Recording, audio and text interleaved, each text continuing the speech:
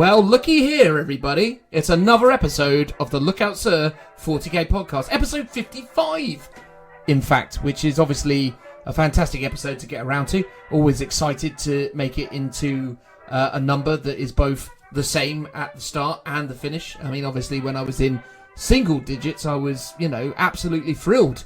Because, technically, that is meeting those criteria. Anyway, look, I appreciate I'm somewhat rambling. This is the Look Out Sir 40k podcast, episode 55, a Warhammer 40,000 podcast made, produced, developed, and now delivered to you, the good people from all over the world who enjoy Warhammer 40,000.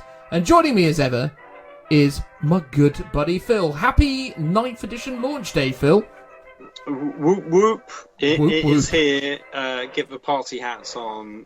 Pop those balloons. Yeah. It's an exciting time, everybody, and obviously, as is only the tradition of things, we're going to be talking about some 9th edition, because we've been playing it, and we have opinions on it, and we're going to share those with you in the next segment, where we talk about 9th edition. But first of all, to address the elephant in the room, yet again, or the elephant absent from the room, and that's not me just having a go at him for his weight again, because obviously, people in glass houses shouldn't be throwing stones, But Joe is not here yet again. Last week, he wasn't, or rather last episode, he wasn't here because he was moving house and that was problematic. This week, or rather this episode, he's not here because of his other job for Vanguard Tactics. So he messaged us moments before recording going, I can't do it because I'm up all night recording for this.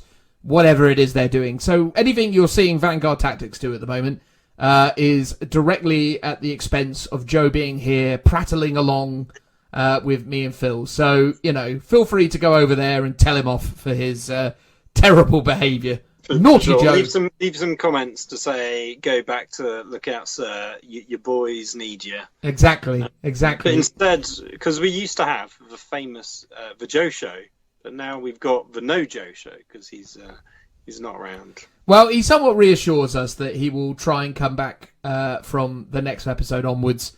I mean, again, without turning this into let's talk about all the Joe stuff segment at the start, he's got a few, plates spinning at the moment. New job, new life, new things, new house. I helped him move in last weekend. That was fun. Me and Joe dragged a fridge freezer up what could only be described as one of the most perilous staircases I think we'd ever encountered. He originally, Phil, believe this or not, was of the opinion that he could take that fridge freezer up said staircase on his own. Well, he did do a double sofa, didn't he? So I've did. got faith. Mate, honestly, that fridge freezer was not going up as a one-man job. It was crazy. Yeah. I was talking to him because he was driving back down from Manchester, and he was like, "Yeah, I'm going to take this fridge into my house tonight." And I'm like, "Hang on, mate. How big? What are we talking about here? Is that like a double unit or two individual units?" He's like, no, big double. I'm like, mate, that is not going to work. So I ended up having to drive down to his new place, which is an hour drive, by the way. At like 8 o'clock in the evening, got there for 9, and then dragged a fridge freezer up a stairwell and spent the evening chatting nonsense with him, which is always a delight. Shame I didn't record it for the benefit of our listeners, but Should have. Should have done. But there you go. Anyway, look, obviously, best of luck to him with what he's doing there. I'm sure it's all going to be very exciting what the Vanguard guys have got up their sleeves for today, the launch day of 9th edition. But I wouldn't know because he doesn't tell me. It's all top secret, isn't it? Oh, secret squirrel. Anyway, let's talk about what we are going to talk about and what's going on with us. I mean, what have you been up to lately, Phil? You've been getting many games of 9th in. What's going on in your hobby life? I've had obviously one game with you that we're going to talk about later. I've had a game with a mate called Toby, who runs the Gameskeeper. Shameless plug. If you live in Oxford or in the Oxford area, he runs that. So I've had a game with him as well. That was just because that was with the freebie core. No, the free mission, which was only war, I think it was. So that was interesting. Hopefully, have another game with him on Sunday, maybe with some, because that was like 1,000 points. I think we might do a 2,000 this time. Currently, been building. I've done a huge amount of hobby over the last few weeks. I've been I hate to talk about my little web store, but I've been doing some molds for some new kits. So I've been doing that more than actual hobbying. Although I've been working on my Minotaurs still. The intention is that I'm going to No Retreat in September. Ooh. But who knows, due to COVID, whether that will be even possible. So in theory, I want to get my Minotaurs done for that. I was very close to ditching out and just not ditching out on the event, but just going, okay, I'm actually just going to paint up some new stuff for my Krieg and just run them and just go with lots of tanks. Because this so you get to be flexible with No Retreat. I thought you were signed up for a faction and had to abide by that. Well, you apply, I think, with up to 3 factions, and they basically say, yeah, you can pick any of those that you applied with. So I'm listed down as Deathcore of Krieg because they know that's the one I've got enough models for the points and stuff. So my Minotaurs is like my secondary choice, which is if I get it painted in time, I will. I've got a ton to get painted up in time. So maybe that I've either got to knuckle down really hard to get basically 1,500 points painted up, which I could do. I could just paint 2 repulsors up, maybe, and that'll be half my army done. So it's possible. I mean, there are worse things to take than 2 repulsors. It has to be said. No, I know. I definitely want to take my 2 Contemptors. I've got a Redemptor that I could also paint up, which is I've got to think about the efficiency of big pointed models that are easy to paint than doing a 10-man squad of intercessors, which I have an awful lot of. So I've got to weigh that up. Yeah. Although I did see, so in the new updated rules or the FAQ rules, they've now finally released the Astra Militarum Forge World book or FAQ update. Ooh. So they made a few tweaks to that, and one of them was to give the Malkador tanks and the Thunderer Styges tank the grinding advance rule. Ooh. So one of the novelties is, weirdly, it's missing the Malkador, like the battle tank, but the Annihilator's got it, and the Malkador Defender has it. Malkador Defender has like 5 heavy bolters or 7 heavy bolters on its turret, which is quite cool. But the way they've all worded it is your turret weapon that gets the grinding advance rule is dictated by the weapon type, not whether it really is turret mounted or hull mounted. And the Malkador tank is like a giant Lehman Russ with a turret mounted weapon and a large hull mounted weapon. So you can have the Annihilator tank, which gets the grinding advance rule. So it's got a twin las cannon in the turret that gets the grinding advance rule, so that can shoot twice. It also has a demolisher cannon in the hull, but by the wording of the rules is also a turret mounted weapon that gains the grinding advance rule, because you only gain it because it's a demolisher cannon. So the Malkador Annihilator gets las cannons that can shoot twice, a demolisher that can shoot twice, and then it can have 2 sponsons that just shoot normally, but they can be las cannons. So you're looking at 6 las cannon shots and 2d6 demolisher shots potentially on one tank, which is bonkers. Crikey. Something to think about, eh? Well, exactly. It's like, this isn't bad. Yeah, man. Sounds very exciting. But it does make me go, if it was this easy to update this rule, why didn't you do it at the start of 8th edition? Like, come on, guys. Like, those things would have sold like hotcakes with those rules. Totally. The Malkador, and if the battle cannon, the basic version gets it, because that, again, could have a hull-mounted demolisher as well as a battle cannon, you might go, I would get that. I think the defenders got some viability though, because it overwatches. It gets +1 when it overwatches, well, it hits on 5s when it overwatches. Plus, it has so many heavy bolters that you won't care if that gets locked in combat. Interesting, mate. Interesting times for the guard. I do feel like the Astra Militarum will get a very early Codex update. I think they're going to be one of the earlier ones. Is my suspicion. I think so. But yeah, on my side of things, I mean, I've been playing lots of games of 9th edition, which has been an interesting experience and something that I'm going to draw upon when we talk about 9th edition in the upcoming segment. Spoilers, because I feel like I probably need to put this spoiler in. Me and Phil really went into depth on things that we found a little bit troublesome about the new edition. So hopefully you'll find that insightful and interesting. Both of us are of the opinion that the core 9th edition rule set as it works in practice is actually very, very strong. And we're actually very happy with it in terms of how the rules work. Where we found certain things interesting were some of the newer interactions or newer things that have come into effect and how that has affected the games. So we talk a lot about the structure of the new rules. We talk a lot about the missions within the new rules. And we talk quite a bit about terrain as well. And our experiences with that and how we feel that is going to work out long term. So I've played about 7 games of 9th edition now. Against various opponents, and it's been an interesting learning curve. So hopefully you guys enjoy my albeit limited insight on how that went. But that's been a big part of my hobby over the last couple of weeks. It's been really cool because the points have been leaked.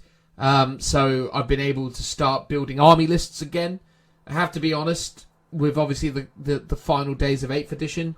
And the redundancy of the points information and the way the detachments works and everything that went into that.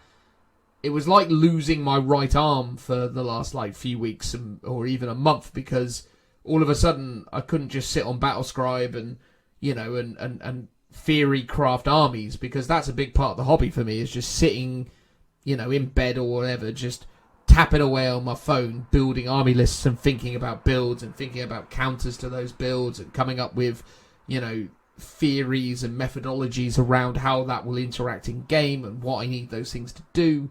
So when you've had all of that sort of stuff stripped away, not being able to build army lists has been very troublesome for me. So yeah, I've really been enjoying the fact. I mean, again, it's not as user friendly because it hasn't, or at least to my understanding, hasn't come to Battlescribe yet. But it's been really cool to use Excel docs and other things to start constructing army lists and starting to think about how that works. So that's been fun. I've been enjoying that, Phil, is what I'm saying. Army list building and playing 9th edition, of which you'll hear about the experiences there. So that's been good.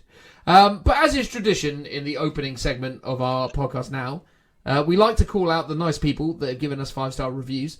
If you would like to give us a 5-star review, and why wouldn't you? Obviously, this is 5-star worthy content, even though Joe's not here. As I say. Bad Joe. But yeah, we've had a really, really amazing series of reviews from, our fans, you guys. It's been absolutely incredible. And, obviously, if you'd like to continue to do that and support us and say nice things about us on the internet, then please do so. I'm going to read out one review this week, so as to keep it a little bit more streamlined. No, actually, I'll do two. I'll do two, Phil. Oh, see, I thought you were going to say you're going to read one and brush over the fact that that's the only one we've had. No. God, we haven't. We've had. Admittedly, we've only had one since the last episode, but we've had. We had enough that there's a bit of a backlog there.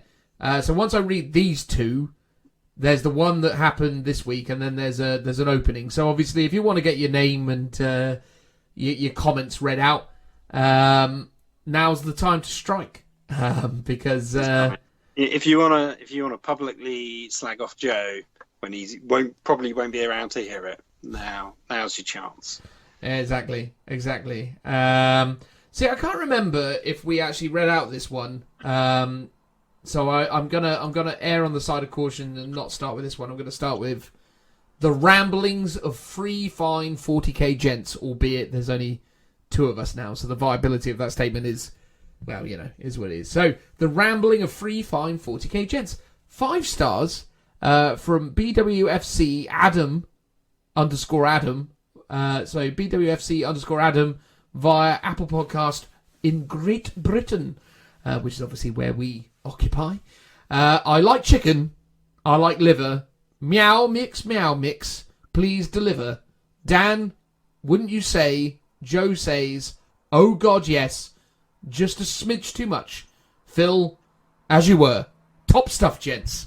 Joe definitely says, "Oh God, yeah," or "Oh God, yes," a smidge too much. Wouldn't you agree, Phil?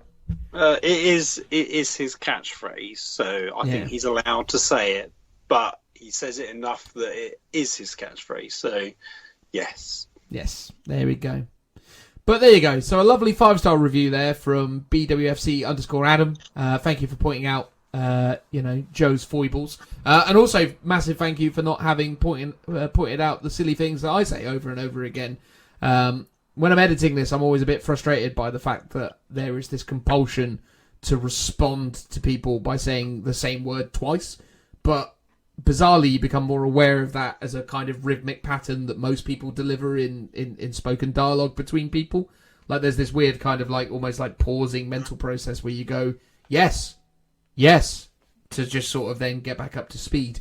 So I don't think I'm exclusively guilty of that, but it does irritate me still. I need to do better at streamlining things. Also, I notice I a lot in the intro segment as well because I'm thinking about what to say because I don't script this stuff. So there is a bit of a process there. But there you go. But thanks for not pointing that out. Phil, please thank BWFC_Adam for his fabulous 5-star review. So thank you, Adam. That was a nice, short and concise and highly accurate description of our podcast. So this is a short and concise thank you. Thank you very much. Wonderful.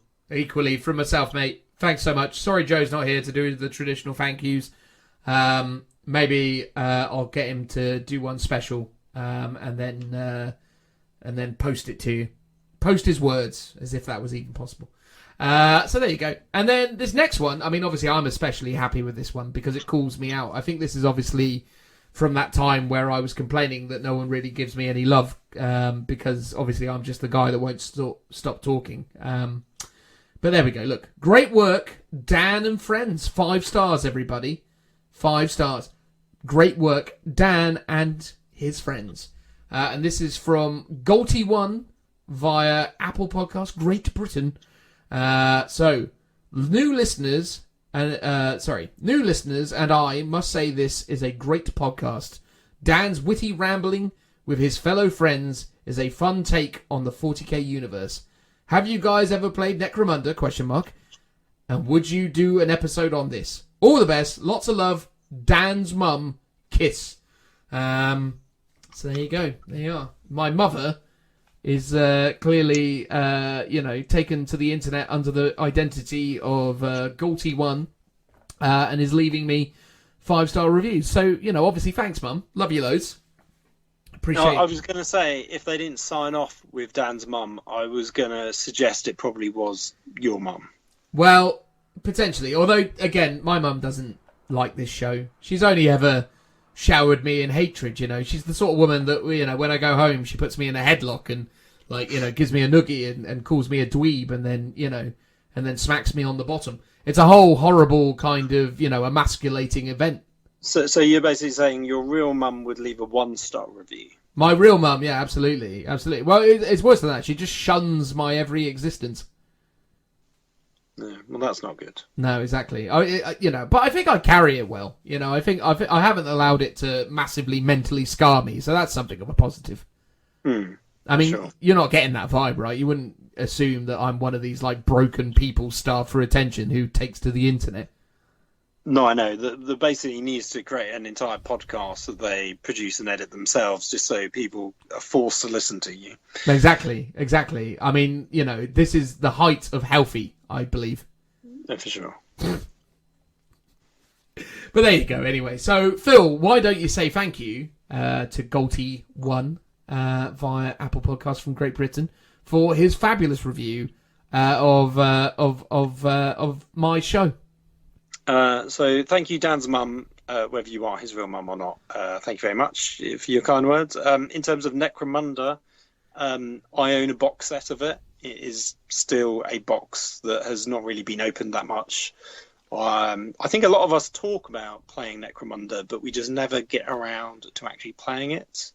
I would more than happily yeah, more than happily play the game so we can talk about it on the podcast, or just talk about it in general and what our thoughts are, having maybe read the rules, and we can give a hot take on how 40k players play Necromunda. I mean, and I've got a ton of terrain now, haven't you? Yeah, I've got 2 box sets worth of Dark Uprising and then a load of extra Necromunda terrain. So I've got enough terrain and or floor tiles to make a full 4x4 board for Necromunda. And that would be a beautiful board once I get around to doing it. I've managed to paint some of the tiles. I'm still working my way through it.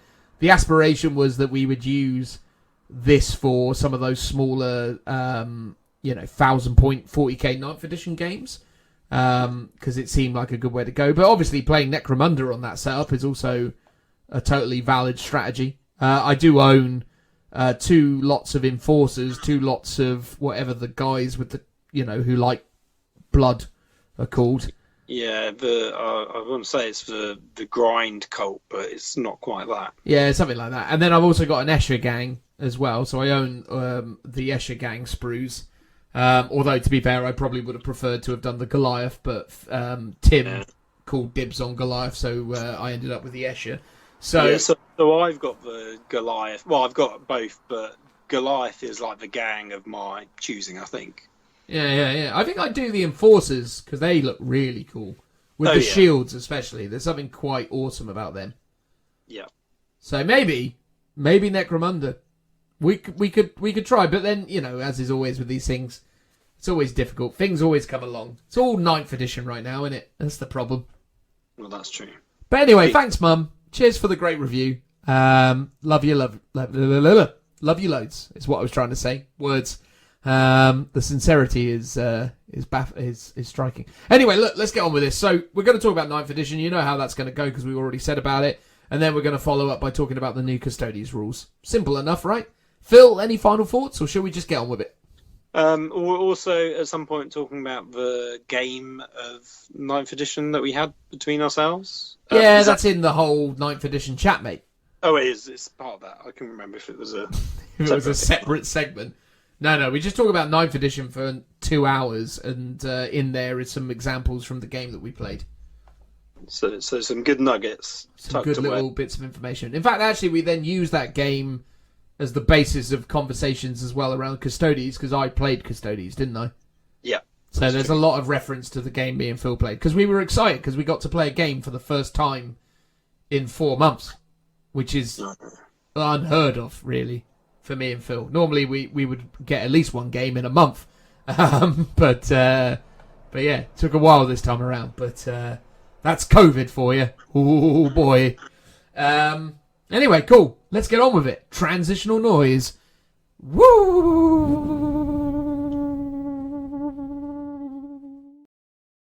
Hello, everyone. We're going to talk about 9th edition because today, the day this podcast comes out anyway, is the release of 9th edition. And like all try-hard Warhammer 40,000 content creators, we're going out of our way to cater to the overwhelming desire of the audience to hear people's opinions on what 9th edition is like, and then also our own personal experiences from having played it. Just a little, because obviously G-Dubs were nice enough to put out the core rules for us all to consume, and obviously there were lots and lots and lots of leaks. But now we've played a couple games, me and Phil are going to talk about 9th edition in the general sense. So, Phil, if you were to summarise your early experiences with 9th edition, the first handful of games you've had with it, what would be your kind of key feature or number one change that you would want to kind of initially begin with? Well, overall, it's 8th edition with a bit of tweaking and turning of a few knobs to refine it.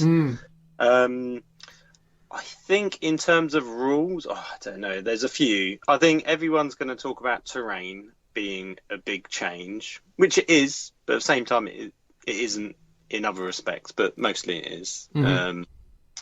Unit coherency, that's another big one, which I think we've already talked about before on previous episodes. And Oh, what else? Let's just stick with terrain. You can pick another. So for me, if I was to summarise my experience with 9th edition so far, I would phrase it as such. The inmates have taken over the asylum, is what I would say about 9th edition. But by inmates, do you mean ITC? The competitive community in the general sense, which is obviously best embodied by the ITC. I think this is an interesting step forward for Warhammer 40,000. And as someone with a competitive mindset, I appreciate the steps that they've taken to add clarity. And I appreciate the fact that they are doing everything within their power to make the game appealing to the broad subsect known as the competitive 40k player. My concern is, and it is a big concern, is that in doing so, 9th edition may not necessarily be the game that a good amount of the established casual 40k thematic players was hoping for. Now, obviously, there's a lot of caveats to that, and it's a bit of a broad statement to kick things off, but I'll start with an anecdote, which is a friend of mine by the name of Cass. He reached out to me 4 weeks ago over various social media platforms, and we had a chat about the state of 9th edition once he'd seen like the leaked rules. Now, Cass is every bit your, casual up-and-coming gamer, and his initial statement to me is what's going on with all the words? And I was like, what do you mean? He goes, these are so incomprehensible. We're so lucky that there's the bullet points, because all of the ways that they've written all of the rules within this book are really comprehensive, but at the same time completely incomprehensible. So, I mean, I feel like we probably do need to address that elephant in the room, and I also do feel like we need to address the elephant in the room that is the mission structure, because the mission structure of 9th edition is so admin heavy. It's honestly very, very difficult. Much more difficult to maintain even than the ITC format. So those are my key kind of initial opening salvos when it comes to 9th edition. Rules-wise, I think it's actually clean and nice and good. But I do think we need to say that actually, overall, it's a pretty fantastic edition. Like, rules-wise, I think they've cleaned up and fixed all the things that were a bit janky. Except for the deployment phase. Oh, well, yes. So, yeah. I will get into that in a second. We'll get into deploying armies in a moment. But yet again, Games Workshop has failed to develop a sensible system of deploying an army. It staggers me that no one at Games Workshop understands how to make a balanced start of the game. It's staggering. But anyway, let's dive into some of the sort of points I was saying there in terms of the way things are written. What's your take on it, Phil, based on your more, your thoughts and feelings towards the structure of this document? I think I said it last time. Like, when the free rules came out, I sort of avoided them for a few days, and then I sat down and I read through it, and I was like, I'm going to try and read it like front to back all the way through. And after a few pages, I was like, oh, my brain is fried. And then I just took I think the way you need to look at those rules is ignore the paragraphs of text. You read the bullet points. That actually teaches you the game. But if you need clarification, you then go through and read the paragraphs. Yeah. Although some of the key nuggets are sometimes hidden away in the paragraphs and they're not in the bullet points, which is a bit frustrating. And some bits they're put in one place, but not in another place where you might think they might be.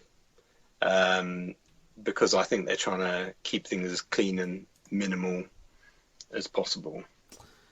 And there is an interesting point that you raised, right? Because realistically, the paragraphs are the substance. The paragraphs are the meat of the rules. The bullet points are the snackable, bite-sized pieces. Yeah, but it's almost as if... Sorry, Phil, carry on. I was going to say it's almost as if the bullet points are pretty much like the old rules, and they've just bullet pointed them out.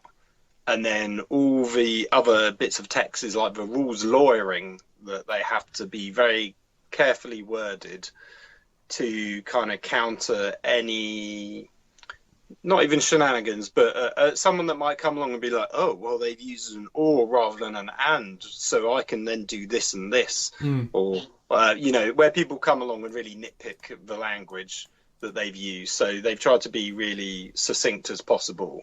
But in doing so, you end up sometimes with really long sentences that are really quite difficult to get your head around. Yeah. I mean, just point number one, move units. I mean, that is 3 paragraphs of text to explain the basic principle of move a unit. Now, obviously, there's a number of variables to that, such as the normal move, the advance, the remaining stationary, the falling back. And then, obviously, you factor in all of the terrain-specific scenarios and how those interact with movement. So I'm not going to suggest that moving a figurine around a board is not one of the more complicated elements of the game, because actually in many respects it's one of the most debated and or complex aspects of 40k is how these models interact with their environment. But again, my concern with this is as newer players come into this or returning players come back to it, I feel like this kind of language and this kind of stuff makes the game, as well as a lot of the stuff they did in 8th edition, makes the game really difficult to penetrate and to get into. I mean, layer this with stratagems and all these other elements that they've kind of brought into play, and you're starting to get a very complex looking game again. Now, don't get me wrong, from my own personal perspective, I love complexity. And from my own personal perspective, I love clarity. And this delivers that for me as a 20-something plus year veteran of the game. I just wonder about where this fits into the broad GW mission statement that made 8th edition so popular. Because 8th edition was super popular because of a number of factors, but you can argue it was super popular because of its relative accessibility. Or would you think I'm being a little bit too naive when I make that statement? No, I'd like to think a lot of it is down to the simplistic or the simpler rules that were available. And obviously, as you said, more things have been bolted on as time has gone on. There's been FAQs and additional stuff. So the game has got more complicated just through the evolution of it in 8th edition. And then this version is presented on the face of it as a much more complicated game, just because of, even though it is the same, roughly same game, but the way all the rules have been laid out make you go, oh wow, okay, this is a bit more complicated. And I think Richard said it quite well. Like, if they had presented the core rules as a much smaller version with just the bullet points, and then like an amended version which is, okay, this is how it all works out with all the long paragraphs of text as a separate section, then you could just say to new players, oh, look, here it's only on a couple of pages, it's all bullet pointed, it's super easy. This is like your quick start, how to play. This is it. But in theory, Phil... Now, but I feel like it's probably a bit more daunting to people, potentially, because it's all together, which in a way is also quite useful. So, but I mean... in theory, you could take the 8th edition pamphlet and rebuild it to fulfill that function, right? Like, this is not so drastically divorced from 8th edition that you couldn't do that. And that was also one of the things that was surprising to me. I genuinely felt like you needed 3 tiers to these rule sets, much like their 3 approaches to gaming. You need the super basic version, which is essentially what they gave 8th edition early doors. You need the in-depth version, which is what we have here. And then they needed the rare rules stuff, or the FAQ interaction stuff, which is also apparently within the book. At the point of recording, we've seen the book and used it in games and played around with it and all the rest of it, but neither Phil or me own it yet. So every time we've had the book in our hands, we've never taken the time, or at least I haven't, to flick through it and get to that rare rules section that they talk about. So I can't even with confidence say that's in there, but they said... No, yeah, I've definitely seen it. Fine. So, yeah, look, I mean, and that's the thing, right, is like... I'm not saying this is a bad thing necessarily. I'm just saying it is a thing, right? I mean, again, I hope that people listening to this understand that I'm not just here bleating on about change, because obviously when I was playing 7th edition and we transgressed into 8th edition, I was frustrated by the way that they had taken away some of the nuances and some of the clever aspects of the game that gave it, in my opinion, layers and depth. I just think the problem is with this is that, again, it's all because in 7th edition, the rules were complicated, I suppose, because they were numerous, but everything sort of made sense within the way it flowed.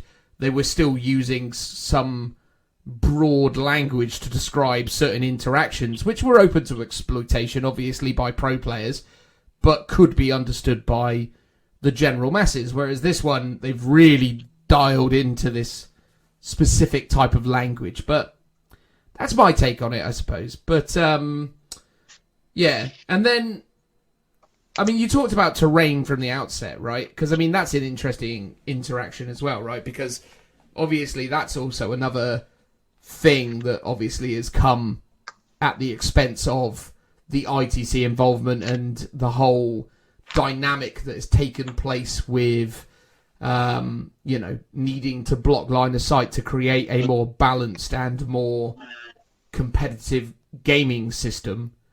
What's your experience with terrain, Phil? I mean, how are you feeling about how that works based on the games you've played thus far?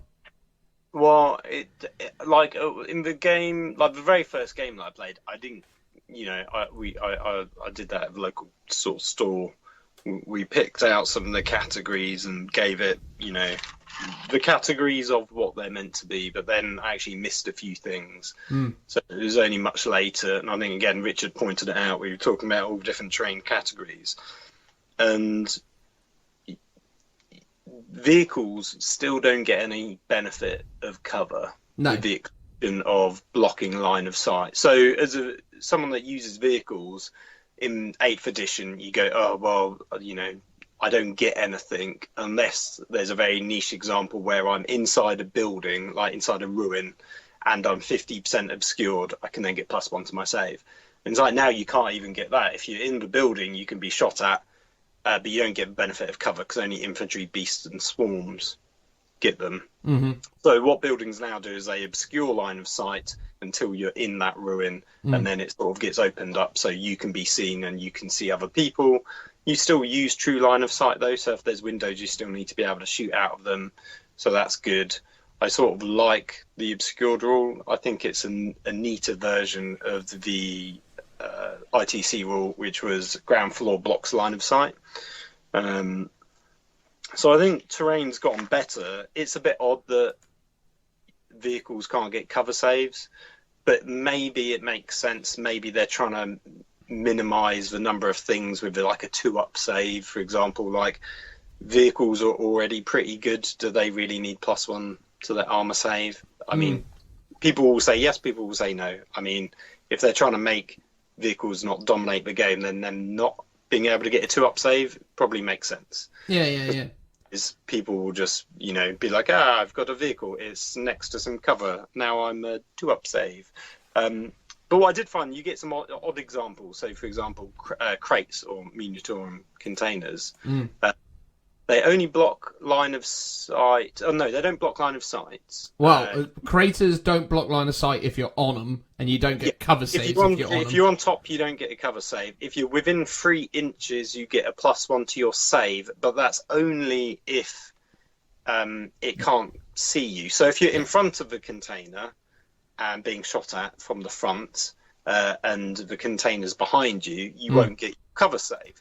But the containers are, on the whole, for most infantry, are so big that it's the only time you'll get a cover save from it is that niche example where you're like peeking out behind a corner of the container, because most of the time, if you're behind the container, you'll be hidden. Obviously, in theory, with line of sight ignoring things like basilisks, you'll be obscured from it and you'll still get the save. So maybe those instances, it's useful. But I was thinking most of the time, the containers either completely block line of sight or they don't. And when they don't give you any save or benefit. So it's a bit of an odd one where it feels like it should do more than it actually does. Because again, being on top of them doesn't give you anything as well, which I quite like. What do you think about the terrain? I think it's good overall. I think there's a bit of a learning curve with it in terms of getting used to how it all works. Yeah, so, I mean, ultimately, terrain is essentially broken down into 4 specific factors, right? So there's factor number 1, which I think is just hills, right? Like, so hills. Then it's area terrain, which are your trees, your ruins, your trees and your ruins. And crates, the other example they give. Crates area terrain? I thought they were obstacles. Yeah. Oh, craters, you say. Yeah, sorry, craters. Craters, not crates, yes, craters. And then you've got obstacles, which are like statues, barricades, small walls and things, and then obviously the crates. And then lastly, you've got buildings, but obviously buildings you're not going to predominantly see unless, of course, there is a shift in the meta that massively benefits taking buildings, in which case, obviously, players will bring them to the battlefield, but you won't necessarily see them, on a table, unless, of course, you've got the odd bastion or whatever it happens to be kicking around. I think the thing that's really interesting about the terrain rules, to really kind of get into it, really, is you've got the 4 different types, and then you've got a bunch of new words or rules that you associate to those things. So obscuring is the one that Phil was talking about there for ruins, and then he was also talking about a weird kind of specific buff that certain obstacles get. So it's obstacles like that aren't obscuring, but they're something else where they give like the +1. And then there's this weird interaction that if you're also within 3 of the same obstacle, even if the obstacle is between you and your target, they no longer get the cover save, because that also comes into effect. So there's a lot more stuff that you've got to be aware of. Now, obviously, all of this stuff will become muscle memory over a time. But I really want to actually, now that we're on terrain, I want to talk about one of the initial bugbears that I've seen doing the rounds already, which is this touching cover concept that people are talking about and how that interacts with area terrain, specifically ruins. Touching cover was like a concept in ITC, and I think different people mean touching cover in a different way. So the old rules were always you got the benefit of cover if you were within terrain, so you had to be inside it. Now, some people would be like, okay, if I put my toe in, so toe in, there was another concept. So if my toe is just literally on the crater, I'm then therefore within the terrain, and I am therefore getting a cover save. Then other people would be like, okay, well, I'm just going up to it and I'm going to touch it, but I'm not in it. I'm just next to it, and that is the touching cover. And those people would go, well, I'm now within it and therefore getting a cover save, even though you're not actually in it. So, and I think people did that in 8th edition, because there was so few things that gave you the cover save. So they wanted other elements so you could, increase the use of those ruins. You could be on the outside of it and be like, I'm in cover now because I'm touching it, even though you're shooting me from the outside as well. Now, accepting from the outset, arguing the virtues of whether or not touching cover counts as within cover is like trying to argue with a religious doctrine. And I understand there'll be plenty of people out there who call me crazy when I start to assert that touching cover isn't being within cover. But ultimately, if you Google or look up in the dictionary what the word within means, it says inside, open brackets, something, close brackets. So to use a very straightforward example, I'm inside my house right now recording. If I was in my garden, technically I suppose you could argue I'm still within the confines of my house, but I'm definitely not within it. And and even if I went up to touch my, the walls of my home, I definitely wouldn't then have, somehow passed through them to then enter into my kitchen or wherever it may be. And there's these conversations around how, like, obscuring works. And I've seen it when I've been watching various kind of YouTubers and people broadcasting their battle reports where they go, well, it's fine because I've walked up and I've touched the cover. Now this obstacle, this obscuring obstacle, has become entirely transparent to my unit because I'm now within the cover, so therefore I can shoot through it. But again, the stipulation is that true line of sight is still in effect when you enter that terrain piece. But also you have to go within it. It quite clearly states within the rule, within the structure. Now, fair enough, you could potentially have entered into this weird arrangement where there's a few little, like with like ruins, there's often like little bits of like beam or kind of outer struts and structures that kind of exceed outside of the central construct of the ruin or the building. So maybe under those circumstances you could argue that footprint goes within. But from a standard ruin building, it's relatively clear if you're in it, and then that's relatively clear that then conveys the benefits of being within. But there's a lot of people, especially with vehicles, this is where a lot of people are starting to have this conversation, is my vehicle rolls up and touches cover, now it can see all the way through it. It's like, well, technically, your vehicle can never get within the confines of a ruin, unless, of course, obviously there's big open doorways and stuff. But unless that is the criteria, you're not able to pass through that obstacle, so why are you now telling me that you can, all of a sudden see through it? And I get it. The people who are making those assertions are sometimes playtesters, and I mean, that in itself staggers me because it makes me deeply concerned about what style of playtesting is going on, because, I don't understand what it is about touching cover and within terrain and all this stuff that goes on within the community, but we just seem to be, I mean, maybe it's just a form of selective stupidity, right? I totally understand, but it's just, can we come to a consensus how this works? And if I'm wrong, right? If that's what everyone is saying, that the way we're doing it is the way that these guys are saying, cool. But that's not what it says in the book.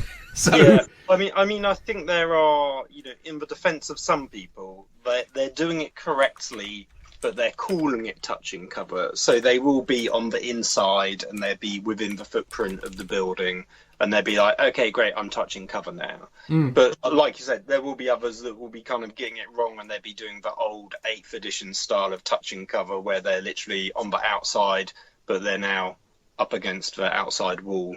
And they're like, brilliant, I can now shoot through this building inside, but you're not in it, though. You are just touching it. And I think it's one of those phrases where there's those two camps. Some people will say touching and they're actually inside it, and then other people will be like, well, we're outside of it, but we're touching it still. Oh, that's fair enough. And I was at an event one time where the guy was sort of doing the whole touching cover thing, and his logic behind it was, and this was area sort of terrain, like it was crates, or it was like a building with a stepped edge because it had been based. And it's easier, rather than me being a toe in, because then all the models are at a funny angle, to just actually go, okay, well, let's just say I'm at this edge instead and I'm touching it, and therefore I'm still really within it by like a millimetre.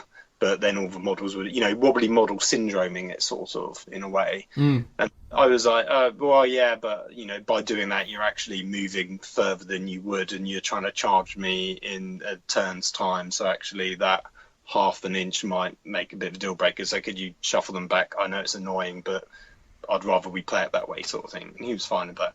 I mean, most people are fine about it when they get called out on, well, not called out, but when you sensibly rationalise the situation. Yeah, it's like I get why some people do it for those reasons, where there might be wobbly model syndrome because all the buildings have been based, for example. But yeah, I think it's one of those things where you just need to have that chat before with your opponents, especially as you're learning the new edition, to be like, okay, well, you need to do it anyway to define the terrain, because if all the GW stuff is pretty much explained, and they give you the examples of how to tag up terrain, and I assume that everyone's going to use their examples as the default. But it would be interesting in the tournament setting, or when people use different custom terrain types, if the tournament scene has its own variant where they go, oh, well, we're going to have ruins, but we're going to give it obscuring, but we're going to give it, does it have light cover and heavy cover? No, so ruins It's at just the moment is light cover. terrain, scalable, breachable, light cover, defensible, and obscuring. But they might go, oh, we're going to give it light cover and heavy cover, or something else, because they want the game to be played in a slightly different way. So it'd be interesting if the tournament scene leads that definition, like how to define terrain, especially sort of non-GW terrain. That would be interesting to see what happens with that.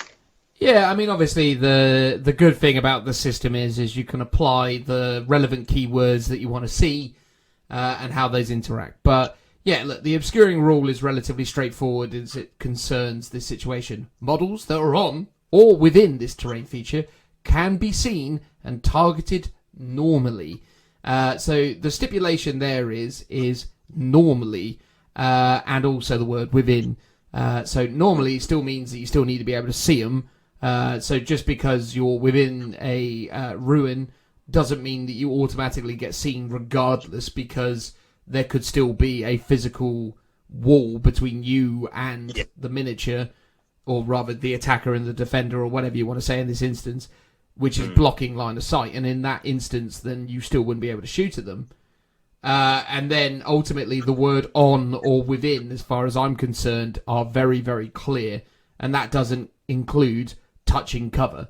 Now, whether or not people think that's right or wrong, I'm definitely open to the discussion.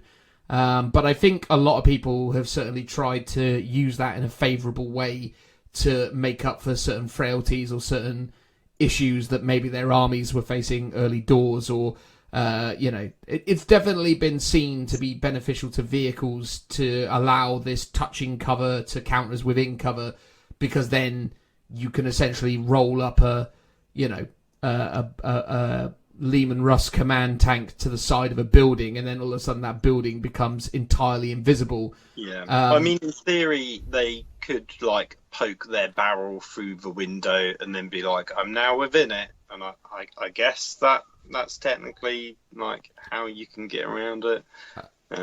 I mean, absolutely. If your miniature has the capacity and capabilities to be able to perform that action in all instances somehow by some modern miracle of magnets, fine, go for it. But genuinely, guys, I feel like, they've given a lot of advantages to vehicles, and it's clear to me that terrain is intended to be a balancing act for the game in the general sense.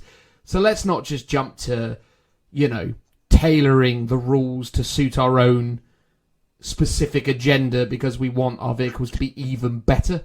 I do think in the games that I played so far, including the one that I did with you, is you need more. Not only do you need more terrain on the table, but you also need more variations of terrain. So quite often I'll play it where there's a bunch of ruins and maybe a couple of Minotaur containers and some craters. But then what you're really missing is things like the obstacles, or something that's got dense cover. So the the industrial structures, so Sector Mechanicus stuff, I think is really cool. And they're very open in terms of the line of sight, because they're normally on the second floor or one floor up, and they've just got legs. But now if you're sort of in the footprint of that, you'll be -1 to hit because of dense cover. So I think there's the dense cover, which gives you -1, and then the obstacles, which have all these benefits for being attacked in close combat. I'd like to see more of that on tables, and I think it makes the game a lot more visually interesting looking, and it's not just a bunch of buildings or ruins around the game. But I do think you need either the ruins or other things with the obscuring keywords dotted around that middle of the table. Because quite often I think we tend to go, we'll put some ruins so everyone's got ruins in their deployment zone, and then the no man's land area tends to be a bit barren with other stuff, and it's actually you really need to put in some obscuring terrain down in that middle table to stop exactly what you were saying, where your turn 1, you just go up to inside that ruin, and you're like, I can now see you guys on that other side because there's not much in between. Yeah. No, yeah, I agree. I mean, I've been so I played the other day with Richie, and we used the forge wheel tile that I painted up, and that was a laugh. Yeah, that's the strong point one with the big gun on it, isn't it? No, not with the gun. It's the specific entry way. So there's the gun one, and there's the trench, isn't it? Yeah. And that was an interesting thing to play around with, because we had to agree that, okay, these are barricades and this is that and all these other different variables, as it were, in terms of what we needed all the different sections to become. And that also did have obstacles, because it's got tank traps on the outside of it. Yeah. And those, in condition with some other things, made the game quite interesting, because they really hindered movement. Because obviously if you traverse over those, you're -2 to your movement. I say obviously, but that's an effect of those kind of obstacles. And that was really interesting as well, in terms of how that added to the overall dynamic of the game. And yeah, I mean, there's a weird interaction with that sometimes, though, because sometimes if you're just like within, so you're just about to get onto a crater, you've only got a few inches to just get into it, but you're technically -2, so therefore you couldn't ever reach the crater. Yes, so correct. It's like, am I just not meant to be in the crater, and I've got to be on the outside of the crater, but I'm not getting the -2 because I'm not actually in it. So it's one of those weird things where you sort of need a decent amount of movement or an advanced roll to get into it to make up for that -2. It just seems a bit odd sometimes. If you're like only an inch or 2 into the edge of the crater, you can't actually be in it at all. Yeah, well, I suppose at the point of contact, at the moment, and again, obviously, you don't interact in this sort of way, but I guess if you're... Because the thing is, as well, obviously, is these miniatures don't move in straight lines, right? So it's so you can theoretically, weasel around and sort of, wiggle around them, get around them is what I'm trying to say. And in doing so, then you don't have to suffer the penalty in some respects, or it would be the same result as if you suffered the penalty, so you may as well go straight. But yeah, to your point, I suppose if you had a movement of 6 and a crater was between inches 5 and 6, well then, do you move 5 or do you move 4? Because the expressed intent is that you're going to move onto that crater, but in doing so, does that then negate your movement, or does the movement not get negated up until the point where you reach the crater? Therefore, do you just end... Because by this example, you would technically move 4, which means that the crater would still be an inch away from your miniature, so you never got to it in the first place. Yeah, it's a bit of an odd one. I assume it is basically, if you -2 means you can't get onto the crater, you just never go on it, and you just go up next to it, using as much distance as you can. Yeah. There's another it's a rare rule that isn't in the rare rules section, because I checked, and it was in the other game that I played against this guy called Toby. I had some Inceptors. I was attacking him using the vertical engagement range. So on a ruin, I was 1 floor up. He was in the floor above me. And obviously 5-inch vertical engagement range, no problem. We could attack each other. And then it came to his shooting phase. He's like, okay, great, I'm going to use my pistols to shoot at you. And I was like, okay, cool. He rolled, they all missed, or they didn't make their saves, or I, passed my saves or whatever. So it wasn't an issue. But then afterwards I was like, well, you can't technically see me, because there's a floor in between us. And as we've said, yeah, you ignore the obscuring rule, but it's still a true line of sight game. Yeah. So with your pistols, and we're in engagement range, you should technically be able to shoot me, but you can't because you don't have line of sight to me because there's a big floor between us. Now, I assume there's going to be an FAQ which would hopefully clarify that, but it sort of puzzles me that they've got this whole section about rare rules in the new codex, and it's not in there. Well, we still need another bunch of obscure FAQs. Maybe it's because there's so many of these super obscure rules that they need an FAQ still to clarify. So, well, there was an instance in mine and Richie's game where I charged his Centurions who were next to a barricade. So I charged the Centurions. Now, fortunately, this conversation was sort of done retrospectively after the whole thing had sort of transpired, because he basically blew up. Oh no, I failed the charge, basically. It didn't work out, but the intent was there. Oh no, I did charge it, but he then blew it up in combat because it only had like 2 wounds left when it got in there. But the way barricades work is that you can charge through, and you can charge the barricade, and then you attack the unit that's next to the barricade. But once all is said and done, you're not actually in engagement range anymore. So does the unit then walk away scot-free because it's not actually in a fight? Because clearly not. I think it's one of those things where it's a niche edge rule where they forgot about it, and it should really be in the rule book, and they should have said it that, you know, models on either side of a barricade count as being in engagement range. Yeah. And that just needs to be a clarification, either in the terrain rule for obstacles or under the bit where it talks about engagement range. Yeah.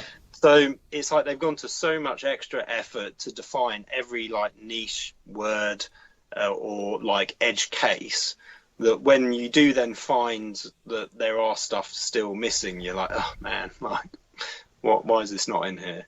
But obviously it's a game that there's only so many playtesters, stuff does get missed, and you know, as soon as it gets pushed out into the wider world, all this stuff gets solved. Oh, totally. People find all these things. Yeah.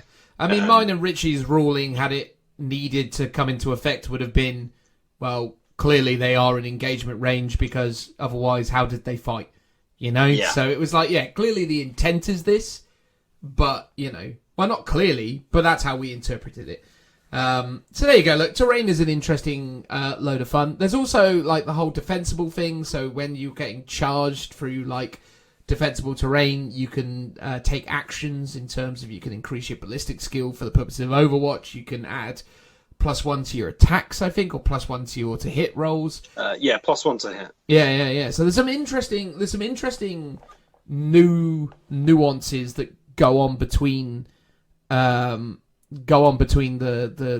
characters and the players, and again it's well, in between the models and so on. So it's interesting. I mean, again, it's stuff that will become second nature and is already becoming second nature to people who are already out there playing the game.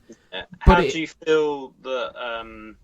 So pretty much all the terrain rules, like even the obscuring rule, ignores models over 18 wounds. So basically a knight will be able to be shot from a tiny little window through several buildings. Like, how do you feel like those units should still get the benefit of the obscuring rule and have some safety? Or do you think it's good that you can always shoot these big things? As long as they're pointed accordingly, then I think it's fair enough. Interestingly, I played a few games against Adam, and it never came up because I completely forgot that that I would be able to see him wherever he is. But again, still true line of sight, right? So I couldn't see him in some instances. So he managed to hide a Knight Castellan from me in one turn because of angles. Not from the whole army, but from enough of the army. But yeah, no, that's something that didn't really massively come into my mind during that game. But I don't know. I think as long as everything's appropriately pointed, right? Like if you're accounting for the reality of this situation, if you're accounting for that within the points sensibly, because one of my earliest and biggest complaints of 8th edition was that they'd written the 8th edition points and they based it so much on their understanding of the rules from 7th edition. And it was evident in everything they'd done. They'd given things points based on how these things performed in 7th edition, not really accounting for how they worked in 8th edition early doors. And, you know, people might say, oh, yeah, go on then. Say, you know, that sounds like a load of rubbish. But genuinely, stuff that you could clearly look at in the indexes and go, God, that would have been great if you could have done that in 7th edition, or if I had this unit for that cost in 7th edition, oh, that would have been scary. But the minute you started using it in 8th edition, you started going, oh, it's a bit bonk. and I think that's still one of the problems they got with ninth. It'll take them about as long as it took them to get 8th edition about right, which was 3 years, and then obviously by the time they do that, they'll go, here's 10th edition, because the business has to keep churning on.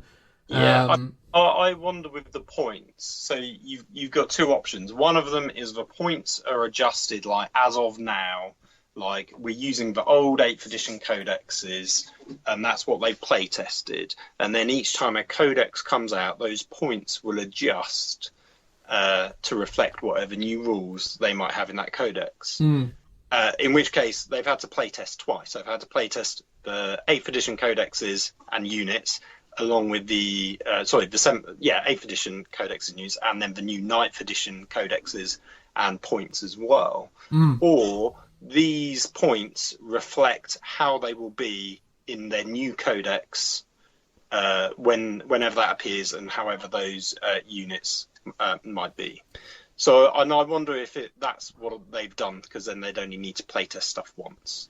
Go, here's all the but then probably not all the codexes have been written. So, who knows how it's done.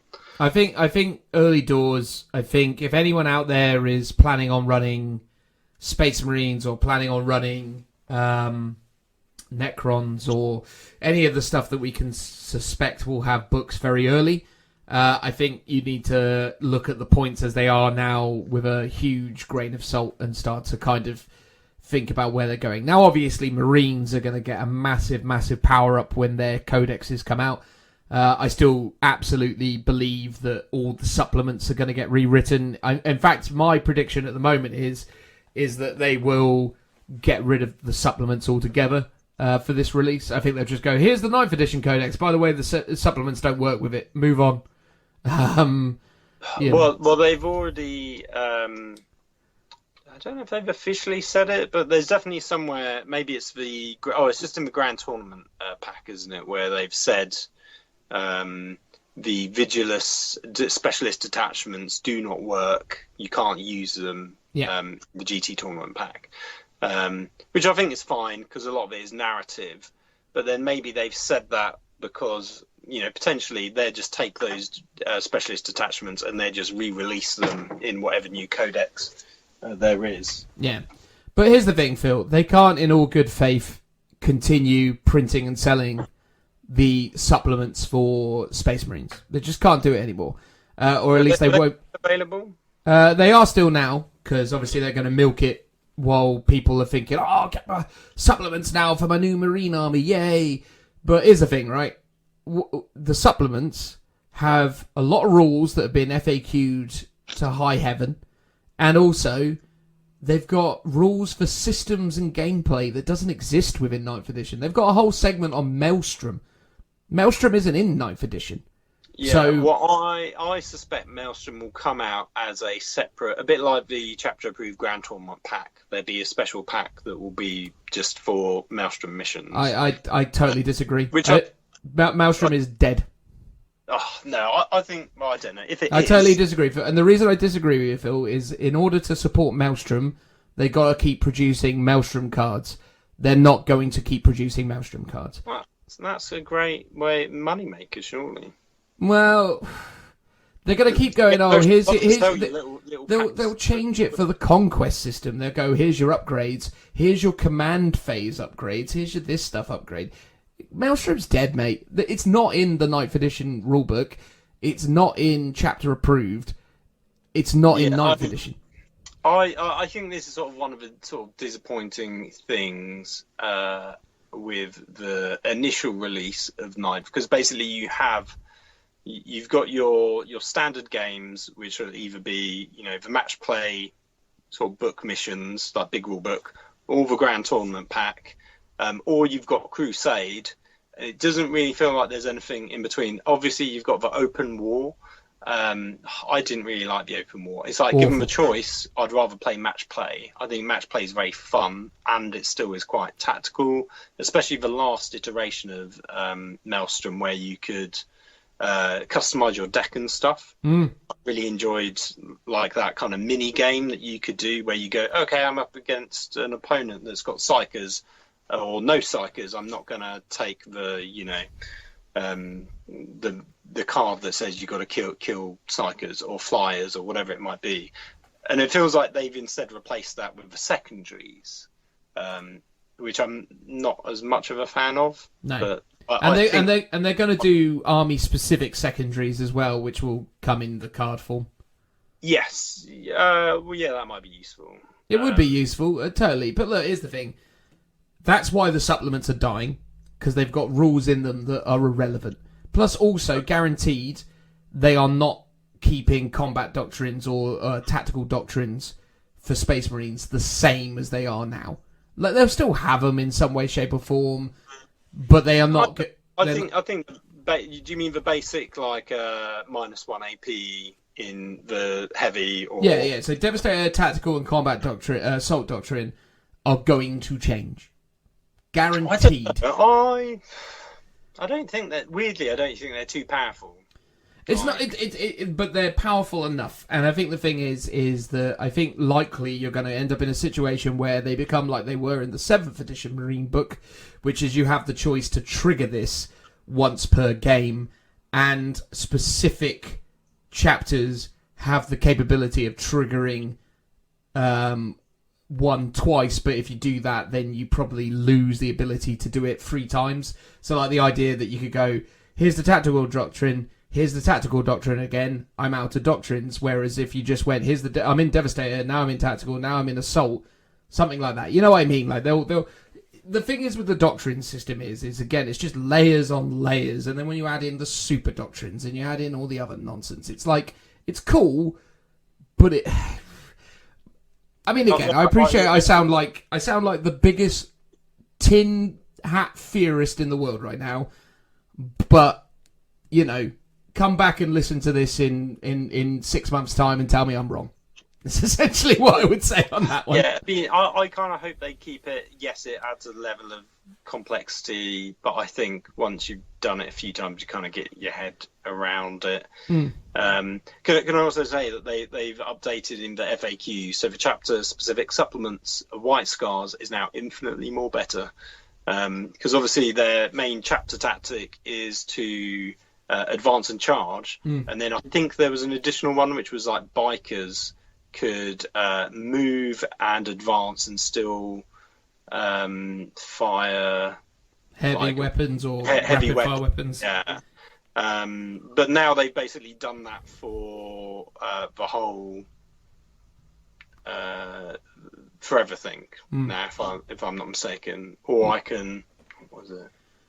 Yeah, but basically everything can like advance and charge, which is great because that's what it always was. But now it's I can. Oh god, I've completely forgotten what it was. I'm pretty sure it's I can. Come on, Phil. You're going off on a White Scars tangent where we're talking 9th edition. Let's talk about the missions, Phil, because we're kind of getting on to the fact that Maelstrom doesn't exist anymore. So let's talk about these rulebook missions. Now, everyone who is playing this at the moment that I know is obviously straight into the match play 2,000 point games system. I've played all 6 of the missions. How would you describe the experience of playing these missions, Phil? Well, I've only played one game so far using the new sort of 2,000 points Eternal War style missions. I found it very complicated. And it might be that once I get my head around it, it's fine. There's definitely a lot more bookkeeping. And lots of so you get your primary mission, which is set by the actual mission itself in terms of how you score. That makes up to 40 points. 45. 45 of your total 100 points that you can get. Then you get to pick 3 secondaries. There's normally a mission-specific secondary that you can also pick. And then there is a category there's like 3 or 4 different categories that you can also pick your secondaries from, and you can't have more than one from any one category. And the thing is, you've got to pick these at the beginning of the game after you've met your opponent and you've sort of set up and set up your terrain and stuff and set up your objective, so you sort of know what you're up against. And the idea behind it is, if you've got a really bad matchup, so say you've got a horde killing army, but you're up against knights, you can go, okay, well, I might not do very well on the primary mission, but I might do well on the secondaries. So I can therefore tailor my secondaries so I can take big guns never tire. No, it's not big guns never tire. It's basically the bring it down one where you score points for killing vehicles, or there's another one specifically about killing Titanic units. So you can go, well, I'll take these, and then if I kill your knights, I'll score X number of victory points. Again, up to 45 in total. You can get 15 for each one. And then you get 10 victory points at the very end for having a painted army, which is controversial in itself. Some people like it, some people don't. I sort of don't care either way. Like, if you want to play it that way, great. If you don't, then that's cool. I think at a tournament people enforce it, but there's always a painting requirement to go to an event anyway, so that's not a problem either. I think lots of, like, my local gaming group discussed it and did like a little vote, and I think they've said they're going to ignore it, with the exception of when they do specific events or campaigns, and then they're included to encourage people to paint, which I think is good. My problem with the secondaries initially, not just because it's very ITC formula, it's like I like the narrative elements of it, where like you've got raise the banners, which I think is very cool, where you can set on an objective and kind of claim it as yours. I sort of like those thematic elements, but the whole idea that you can, if you think you're going to lose a game, you can win it back in the secondaries. But I think the downside of that is you could easily lose the game by picking the wrong secondaries at the very beginning. And whereas in previous game, it's like I've got my Eternal War and the secondaries are all the same, because in 8th edition, you know, it's Slay the Warlord, First Strike, and Linebreaker. It's like I know what I'm doing with those. I know what the primary mission is. Whereas with this, I can go, okay, I'm going to pick some kind of line breakery thing, or I'm going to pick something where my units need to survive. And they were completely the wrong picks for that matchup. And I'm going to have a much more difficult game in and of itself.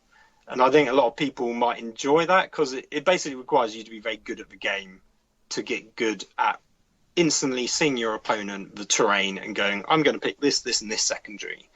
And I think armies will be tailored specifically to certain secondaries to make it easier to score those points, but also harder to deny certain points from your opponent. So there's like a new meta game before the game's even started. And my initial reaction to that is I don't like it, because I think there's a steep learning curve behind it. You know, in 6 months' time, will I be like, this is brilliant? And I honestly think the codex specific secondaries will sort of make and break this for me. Like, if there's some amazing ones for guard players where like, cool, I'm probably going to be always picking these ones, then maybe that would make it more fun. I don't know. So what's your thoughts on it?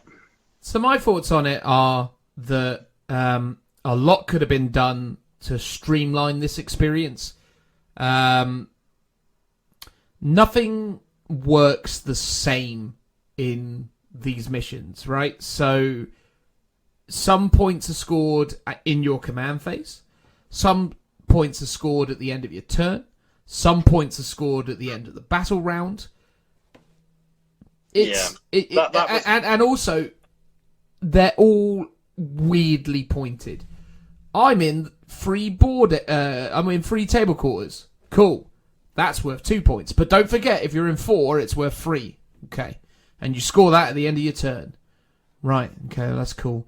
And now I'm going to try and kill more than my opponent, and that happens at the end of the battle round, and that's worth 4, I think. Right? So one of these things is worth 2, potentially 3. The other one's worth 4 or maybe 6. And then there's the primary, which is, you know, up to 15 per turn. But then you end up in this really weird thing where, like, the problem you've got is like in battle round 5, the game has already kind of been long decided anyway, because none of these secondaries are going to ever make enough of a difference. So, you know, obviously you don't score in battle round 1 because command phases, but then you score at the start of battle round 2. But you can score your secondaries at the start of... Some, but not all. Depends on the variables, right? But let's say, okay, cool, I get a really significant good opener, and I get my 15 points, which I don't think is very possible for many people in turn 1, but let's say you do it.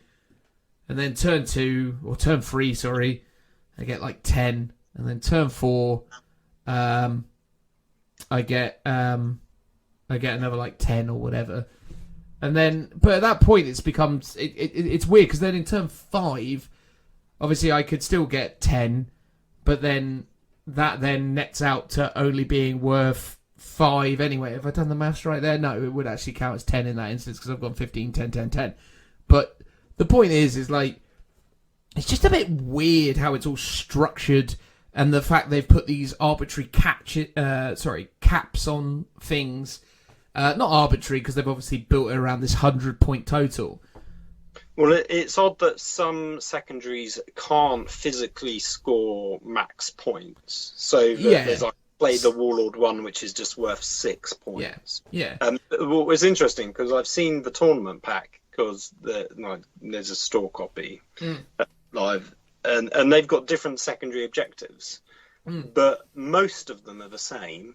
Some are missing, and then there's some new ones, and some have changed. So instead of Slay the Warlord, there's one called Cut Off the Head. So if you kill your enemy Warlord on turn 1, you get 13 points, and then it goes down like 10-6 down to 1 in turn 5. So then, rather than getting an arbitrary, you can get 6 points. You can not quite get max points of 15, you get 13. Yeah. Like, again, a bit odd, but okay, maybe because it might be too easy potentially. But I like the fact that you're then rewarding them for killing the Warlord earlier on in the game rather than later in the game. Yeah. So that's kind of cool. But again, and Richie's going to be cursing me out when he listens to this, and I apologise for that, mate, but the accounting that is on display, like every one of these tournament games should come with an accountant, right? Like, it's mad. Which is a Richie point that he made, which I agree with.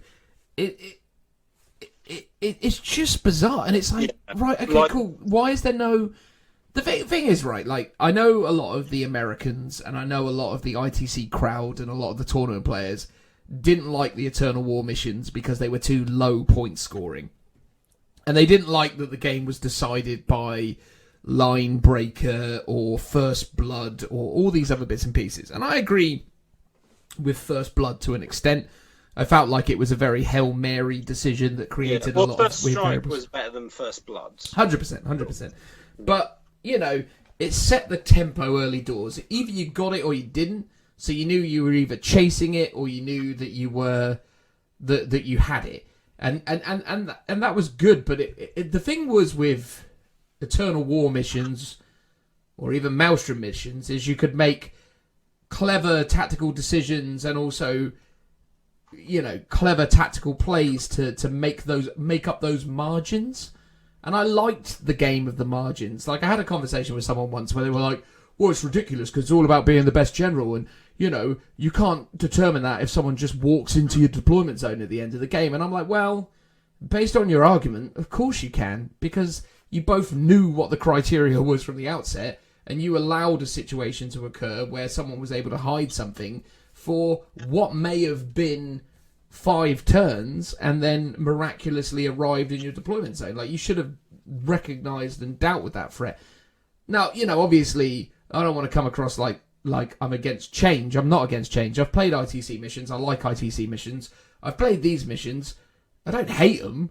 I just don't really enjoy them yet because they're just so admin heavy. And I find what's weird is, so at the launch, you could buy a book for the Crusade missions, which was all about, you know, you've got all your data sheets in there. And that was very similar to the old Warhammer Journal, I think it was called, which is the one I had, which was basically each page was a game. It's got at the top, like, your player name, your army, your faction, your warlord. Your map was missing, but I always added that on because I thought it was an interesting thing to know what you're playing, as well as your mission. And then there was a bunch of space for some generic notes. And then at the bottom, it was, you know, your opponent and you, 7 turns, each in a little square. You can fill out what you scored on each turn, which was really useful for bookkeeping. And I just don't understand why they haven't just redone that book with these new missions in mind. Like, I'm pretty sure at the back of the tournament thing, you get like a little score sheet that I guess you can photocopy, and it's like, just make that as a book that people will buy, and everyone will buy them because you kind of need it to play the new game. Which for me feels like a bit of a barrier to entry because it's a lot more complicated. Yeah. Like, because when we played it, I was keeping track of all of my scores as a total.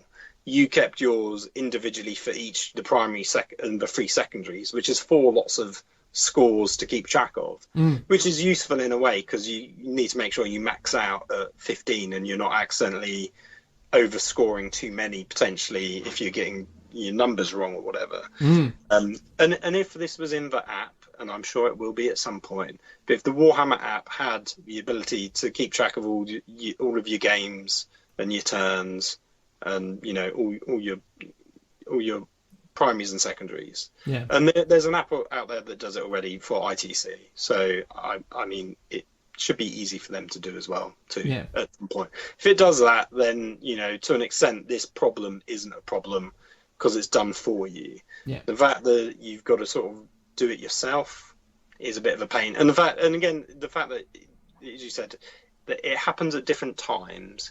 So some happen at the end, some happen at the beginning of the turn, and stuff like that is a bit time consuming. Like if it was all okay, it's the end of my turn, I'm scoring these things, or I score all of my things at the beginning of my turn, then it would just make that bookkeeping a lot easier. And the barrier to entry, I think, for the casual gamer is this is a lot more of a complicated game. It is incredibly complicated, though, Phil. I mean, if you look at a game system like Magic the Gathering, right? Magic the Gathering, you have 20 points of life. And when you look at that, you go, 20 points of life, that's that's a low number. That's not that impressive, is it? Because, when I play other TCGs, I've got 20,000 life, or I've got 1,000,000 life, and all this other stuff. Which is fair enough, I suppose, if those systems are then using relative divisibles, right? I mean, ultimately, in Magic the Gathering, when you get hit for 1, you can sort of see the impact of that. Now, if that 1 was represented as 100,000 against 1,000,000, then fair enough. But the point is with 40k, it's like I've got 1,000,000 health points in Magic the Gathering, and I'm getting hit for 7,268. And it's like, what? Hang on, let me just figure out what that actually translates into. And it's like, it's unnecessary levels of complexity to the point that the charm and the joy of tabletop gaming is, simplicity where it's necessary, and they haven't done that here. They've just gone I think way off. There's a weird issue where if those were tournament missions and the primary and secondaries were just for tournaments, I'd be like, cool, if you want to do competitive gaming, you can enjoy a much more complicated game. But if you just want to sort of play some games with your mates, but still do like an internal war mission that's, is simpler. And I guess there's some open war stuff which uses it. But even the Crusade system uses the primaries and secondaries, so they want that to be a core mechanic. And I think it is. I think there's a nugget of good, of goodness in it, and I think it will be enjoyable. I think there's just, it could just be that there's an initial learning curve. Oh yeah, absolutely. And look, I'm going to sound like the worst kind of hypocrite because I'm going to carry on playing it. I'm going to carry on enjoying it because this is my hobby and it means more to me than just the core gameplay mechanics, right? There's a social element to it. There's all these other things that I'm invested in, right? So I'm not going to sit here and say, that's it, I'm done, because I'm far from done. I'll enjoy it, I'll learn it, I'll try and master it, so on and so forth. But that is a conscientious commitment on my part to do it. I don't immediately feel like it's going to be an enjoyable process based on what I've done so far. I feel like I'm slogging to get better at this game. And I think a lot of people out there feel the same, but unfortunately the majority of people who talk about this stuff always try and represent a very positive spin because that's what they're essentially incentivized to do. And I understand that, but I also think if you're an ITC player, this is a very small leap to make because it is very similar to ITC. But I disagree with that as well. Honestly, ITC is easier to deal with than this. This is... Oh, really? Yeah, honestly, mate. ITC is breathtakingly easy compared to this. Because in ITC, it's straightforward. I score at the end of my turn. I score at the end of the battle round. At the end of my turn, did I kill something? Yes, point. Did I hold something? Yes, point. Cool. Did I achieve the bonus objective? Yes, point. Cool. Did I resolve any of my secondaries? Yes, okay. Relevant points in respect to those.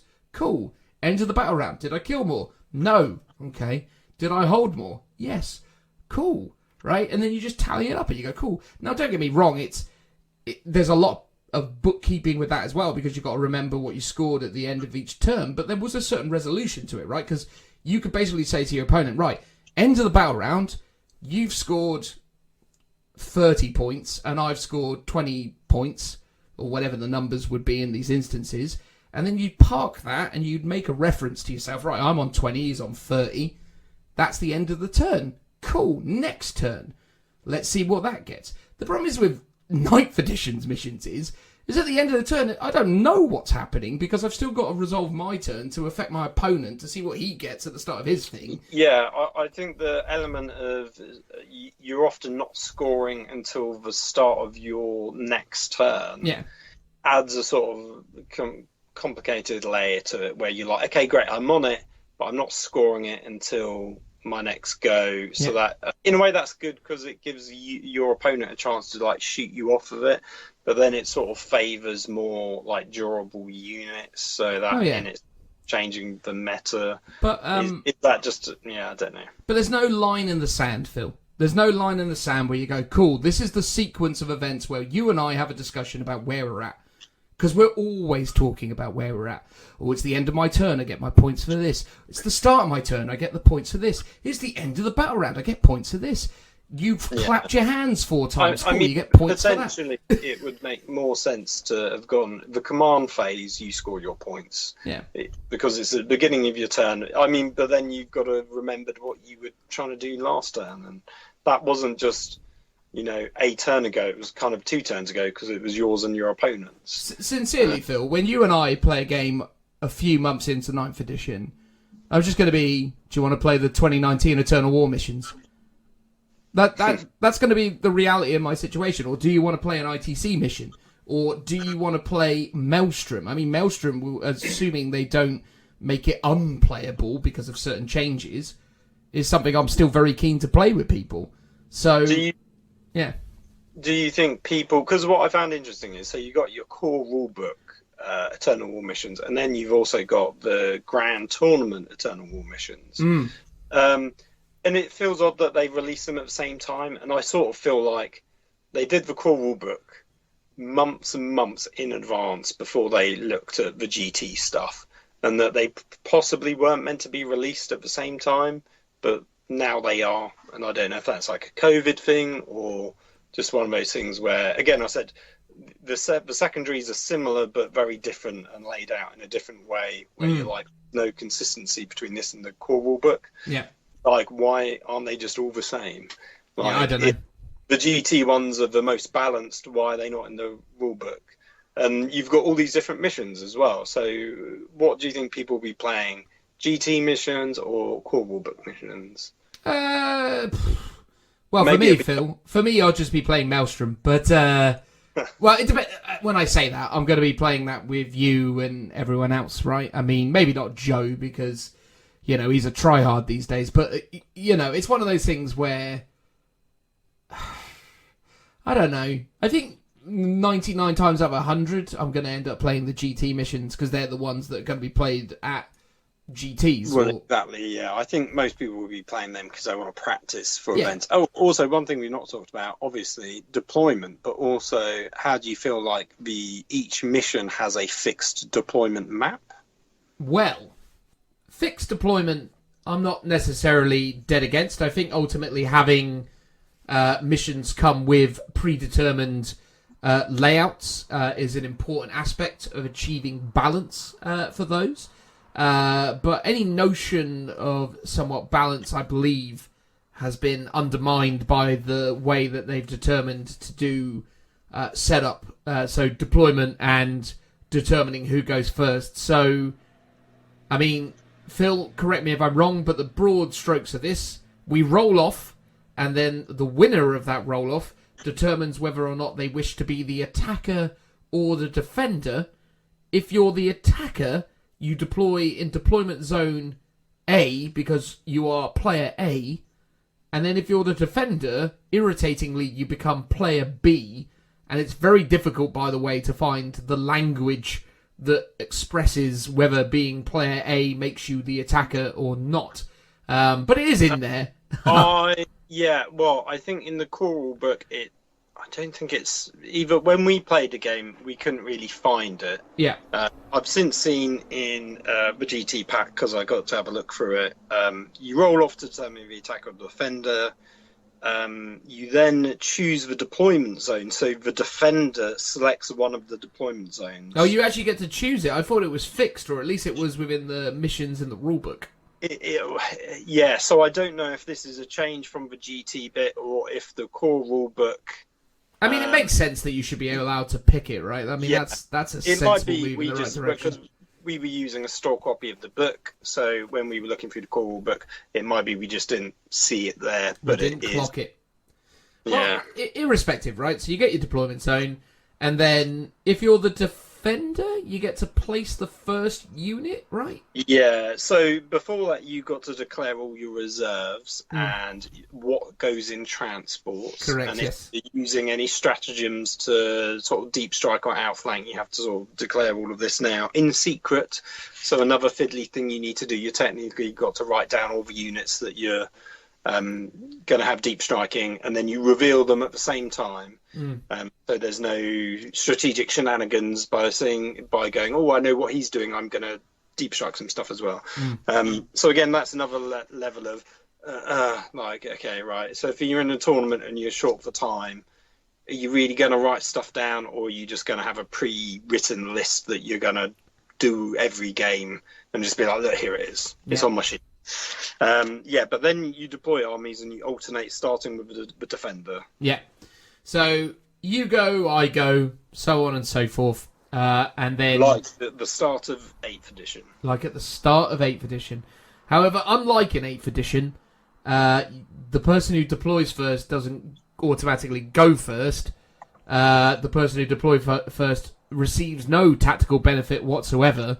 And then their opponent spreads out their army all over the place in response to what you've done.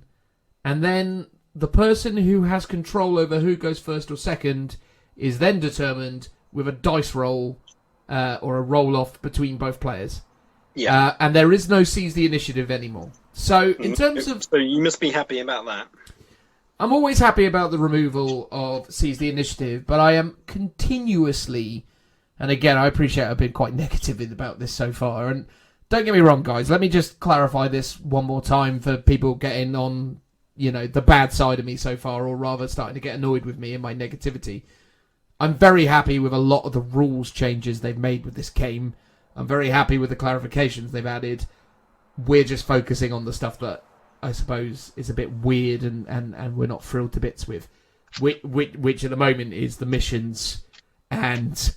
the way the rules have been written and some other stuff and some of the terrain stuff, which to be fair was actually that bad. Actually, I quite like some of the terrain stuff. But anyway, look, this is awful, right? Like, this is a terrible example of building competitive, interesting gameplay between opponents, because what you're essentially saying here, and again, I get it. It kind of depicts the random nature of the battles, but ultimately it's kind of the reverse of 8th edition, in as much as you're better off having loads and loads and loads of drops, so as you can put down cheap useless stuff early doors to then see where your opponent is going to place their vital things that then you can kind of counteract with. So you want to kind of go for min-max huge amount of drops, so as you can basically force your opponent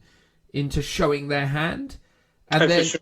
And they've changed it so obviously because before people would be like, okay, this unit deep striking, yeah, this unit deep striking. So the fact that you declare that up front is good because it stops you from doing that. But then it does put you at a tactical disadvantage. So if you're deep striking a lot, you're going to have to reveal your hand by deploying the rest of your army much more likely sooner than your opponents. Yeah. And the complicated nature of this stuff is essentially you are entering into a game as a system that is massively rewarding turn one again, right? And that's always been one of the struggles with 40k is getting away from these turn one mentalities because neither player knows if they're going first. So you have to be prepared to capitalize on going first. And you have to be prepared for being made to go first, right? Because that's another play that can be done to people quite a lot here. Is just because you won that dice roll doesn't mean you go first. You just tell your opponent to go first. So you could deploy... I mean, to be honest with you, the safest, soundest strategy for players at a competitive level is deploy ultra defensively, and then... I think that's the intention, though. I think you've got to play defensively and go turn one is just shuffling stuff around the board to get the position. So if they go first, I'm not going to be alpha struck. I'm not going to be charged. Stuff's all behind obscured terrain. So even if they move up to the midfield, most of my stuff hopefully still can't be shot at. And then on my turn, I could potentially go into some ruins, and then. But then you're changing the dynamic there, though, Phil. Because what you're basically doing is two people hoping to lose that dice roll, or two people hoping to win it. I think you basically need to go. Well, you've got to count on the fact that you probably will lose, but you still need to do something if you can. You win it, but you're ultimately mitigating those Alpha Strike armies, I think. It's honestly, mate, it's an awful way of doing it. Just have an attacker, have as a defender, the attacker goes first, the defender goes second, and deploy accordingly. It's how difficult is it to do that? Why is this the way it has to be? And then you go, I go, that's a load of extra faff. Just put your army down. I'll put my army down as the defender, and you go first, right? That's straightforward enough. I thought the chapter approved 2019 stuff was pretty good in that respect, and for tournament play, it was a lot quicker. I really struggled as a guard army in tournaments early doors in 8th edition because if you've got a large army and your opponent's got a large army, that deployment will take a long time. Because if you're trying to do it properly and think about it, I've got to put all my infantry up first and put my tanks last, and where's he put his things? I'm going to try and counter it. It's that adds so much time to the game, and I'd rather it just put your whole army down, and you can go first, but you deploy first, and that's the balancing act because it's I know where the terrain is. I can measure out all of your units so I can make sure I'm hopefully not getting charged turn one, or all my key units out of range of your stuff maybe. There's a way of mitigating their first turn if you know where their army is. Yeah, totally. It's just, honestly, this system is awful. It's the worst elements of everything they've ever done. I mean, on the plus side, missions do change. So, the core rules, as we said, are pretty solid. Yes. And the mission pack, there could be another one later in the year for something else. Or, this is meant to be this year's GT pack. Maybe next year's GT pack will be more refined. Yeah, but, look, I'm not... Worst elements is possibly a little bit harsh, but it is a lot of the worst elements. The only positive is they got rid of Seize the Initiative. But, I mean, honestly, you may as well keep it in if you're going to do this. Because it's awful. It's what is the tactical nuance to this system? What's clever about it? What's interesting about it? What's tactically fun about this? It's literally, I rock up, chuck my stuff down, you rock up, chuck your stuff down, and then it all just comes down to who rolled higher. And then, based on how this is going to go, right, and how I see and envision it working in tournament players, I'm going to deploy ultra defensively. You're going to deploy ultra defensively, and I'm going to want to win that roll and hope to God that you're either stupid enough to to take the first turn, or I win and I make you go first. And what is that? I mean, that is so stupid. It's like it just doesn't. I don't know. I think I'm imagining that turn one is still very powerful. You still get the ability to shoot your opponent and mitigate. Not if both of you are playing not to have it. And that is the most tactically sound way of approaching this edition, is not to go first. It's weird. I think it's a weird, rock paper scissors meta game where. But it's not a rock paper scissors meta game. It's it's 52 card pickup. It's random nonsense. It's just literally it's a craps table. It is not benefiting or exemplifying any kind of tactical, sensible gameplay. It's just chance. In terms of going first, yeah. But I think that's sort of the point. It's like there's definitely no way of knowing that you're getting the advantage. So you have to expect or deploy as if you might not win. So if you're going to go, I'm going to put all my guys on the front line and I'm going to hopefully win that roll off, it's like you are playing a dangerous game where you've got a 50% chance of losing it. And therefore your army might just get shot off the table turn one because you put yourself in an exposed position hoping to get like a turn one charge or something, or turn one like shooting gallery. So I think you've got to be the stuff you do want to do turn one, you've got to potentially have a few things out on a limb and maybe risk. And you've got some stuff that you're going to go, okay, I'm just going to hide this just because it's too important to fail that roll. I don't know. I think we need to play more games before we can fully judge it. I think the alternating deployment I just hate completely. Alternating deployment is not fun. Oh, it's not. It's just not good. And it's fine in a casual game with your mate, and you've got the whole afternoon to play, and you can take your time about it. Yeah, you can be strategic. Then it's kind of great, I guess, because you've got the time to do it. But I just think in a tournament setting, or in a club setting where you maybe want to get a couple of games in a night, it just really slows the game down. And, some armies will just be like, I know what I'm doing. I'm going to do the same thing every time regardless. Or they've got low drops, in which case they're sort of more a benefit because they can, not only does it not take much time, but they can also tactically, Yeah, but you can then see what your opponent's doing, right? So if you notice that your opponent's gone super aggressive, you can respond super defensively, right? Which, okay, fair enough. You can argue, well, there you go, Dan, that's the point. But then when they see you respond super defensively, they'll just also do the same.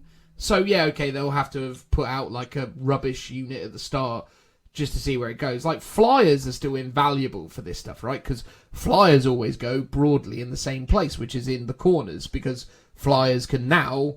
all flyers can go everywhere because the boards are smaller, or at least they will be for the majority of games.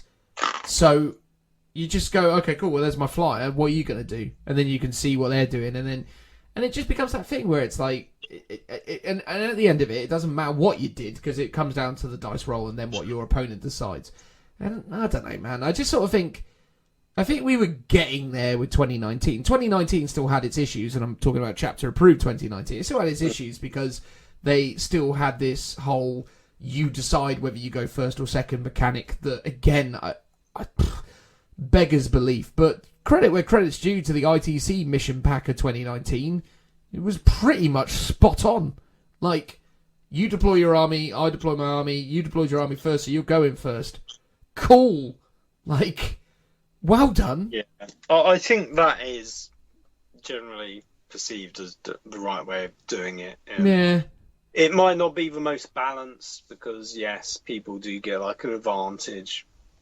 But I think in terms of the combination of like the strategy and pre-game abilities to see how your opponent's deploying, the speed and efficiency of it, plus the overall balance for both armies, and being able to defend against the person going first. Yeah. I think that the combination of all of those things makes that the better way to go.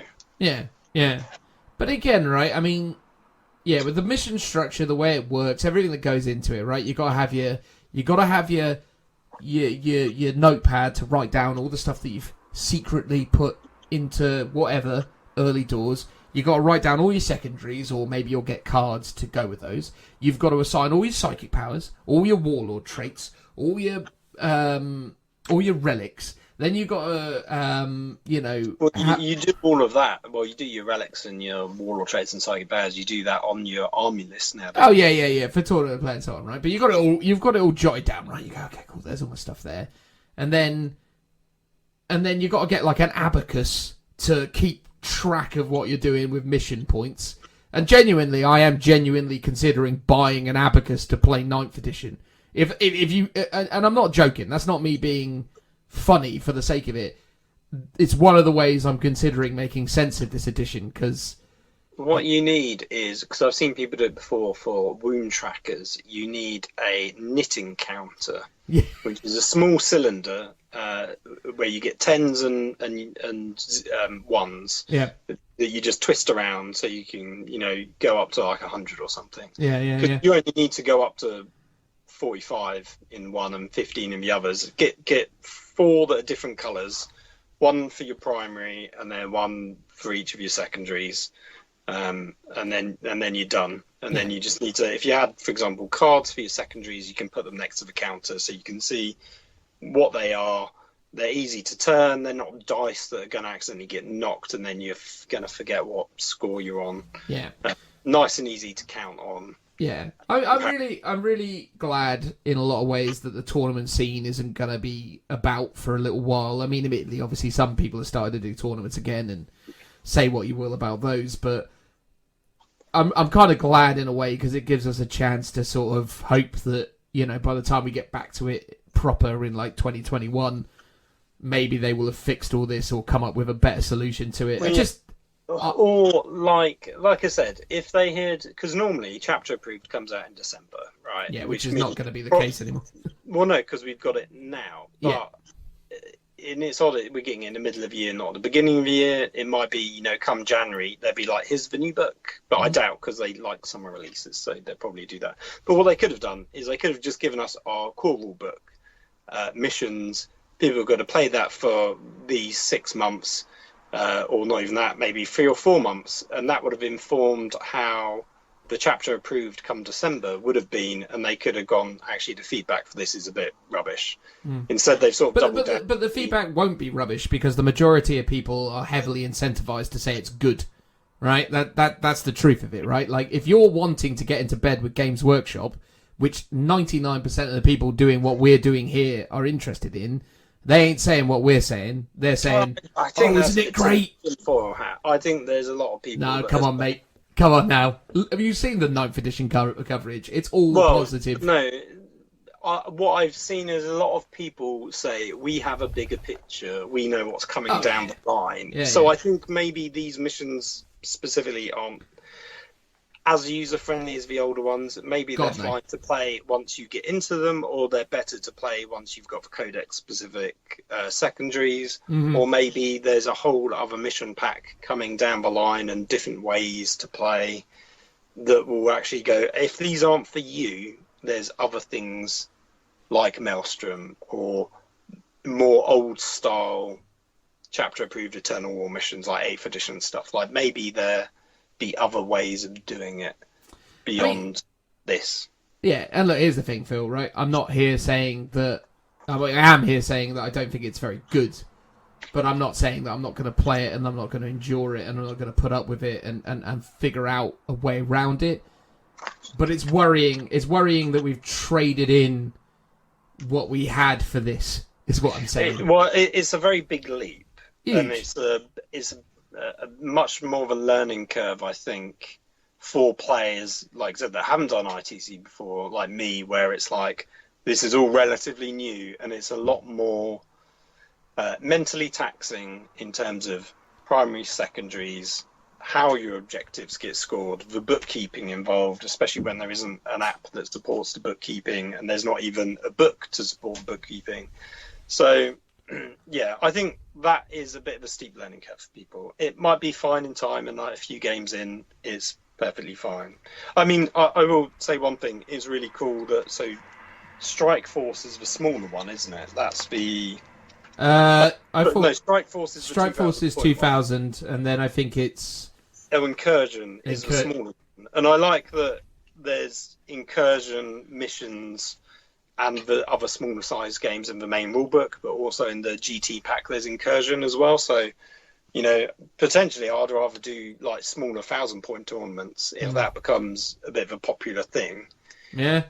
Given the choice, because it's like, 2,000 points is great, but it's a long time to play. Whereas if you can do a 1,000-point game in half the time, I'll be like, that's great. And at the end of 8th and at the start of 9th, I played some smaller games, and they're actually just as enjoyable, if not more. Yeah. Shall we? Right. Okay. Cool. Because I'm conscious of the fact that we've kind of gone off on the things that are weird about it. Let's get into a bit more of a broad, hopefully more entertaining topic, which was yours and mine game of 9th edition. So this was Custodes versus the mighty Minotaur army that Phil has brought to bear. Very passionate about the Minotaurs, aren't you, Phil? We're going to hopefully do a bit of an in-depth look at them in the future, aren't we? I hope so. We've had a couple of requests for it, and there's been some sort of recent unearthings of secret information about the Minotaurs and what a lot of their hidden meanings are. Yeah. So we can reveal them to people that are not on the Minotaurs Facebook groups, where they might not have learnt about it. There you go. Teaser for future things to come. When the new Marine book drops in a few months, we'll definitely. Well, we may even do it before then. We'll see what happens. But look, I mean, my list was very Dreadnought heavy. I had 3 Contemptor Dreadnoughts in my list. Phil had 2 Contemptor Dreadnoughts in his list as well, so we went quite heavy on the Contemptors. I had the big grav tank that the Custodians have access to, bunch of standard infantry squads, single like shield captain, Vindicare assassin, and a patrol detachment of Deathwatch with a Deathwatch veteran squad and a Watchmaster. So really interesting, varied army. Not necessarily Did you mention the Xiphon fighter? Oh yeah. Sorry, and a Xiphon plane and what was the name of the Inquisitor again? Hector. Hector Rex. Yes. Hector Rex as well. Yeah. So that was my army. And a Vindicare assassin. Yeah, and the Vindicare assassin, which I already mentioned. And then Phil took. What did you take, Phil? So I took the stuff that I had painted, which is only about 600 points. So it's a classic Smash Captain I've converted up to look like an Inceptor, basically. I've got 3 squads of Inceptors of 3 men each. One I did a Plasma squad, because I was like, they might be a bit useful against Custodes. Then I had basically my unpainted stuff, unfortunately, which was the 2 standard Contemptors, because I didn't have really enough elites to turn them into the relic versions. So I just took them as standard ones with the Keres pattern, Assault Cannon, and Fist. And then I had a Repulsor. I did Twin Las and Las Talons. So that was all my vehicles. And then I basically went troops heavy. So I had 1 squad of Hellblasters. I think I had 4 squads of Intercessors, because I've just got a ton of those floating about at the moment that I'm making. So one was, I think I upgraded one to be a vet squad in the end. You did, yeah. That's meant to be a vet squad. With a Thunderhammer, then I've got 2, and they had the auto bolt rifle version. Then I've got 2 standard squads. I think one was a 5 and one was a 10-man squad with the regular bolt rifle, and then another 10-man squad with the Stalker pattern. And then I've got a lieutenant as well. or lieutenant, should I say? You Just a definitely standard should say. one. Standard lieutenant with power sword. Not an optimized list in any way, because you want to do 2,000 points, and I really struggled to sort of. I struggled to get 2,000 points out of it as well. That's why it ended up in this weird smorgasbord of different types of Imperium things. And it was odd because we were doing the new points, and I had a 1,800 point list, I think, or 1,750. What was the old standard? 1,800? No, the old standard was 2,000, unless of course you're talking about 1,750, which was a weird standard that did the rounds for a while. Yes, well, I think a lot of people did 1,750. I think I had a list that was around that, or 1,800, and then I looked at the points for the new edition to see how my army would look, and I think I went up 50 points. And I think it's because my army's predominantly made up of Inceptors, and I had a squad of Hellblasters, and I think those things were really overcosted already, so they haven't really gone up in price. So my army, so I was hoping I would have 2,000 points, but I didn't. So I had to add in some other units basically to try and fill it out. Yeah. So we were playing. I can't remember which mission we were playing now, but it's probably not important. It's 4 pillars. It was 4 pillars. Okay, fair enough. Which is the one where there are 4 objective markers. We both played the Siphon Power secondary, and then took a bunch of other ones that I won't get into because I don't really necessarily feel like the mission structure is massively important. What I want to touch upon is kind of our initial observations or things that dramatically changed the way we thought about the game. And it's fair to say from the outset, the changes to vehicles in terms of their broader functionality within the game is pretty massive pretty early on. You can immediately start to see the long-term viability within 9th edition of vehicles like Dreadnoughts. This edition definitely has done a lot of favours for the Dreadnought. Oh yeah, they've got the utility of still being good in combat, but now they can also shoot in combat. I think it sort of does tailor certain builds of Dreadnoughts to have ones that don't have the blast keyword. So the Redemptor Dreadnought with the macro plasma, you probably will take less because the chance of shooting that in combat is quite low. Whereas if you've got the assault cannon variant, it's I can always shoot that, basically. Well, again, I mean, it's massively enhanced the viability of things like your Leviathans, which were always good anyway, but for the general Contemptors as well, if you've got... Certainly, the thing about the Custodes Contemptors, the Gladius and the Lance one that I've just forgotten the name of, they've got so much access to these incinerator flamers that just do loads of extra damage when stuck into a fight situation. And that was something that we saw quite consistently within the game, was that those Dreadnoughts were always really more of a thorn in Phil's side than they'd ever been before. I mean, partly because of the +1 invulnerable save that they shouldn't have got, but... Oh, of course you had to mention that. Well, you were getting crates wrong, Phil. I'll have you know. No. I think they, just in general, they were just super tough and really scary because they're just coming at me.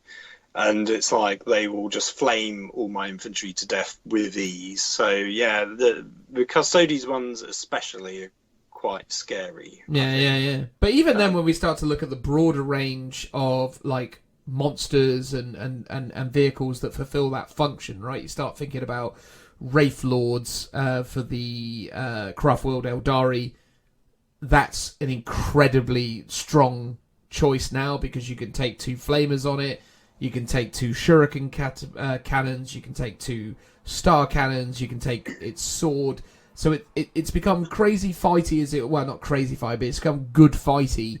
But then it's also got the added benefits of its shooting. The Nemesis Dread Knight, I think, is another thing that's definitely going to step up. Any of those kind of things, even things like Ironclad Dreadnoughts that have all the Hurricane Bolters and the Flamers and the things that come along with that. It's quite likely that we might see people starting to rock the Furioso dreadnoughts with frag cannons again, because or whatever they're called, like ball frag, blast cannon, storm cannon, whatever it's called.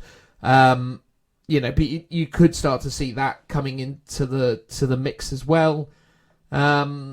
So there's a lot of stuff, and then you start to look at the various big bugs that Tyranids have access to, or the sort of acid breath stuff that they've got, and all this other crazy things that are doing the rounds. And I think you're going to definitely see more of those guys, because they're inherently durable, and they're just so much more useful than they've ever been, and they're a good counterpunch in a lot of instances, and they're good for defensive purposes and all that good stuff. So yeah, and we saw that within our game, right? I mean, unfortunately, Phil's dreadnoughts whiffed a little bit. Yeah, I mean, it didn't help. So turn one, you had killed my repulsor outright, which didn't help. You then, I think you'd knocked down one of the contemptors down to its lowest bracket, so it could move 4 inches. And I was like, yay! And then the other one charged into, I think there was 3 Custodes, and I don't think I killed a single one. And I was like, oh, great. Yeah.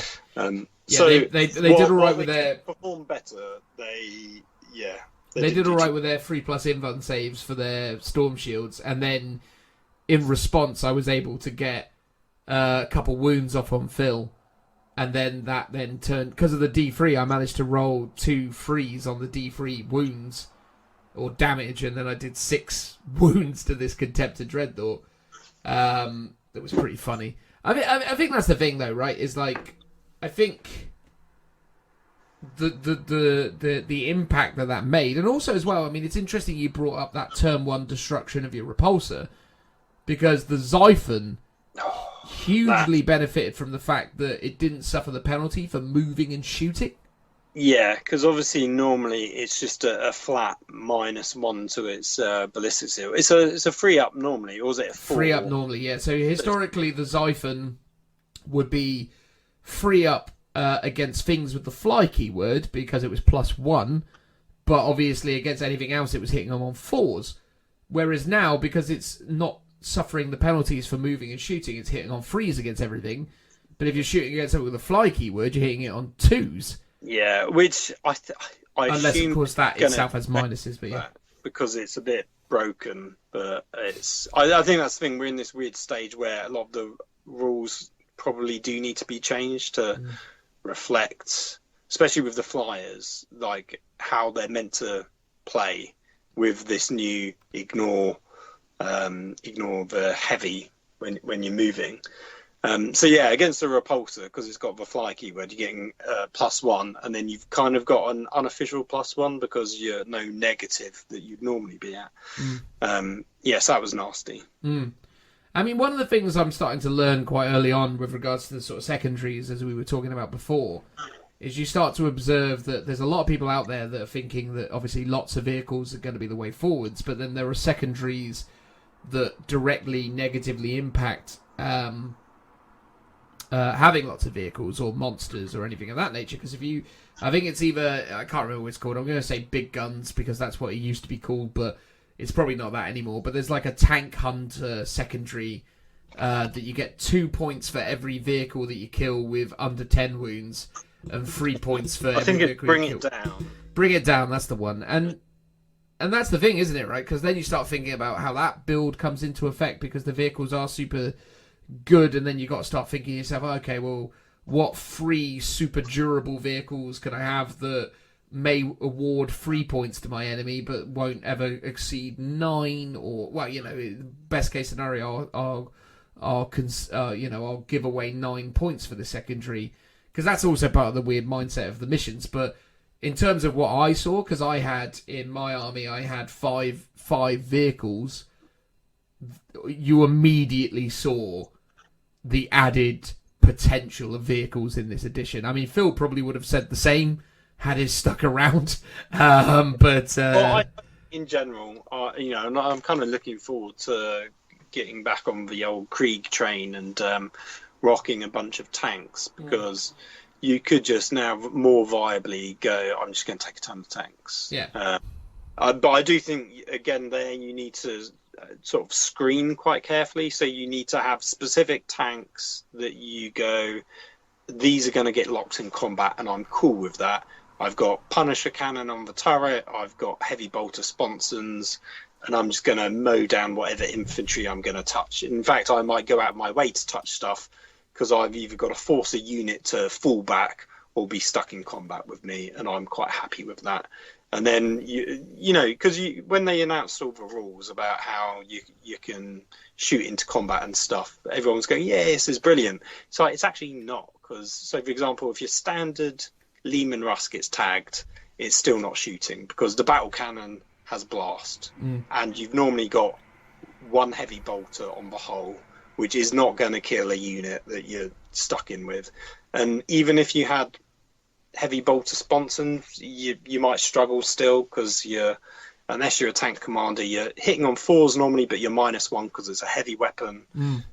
So you're hitting on 5s, which makes heavy flamers a lot more viable as like a sponson weapon. So even if they do get tagged, or just a deterrent to stop you from wanting to tag that vehicle. Yeah.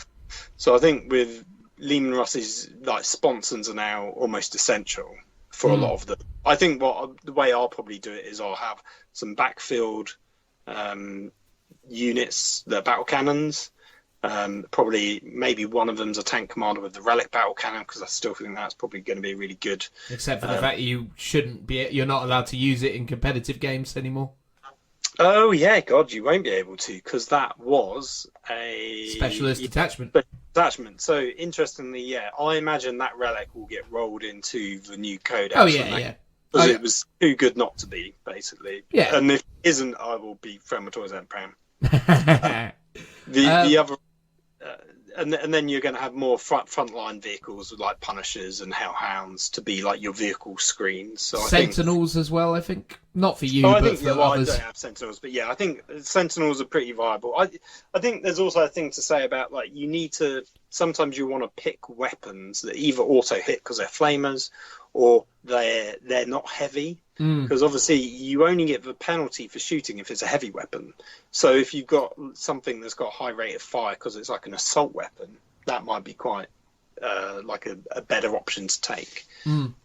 Or you go, I'm going to make a dedicated, tank killer that I'm going to just charge into combat against other tanks. So you might go, I'm going to take not the Hellhound, but the other variant, which is like the Devil Dog with the melter cannon. Yeah. This might be a bad example because that might actually be heavy.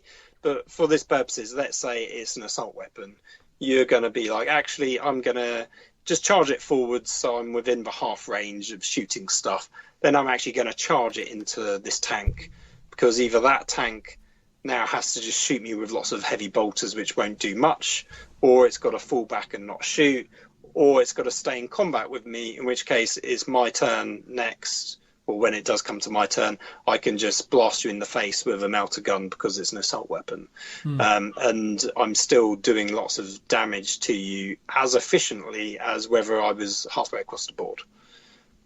So there are sort of some interesting builds, I think, that will be regarding vehicles and dreadnoughts as well. No, awesome. The other thing that was immediately evident in terms of the way the game ran was the increase in command points. So obviously, I think in both instances, both of our armies had more command points than they they definitely had more command points than they ever would have done before with the types of armies that we took. And that definitely had an impact on things. I have to admit, I'm not as well versed with the stratagems, or I wasn't as well versed with the stratagems for the Custodes and the Death Watch as I am now after having done a little bit more reading on them. But, even with that, I knew enough to know there were certain things in there that I could start using. And that definitely transformed the way the army played. And I think that's going to be very handy for a lot of people in terms of the increase of command points. In a way, I almost feel like, I don't know, I'm torn. I like command points, but the thing is, at the same time, I've always, as a player, tried to play without them. I don't like armies that massively rely on command points, but then the problem is that Games Workshop has listened to the mass consensus, which is absolutely the right decision, and gone, people love command points and stratagems, give them more. And I'm not necessarily sure how I feel about that long term, but at least initially it seems more interesting because it does create these clutch moments where you have to, where your command decisions will impact the outcome of the game, right? Oh yeah. I think the army's meant to now be more balanced because everyone gets command points, and I've said it a ton of times, some armies have just way better stratagems to spend their command points on and others don't, so therefore there's a bit of an imbalance by making it all balanced, because before I always assumed armies that have plentiful access to stratagems just don't have as good amount of quality stratagems as others. But I think that was maybe more because they were quite early codexes than others. So it'll be interesting to see that. That will get readdressed when the codexes come out. But some of the early codexes have some of the best stratagems in them, right? I mean, not the Grey Knights necessarily, but then they've retroactively, they've now fixed that with their Psychic Awakening. But Custodes, especially with their Psychic Awakening, have some incredible stratagems.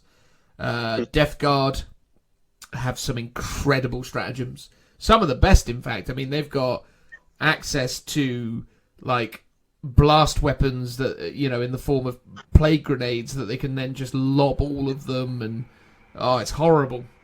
And there's all these other ones that have kind of come in. The 2 or 3 armies that are still a bit rubbish when it comes to stratagems are Necrons still until their book comes out. But obviously, as soon as their book comes out, they'll deal with that problem.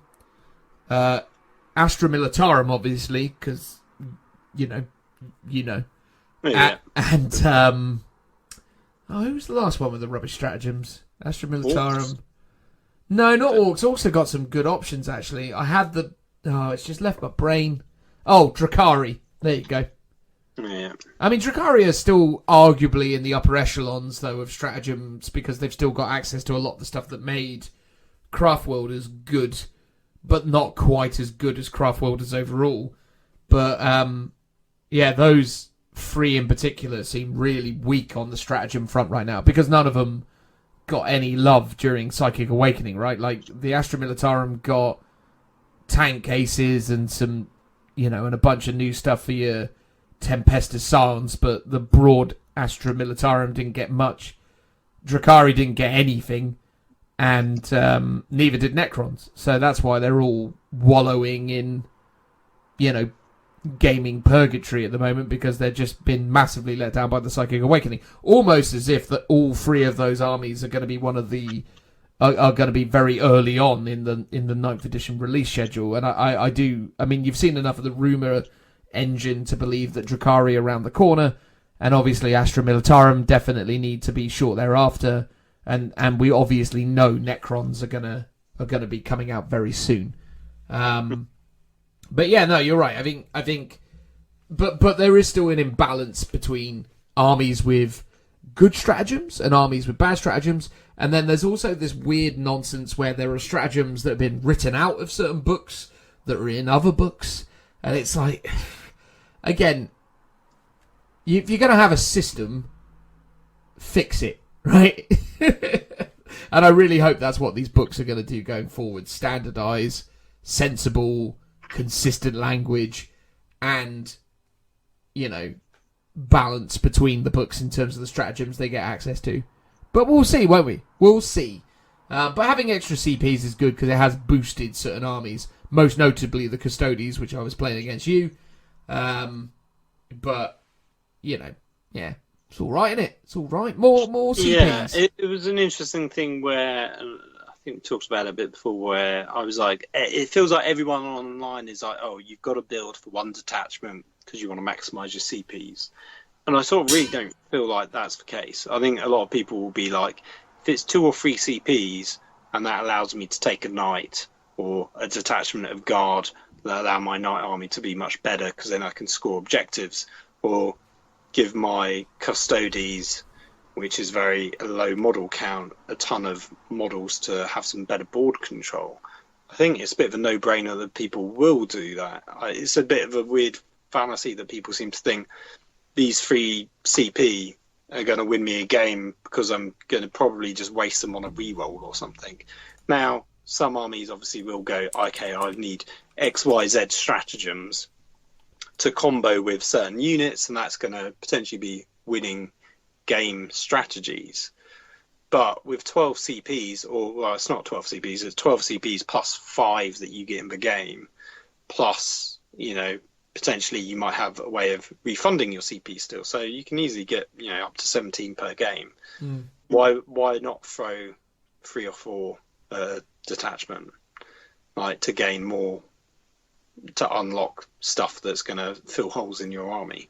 Mm.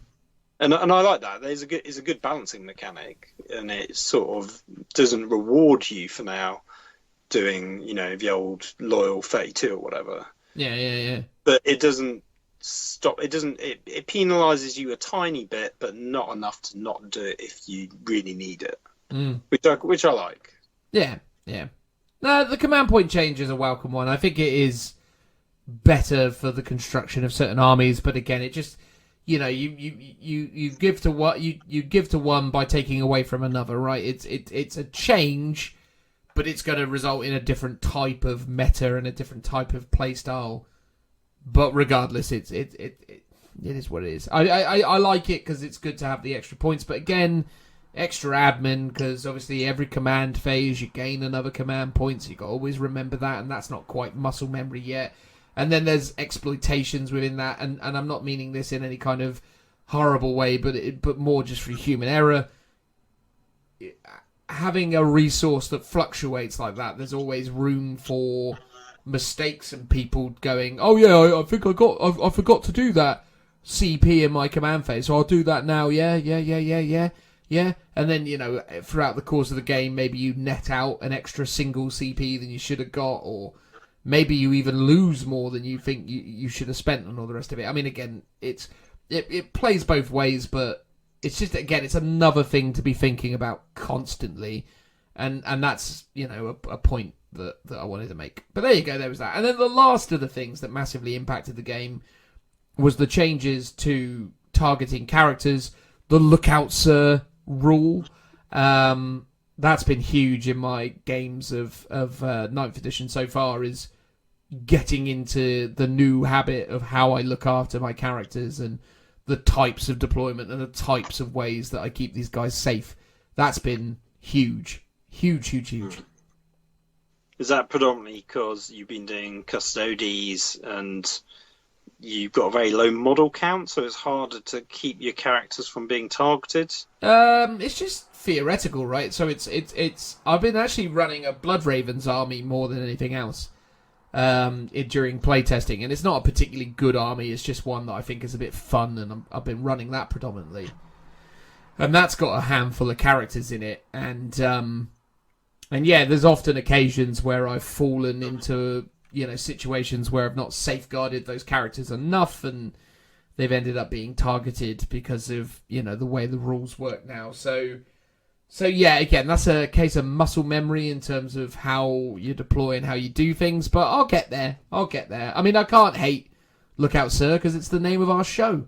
I've got to endorse and love it, and I don't hate it. I think it's the right move because it's so much better than what the targeting system was before. But I've just got to learn it. It's a change that needs to be understood. Yeah, I think you can't just rely on your characters sort of sitting near the back being untouchable. And some of my most unfun games have been where a guy's gone, great, I've got a character sat on an objective, hidden all the way at the back of the board behind a building, so you can't even easily see him. And you don't have any ignore line of sight stuff. And even if you did, you can target him anyway because of the Lookout Sir rule, or the non-existent Lookout Sir rule. Like, you just couldn't target characters that way before. So yeah. It's a really easy way of keeping your backfield stuff going. Yeah, you can't touch this, and because you've got nothing that can get this far up the board on a, not Dawn of War, the long edgeways. Vanguard or something, wasn't it? Oh no, like the super long one where you're doing literally the smaller table edges at your deployment zones. Oh, yeah, I thought that was Vanguard Strike. Or no, it's not Vanguard Strike, is it? Vanguard Strike, diagonal one. Oh well, anyway, whatever it's called, longy one. Yes. So, yeah, no, I think that's the thing. The core rule changes are all really good. Like the way the character all works. Yeah, there's a bit of remembering it, and you're sort of for Space Marines. Especially, there's a lot of free-man squads, especially like all the Gravis armor stuff is free-mans, like your Inceptors and your Aggressors and stuff. And it's like, they're not very well suited for protecting your character. Yeah. Because you only need to kill one of them, and then you can start targeting him, unless, of course, you've got more squads around. Yeah. Cool. Let's get into the business of summarising this, Phil, because I feel like we've probably exhausted as much as we need to say on this topic. So, in essence, the core rules, the game itself, all of the new terrain rules, everything that goes into the mechanics of playing a game of small toy soldiers. What are we saying? Fantastic. Couldn't agree more. With the exception of the rules a bit harder to digest. The bullet points make it way easier, and that's the way to go if you haven't read them yet. Yeah. Just read the bullet points. And I think I sort of wish that was like an official statement in the book, that it was just like, read the bullet points first, ignore all of this stuff. Maybe it does, who knows? Who knows? But yeah, the game itself, the business of moving toy soldiers around, A+. Great core rule set.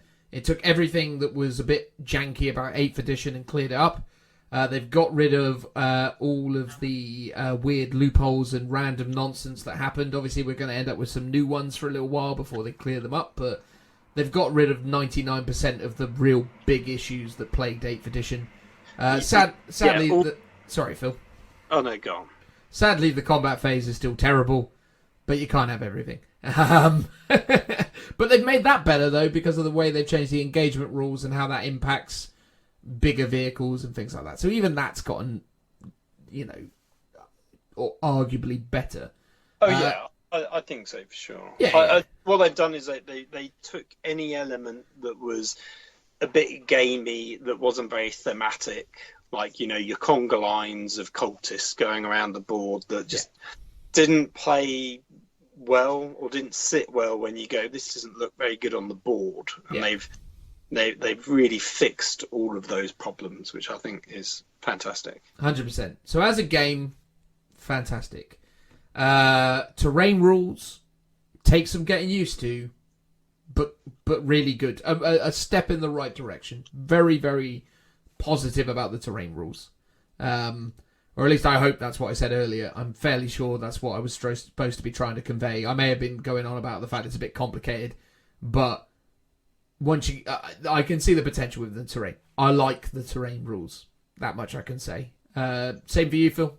Oh, yeah, for sure. I think what most people probably need to do is reevaluate the terrain, like the amount of terrain that they've got and the variety of terrain. Yeah.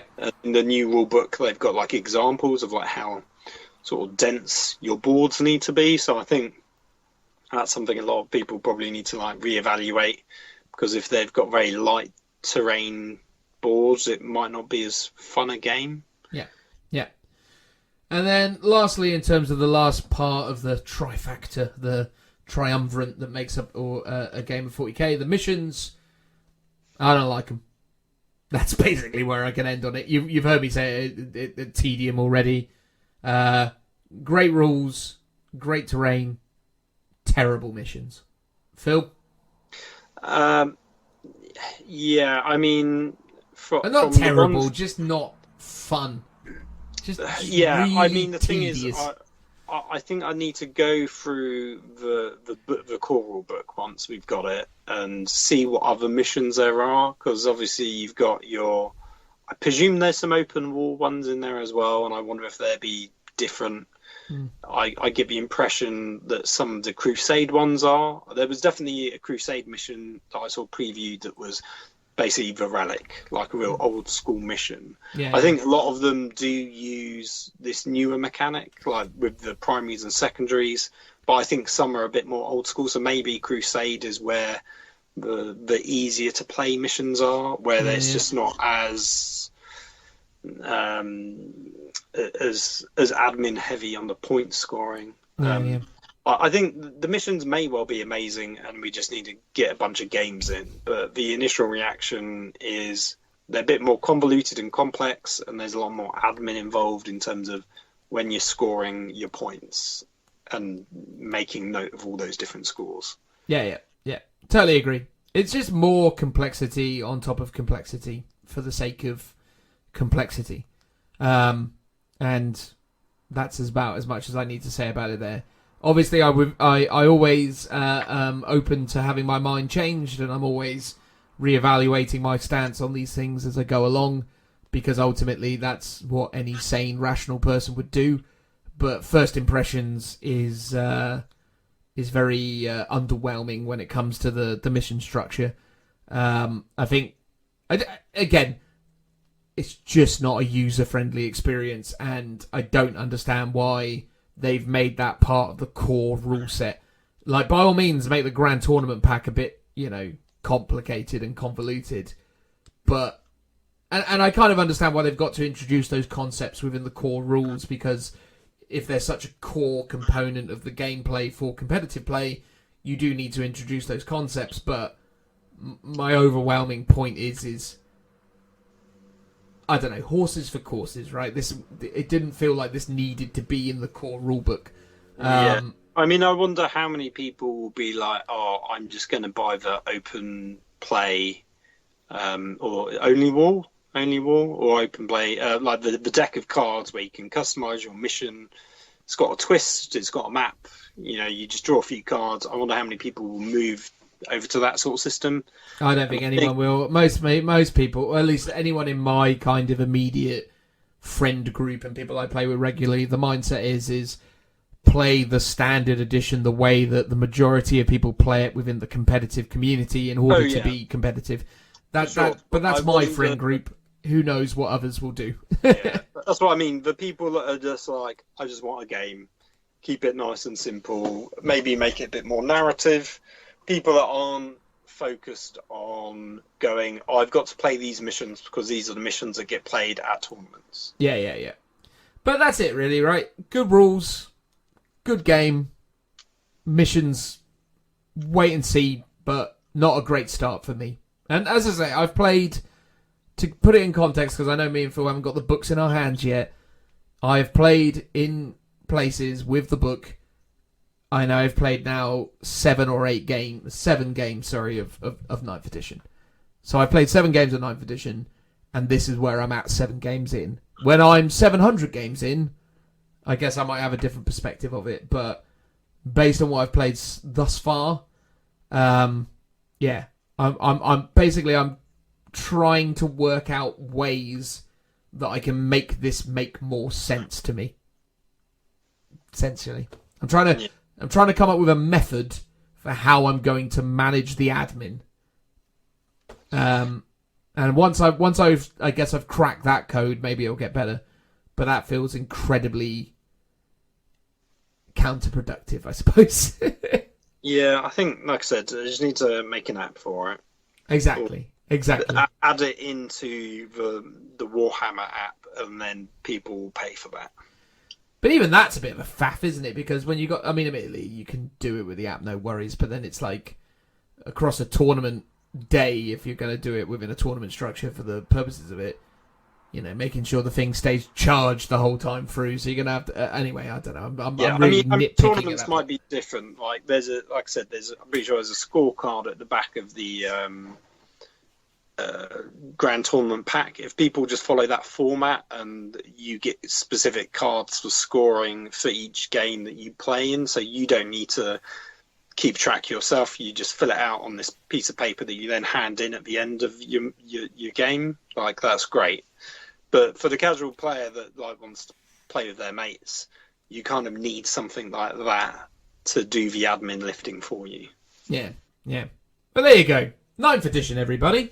Prepare to be frustrated, but still having fun along the way, I'm sure. I think the positives outweigh the negatives, and apologies if we focus too much on the negatives here. But those were the topics I really wanted to kind of... Well, yeah, there was basically nothing really to complain about the actual rules themselves, so you've had to find other stuff to complain about. Exactly. And, don't get me wrong, the stuff that's good's real good. I don't initially hate the fact that they're saying the boards need to be smaller, although obviously that's optional, so you don't need to do it that way anyway. I think the changes they've made to the rules overall are really good. I think the fact that they made Overwatch a stratagem is a good decision. I think the fact they've made it that you can break out of combat is a good decision. I think the fact that you can punish your opponent for attempting to break out of combat by causing more wounds is a good decision. I think there's lots of good decisions in the core rules, and I'm really hopeful for Chapter Approved 2021, where they go, yeah, here's a bunch of missions that make a bunch more sense. Because they will do. Of course they will do. Yeah. But it's important that we as a community continue to sort of needle away at that to make sure that does happen. And I'm not suggesting that we all just go out of our way to be annoyed for the sake of being annoyed. I'm just suggesting that, if like us, you're experiencing this game and thinking, these missions are a bit of a headache, maybe try and make sure your voices are heard. But equally, if you're listening to me complain about it all the time and you're thinking, Christ, Dan, I'm getting really tired of you moaning about this, I apologise. I mean, people might be going, you're just so stupid, guys. It's 4 different objectives that you need to keep track of. It's not that hard. Yeah, fine. If that's what you think, that's fair enough. Tell me if you feel that way after you've played a few games. Yeah. Anyway, there you go, guys. So, there you go. That was us talking about 9th edition. Happy launch day, Phil. Here's to many more years of fabulous 40k gaming. Oh, sure. Are we gonna be watching the launch stream together? Are we gonna do that? Of course we are, Phil. Of course we are. Although obviously we're not famous enough to try and do one of those watch along events or anything. So we're not endorsing that kind of thing. But we'll be watching it and we'll talk about it probably on the next show. But let's move on now to the next part of the show. Transitional noise. Woo!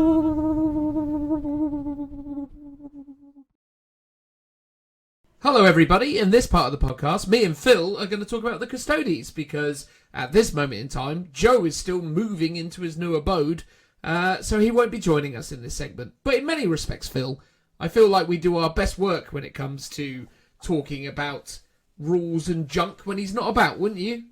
That's true. I mean, I think we've done a lot of the sort of deep dives into single factions, going way back when, and most of those Joe hasn't been with us anyway. That's true. So we probably didn't even need to acknowledge it, especially given the fact that we've probably already spoken at great lengths about the fact that Joe didn't turn up for the first half of this in the bit that we'll record in the future, such is the way that all of this madness works. Anyway, right, we're going to talk about the Custodes. Now, Phil and I have had some personal experiences with the Custodes over the years, but most notably over recent days, as me and Phil got together to play our first ever game of 9th edition 40k, where I ran some Custodes. And Phil, you ran your Minotaurs, didn't you? I did indeed. Now, truth be told, it probably would have been really helpful had I gone through this process prior to that game, because there's a lot of stuff that I am almost certainly going to be refreshed on or learn better as a result of talking through this with Phil now, as opposed to what I was doing before, which was somewhat winging it, we should say. I even went so far as to forget that Custodes have 3 wounds when I was playing with Phil the other day, wasn't I, Phil? Yes, but you also, and more importantly, forgot that the vehicles aren't objective secured, and they don't get an increase to their invulnerable save, which I think made a bit more of a difference. That is true. Although, credit where credit's due, Phil, I don't think the OBSEC thing ever became an issue. I think in a few places it would have mattered, but I didn't capitalise on those opportunities because I was like, I won't go over there because they're OBSEC, so there's not much point. I suppose so. It didn't necessarily come into effect because it affected how you fought. Exactly. I think the invulnerable save thing was a bit more of a deal breaker. Yeah, I imagine that probably lent things in very sort of specific directions, but nonetheless, Custodes, everybody. Rumour has it they're going to be really good in 9th edition, and based on mine and Phil's, albeit incorrect first experience of playing them, we can pretty much solidly confirm that. Although, let's be honest with ourselves, Phil, the most irritating thing about the Custodes was that toughness 5, right? That was the thing that really got on your nerves. Yeah, it made me feel like I was... Well, it gave me flashbacks to when I was a guard player playing against Custodes. And it's like, I would have thought Space Marines would be a bit better, but they're not. I mean, with the exception of when I was using my Inceptors, because they're Strength 5, because they've sort of got their Storm Bolter-esque weapons, not somewhat heavy Bolter-esque weapons. But yeah, most of the time I'm reading your 5s, which made it a real pain. Yeah, it was definitely hard to chew through those boys. Especially as Phil has already alluded to when the Contemptor Dreads were getting 4-up invuln saves. Yay me! Anyway, we'll put that one to one side, Phil. We'll move forwards. We'll get over it. We'll get past it. And we'll refresh ourselves on all their lovely rules. And then we'll be able to be in a better place when we start to, move forwards and play more games with the Custodes in the passage of time. But what was your general vibe, having seen them early doors in 9th edition, albeit slightly warped? What were you thinking? I came away with it thinking, because obviously you weren't pure Custodes, you'd taken a sort of Death Watch detachment with like a kill team, I can never remember the name, Watchmaster? Watchmaster, and, yeah. Which is funny because that's the rank of the sergeants in Deathcore Creek. They've got the same title. And then you had a Xiphon fighter, and then you also took Lord Hector Rex, the Inquisitor. I did, yes. And an assassin as well. So you had Vindicare. So actually, I think going kind of soup actually really benefited you because you kind of got to plug a few holes. And it's like, yes, you had... Is it the Calidus Grav Tank? Is that the name of it? Yeah. The big cool Grav Tank from Forge World, yeah. Yeah, so you had that as like a decent anti-tank platform. And if you had a second one, you probably wouldn't have needed a Xiphon. But you had a Xiphon there, which was like a really good anti-tank weapon as well. Certainly against flying tanks such as the Repulsor. Yes, yeah. So, you managed to blow up my Repulsor Turn 1 with ease, which was a bit painful. But it sort of felt like that plugged a hole quite well with your army. And it's like, yeah, you lost a couple of CP, but that's well worth it for you. I lost quite a lot of CP in the end, though, because as Phil can sort of attest, it was a poorly, if entirely ineffective... construction in terms of how the army list was looking. I mean, I've since gone away and started to work really heavily on how to kind of optimize CPs within 9th edition and started to think about how to build the lists more efficiently. So my current Custodes list is made up of 2 patrols, Phil. Ooh. 2 patrols. But I won't get into the nitty gritty with that just yet, but yeah, that was the sort of logic, was taking 2 HQs, 2 single troops choices, and then filling out still with 4 elite choices and some other bits. Seems like the most efficient way of doing it. Otherwise, I'm probably just going to do 1 Vanguard detachment, but 1 battalion detachment, not battalion, sorry, 1 patrol detachment. Or 2 patrol detachments are cheaper than 1 Vanguard detachment. So, because if your HQ is in the patrol, then you can do it there. And if you have 2 patrols, you could take 2 different assassins or That's an inquisitor and things of that nature. Because that was another thing that I failed to remember when I turned up, because I went, here's my Vanguard detachment, and here's my patrol detachment, and that's how that's working. And then Phil was like, but you can't take a assassin for free in a Vanguard detachment. You're going to have to pay another CP to take it as an independent operative or whatever it's called. It's like, yay! This worked out. So. Yeah, I mean, the assassin was okay, but didn't really do anything, and the Inquisitor didn't really do anything. So you could have quite easily dropped both of those, but I think they would give you some flexibility. Yeah. I mean, if you could have just cast Smite in any of your turns, then maybe Hector Rex would have got his points back. I've never had that, actually. It's worth highlighting. I've never had that before in a game where I've never casted Smite after 4 attempts. I mean, I think you got 1 off, didn't you? Oh, yeah, no, you are right. I got 1 Smite out of 4, because he was dead by turn 4, wasn't he? Yeah. Yeah, he was, wow, a beautiful model, high expectations, bounced hard, did nothing. Very underwhelming. But anyway, let's talk about Custodes, if you will. So, in the pages of Psychic Awakening, War of the Spider, you will find new fancy rules for the Custodes. Now, the main thing that they're getting from the outset is this new kind of chapter tactic ability called Shield Hosts.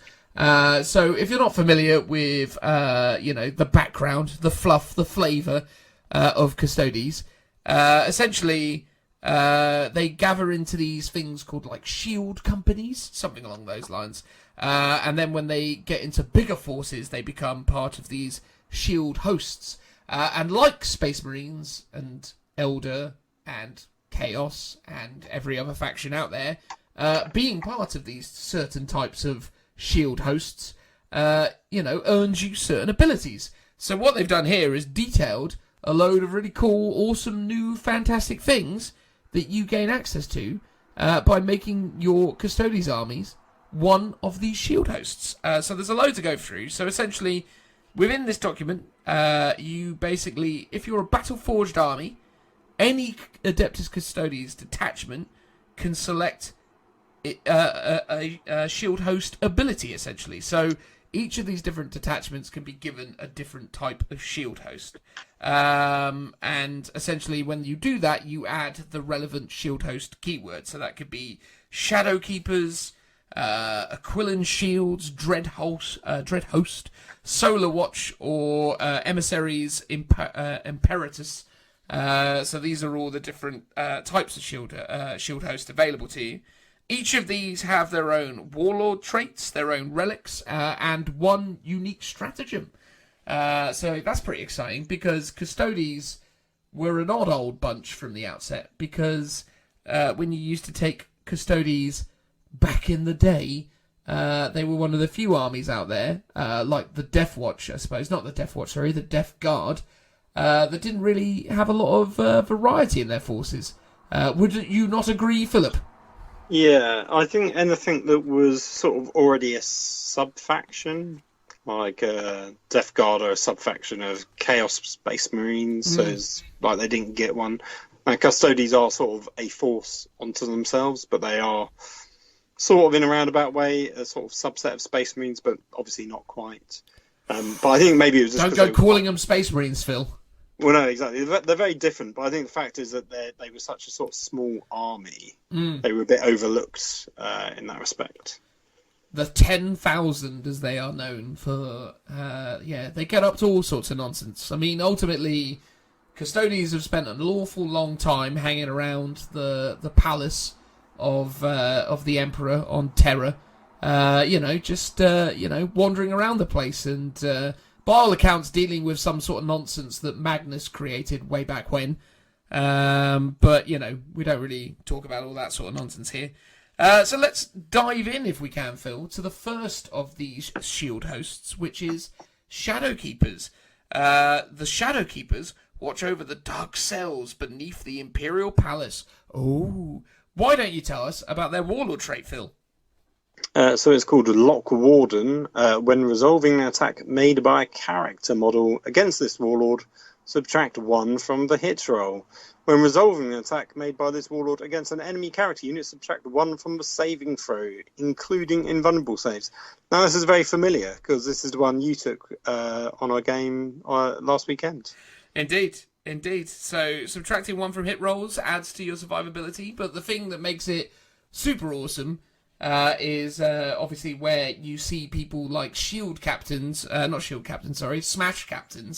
doing the rounds with their free up and vulnerable saves.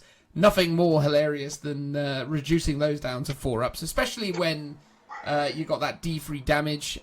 Smash Captains are not very resilient. No. They are when they've got the free up invuln, but when that becomes 4-up, they've only got like 5 wounds, right? The Smash Captains. Yeah, it's not many. So there is some interesting options to it. Being -1 to hit when attacked. That's huge. Yeah. Especially when Smash Captain's already -1 because they've inevitably got a Thunderhammer. Well, exactly. Clues in the name. So they'll be hitting you on 4s, re-rolling 1s, unless, of course, it's a Smash Chapter Master. But I don't know. Maybe people have been doing that as well. But it seems like a lot of eggs in one basket at that point. Yeah, I've occasionally done it with my guy. But yeah, quite often I've discovered I don't really need that full set of re-rolls, so it's not really worth it. The ability as well, the Relic of Terror, the Stasis Obliette.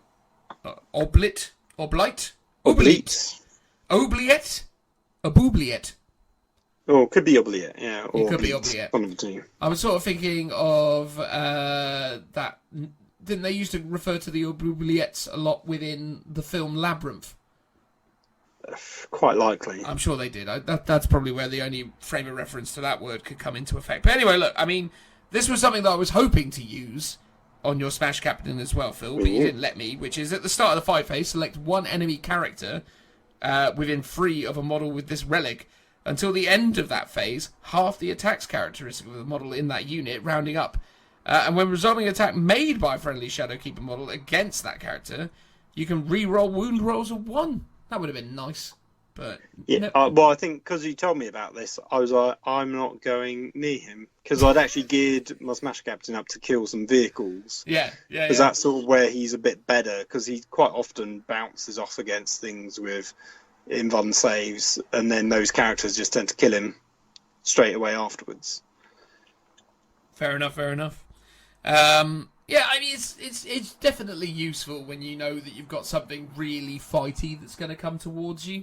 I think it's definitely if you're building like a character assassin, or not even a character assassin, just a shield captain that wants to get sort of stuck in and like a bit of a beat stick to hold the midfield. Yeah, and that's the thing though, man. I mean, there's between that and then the old stratagem of like Tanglefoot grenades, or admittedly I think they have to be infantry, or they might be able to do it as bikes as well actually, but you can do a lot of nonsense there to stop them moving away and doing all sorts of other nonsense. So there could be some definite options within that to get stuck in and be like, oh, see that Smash Captain there, now he's only got 2 attacks on profile, so yeah, and then okay, fair enough, he still gets the +1, so he gets 3 attacks, but 3 attacks is a lot less than 5. Well, 3 attacks minus 1 to hit. Yeah. If you combo it with that Warlord trait is crazy good. Yeah, it's pretty resilient. And then Grim Responsibility is the stratagem. Phil, why don't you tell us what that is? So use this. So it's 1 CP. Use this stratagem in any phase when a Shadowkeeper's unit from your army is chosen as the target of an attack. Until the end of that phase, when resolving an attack against that unit, subtract 1 from the strength characteristic of that attack. That's pretty good. Good, but not great, because if you're up against a Smash Captain, he's still going to be winning you on freeze, because it's against the strength characteristic, not against the not the to wound. So if it if it was to subtract 1 to the wound roll, that would be almost too powerful. But you do get that in the game from time to time. You do. I think if I'm not mistaken, you get it in this book in just a moment. Right. But I mean, I think this is probably quite good when you're up at, for your vehicles. Like, for example, las cannons are strength 9, potentially against a vehicle that's strength 8. Then you can knock it down one, or even, because if it was toughness 7, it wouldn't make it much difference. But if you're up against a strength 8 weapon hitting your strength 7 contemptors, for example, then you can make it strength 7 versus strength 7, which makes a huge difference. That is true. Although, is in it pluses before multiplies? Oh, well, yeah, I wasn't thinking about the Smash Captain. I was thinking more things like, things like battle cannons. Gotcha. Actual strength 8 weapons. Yeah. But no, now it's you do multiplication. You do, I think it's division, multiplication, and then you do addition and subtraction. So okay. So Smash Captain would normally be strength 8, and then you'd knock it down to strength 7. Yeah, so it's all right. I mean, in combination with all the other stuff, it's an interesting one, right? Because, I mean, the whole spiel behind the Shadow Keepers is they're out there hunting down things that, manifest themselves within the confines of the Imperium. They're all about tracking down and dealing with characters and things. So it's reflected within the rules there. I tried taking it against Phil because I thought it'd be fun to muck around with it and see what it does. Not massively keen on it after the fact because it barely ever really came into effect. But yeah, it was fun. It was interesting. Try different things, innit? You gotta feel these things out. So is that about that one stratagem or the whole Shadow Keepers as a whole? I think about the whole Shadow Keepers as a whole. I felt like it was useful when I was in situations where the -1 to hit came into effect. But the thing is, admittedly, my army was really poorly optimized around this skill set because I was just taking a shield captain on foot and he just wasn't ever really involved in anything. Early doors, he got shot by a bunch of stalker bolt rifles, which admittedly didn't do as much damage as Phil would obviously have hoped for. 10 stalker bolts using the target sighted, so I could target you when I shouldn't have. I was expecting to kill you outright, and I did maybe 1 wound. I think it was pretty rubbish. Whatever I did. Yeah, it was pretty underwhelming. In fact, actually, if I remember correctly, Phil, I think that was the instance where I actually used that stratagem to make you -1 to your strength, right? I honestly can't remember, but quite likely. But even then, I'm talking. No, I mustn't have done because I would have been toughness 5 anyway against your strength 4, so that would have been a wasted effort because it would still result the same. Yeah. So let's forget I said that. But anyway, there you go. I mean, they're pretty good, but like I said, it's kind of geared around one character or potentially a couple of different characters. Oh right, okay, yeah. So the relic. You can select any character, but within 3 inches of the model with the relic. So yeah, if you've got like a couple all together, that could be quite good. Yeah.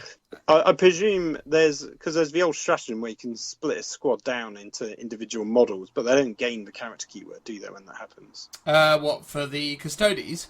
Yeah. No, as far as I'm aware, it just splits them down into it splits like a squad individual down into units. Individual, yeah, I'm pretty. Well, they might all gain the character keyword. I should probably go and grab the Custodes books. Really, I've just got the Psychic Awakening in front of me. Just hold for a moment, please, caller. Hang on. Hang on, I'll be right back. Hang on. 2 hours later. So yes. The stratagem you were referring to, Phil, is Unleash the Lions, which works on the Terminator Custodes, the Alaris Custodes. Essentially, in the movement phase, you can take a unit of Alaris Custodes and turn it into a bunch of individual one-man units, but they do not gain the character keyword. As I somewhat asserted from the outset, I feel like, but now I can't remember. So yeah, pretty good, all things considered. Should we move on to the Aquilon Shield? Yeah. The Aquilon Shield. Why don't you tell us about the Aquilon Shield Warlord trait, Phil? So the Warlord trait is revered companion. Yes, they are. When resolving an attack made against this Warlord, halve any damage inflicted rounded up. which, as we know from the likes of Marnius Calgar and Abaddon the Spoiler, is a very, very good ability. Yeah, for sure. I mean, it's just straight up and down, pretty helpful to be able to half the damage that you're taking. Yeah, so the Aquilian Shields, having a quick read of the little flavour text, seems they're very much all about being bodyguards. Mm-hmm. So if you wanted to go back to the ye old days of running Guilliman and some Custodes, which is something that I was certainly interested in exploring, these guys are a pretty good set of companions. Additionally, for those of you out there who are thinking about maybe adding one Imperial Knight to your army, maybe if that Imperial Knight was to be your warlord, so perhaps maybe you've decided to take a Knight Castellan, for example, having a shield captain on hand that could be there to protect you could be quite handy. Because in addition to everything else that Phil has just said there, the halving of the damage, the relic that you gain access to, the Presidius, we'll go with that. Although I don't know where you're getting the D from. Oh no, maybe you are. It looks like an O to me. But IDRU. Yeah, I think the font is very. It's misleading. Do you know what? I think it might be an O. Yeah, it's difficult to tell. No, I think it's a D. They're so similar. They are remarkably similar. It's anyway, very poor font on that respect. Poor font. That's not our fault this time, Phil. It's poor fonting. So this replaces a Storm Shield, so it's models with Storm Shield only. When resolving an attack against a model with this relic, subtract 1 from the wound roll. See, look, told you, Phil. It happens. Very good. Here it is. So not only are you halving the damage that this character is going to take, you're also making him a lot tougher to wound, which is pretty handy, because they're toughness 5. So, as Phil can attest, most things are going to be wounding you on 5s. So, most things against this are going to be wounding you on 6s. So good. I mean, you don't have to double up and put it on the same guy, but why wouldn't you? Well, exactly. I mean, I've been looking at this for my Custodes list around making the Vexilla my warlord, because my Vexilla will have a Storm Shield and is quite essential to certain strategies that you run with Custodes around manoeuvring the Vexilla up the board and then using the stratagem where things can deep strike within 3 inches of the Vexilla and ignore the distance to your enemy. So I was looking at that thinking, oh, that'd be pretty handy to give this guy halves all damage and is -1 to wound. He would be quite an intolerable individual to try and get rid of. And then you've got the 1 CP stratagem, Shield of Honor. Why don't you tell us about that, Phil? Yeah, it's a bit of a lengthy one. Use this stratagem in any phase when an Imperium character unit from your army is chosen as the target of an attack made by a model in an enemy unit. Because where else would they be coming from? Well, indeed. Select 1 friendly Aquilian Shield Infantry or Aquilian Shield Dreadnought. Ooh, works on Dreadnoughts. Unit within 3 inches of that Imperium character unit until the end of that phase when resolving an attack made by a model in that enemy unit. Measure range to that Imperium character unit, but resolve the attacks made by models in that enemy units against the unit you selected. If the unit you selected is destroyed, the remaining attacks are lost. So what it's saying is you get to pick 3 inches from a character, select another unit, and then they have to shoot that unit instead. Which is kind of cool. It's pretty cool, man. So, as I was saying, these guys can be really helpful if you're taking, like, a Knight Castellan or Guilliman or something of that nature, right? Because all of a sudden, I mean, for one, you can use this stratagem and you can basically put it against any infantry model or dreadnought model, right? So it doesn't specifically stipulate that it itself needs to be a character. So if you had a unit of just 3 Custody Guard with Storm Shields wandering behind, a big Knight Castellan, for example, your opponent could take some very, very specific anti-tank unit and then declare all their attacks against your Knight Castellan. So say they've got a Repulsor Executioner, a Land Raider, a Xiphon, to use recent examples, Phil. And they declare that target. Obviously, you don't want to take all those las cannon shots onto your Castellan if you don't have to. So you could just go, tell you what, just shoot this one infantry character, or one infantry model, or one dreadnought. Yeah, I mean, there's some clever tactics you could do with that. So say you're running it on a standard like character, like infantry character. Now, typically they tend to get lots of small arms fire. Maybe not always because they're toughness 5, which makes a bit of a difference. But let's say I'm going to just chuck loads of bolters into you. You might go, oh, okay, cool, I'm going to put that on my dreadnought now. So chances are you're needing 6s to wound, for example. And then you can do the reverse. Like I said, there's an anti-tank vehicle. I'll just put it on this crappy infantry unit, which they can still tank, but it's not the most optimal choice. Yes. And then the other thing you can do, especially for example, if the Imperium character is a knight, because they've got quite a large base, you can be like, okay, I'm going to make you target this this other unit instead that is 3 inches away. On the other side of that knight. So basically you're adding an extra 6 inches potentially onto the range. So it's might make the difference between your guns are no longer in rapid fire range. Obviously you can't hide them out of line of sight because it just specifically says you just measure to the new unit instead. But you could do a little trick like that where you make the attack a bit longer. Sorry, Phil, to cut you off there. I didn't want to let you go too long with that.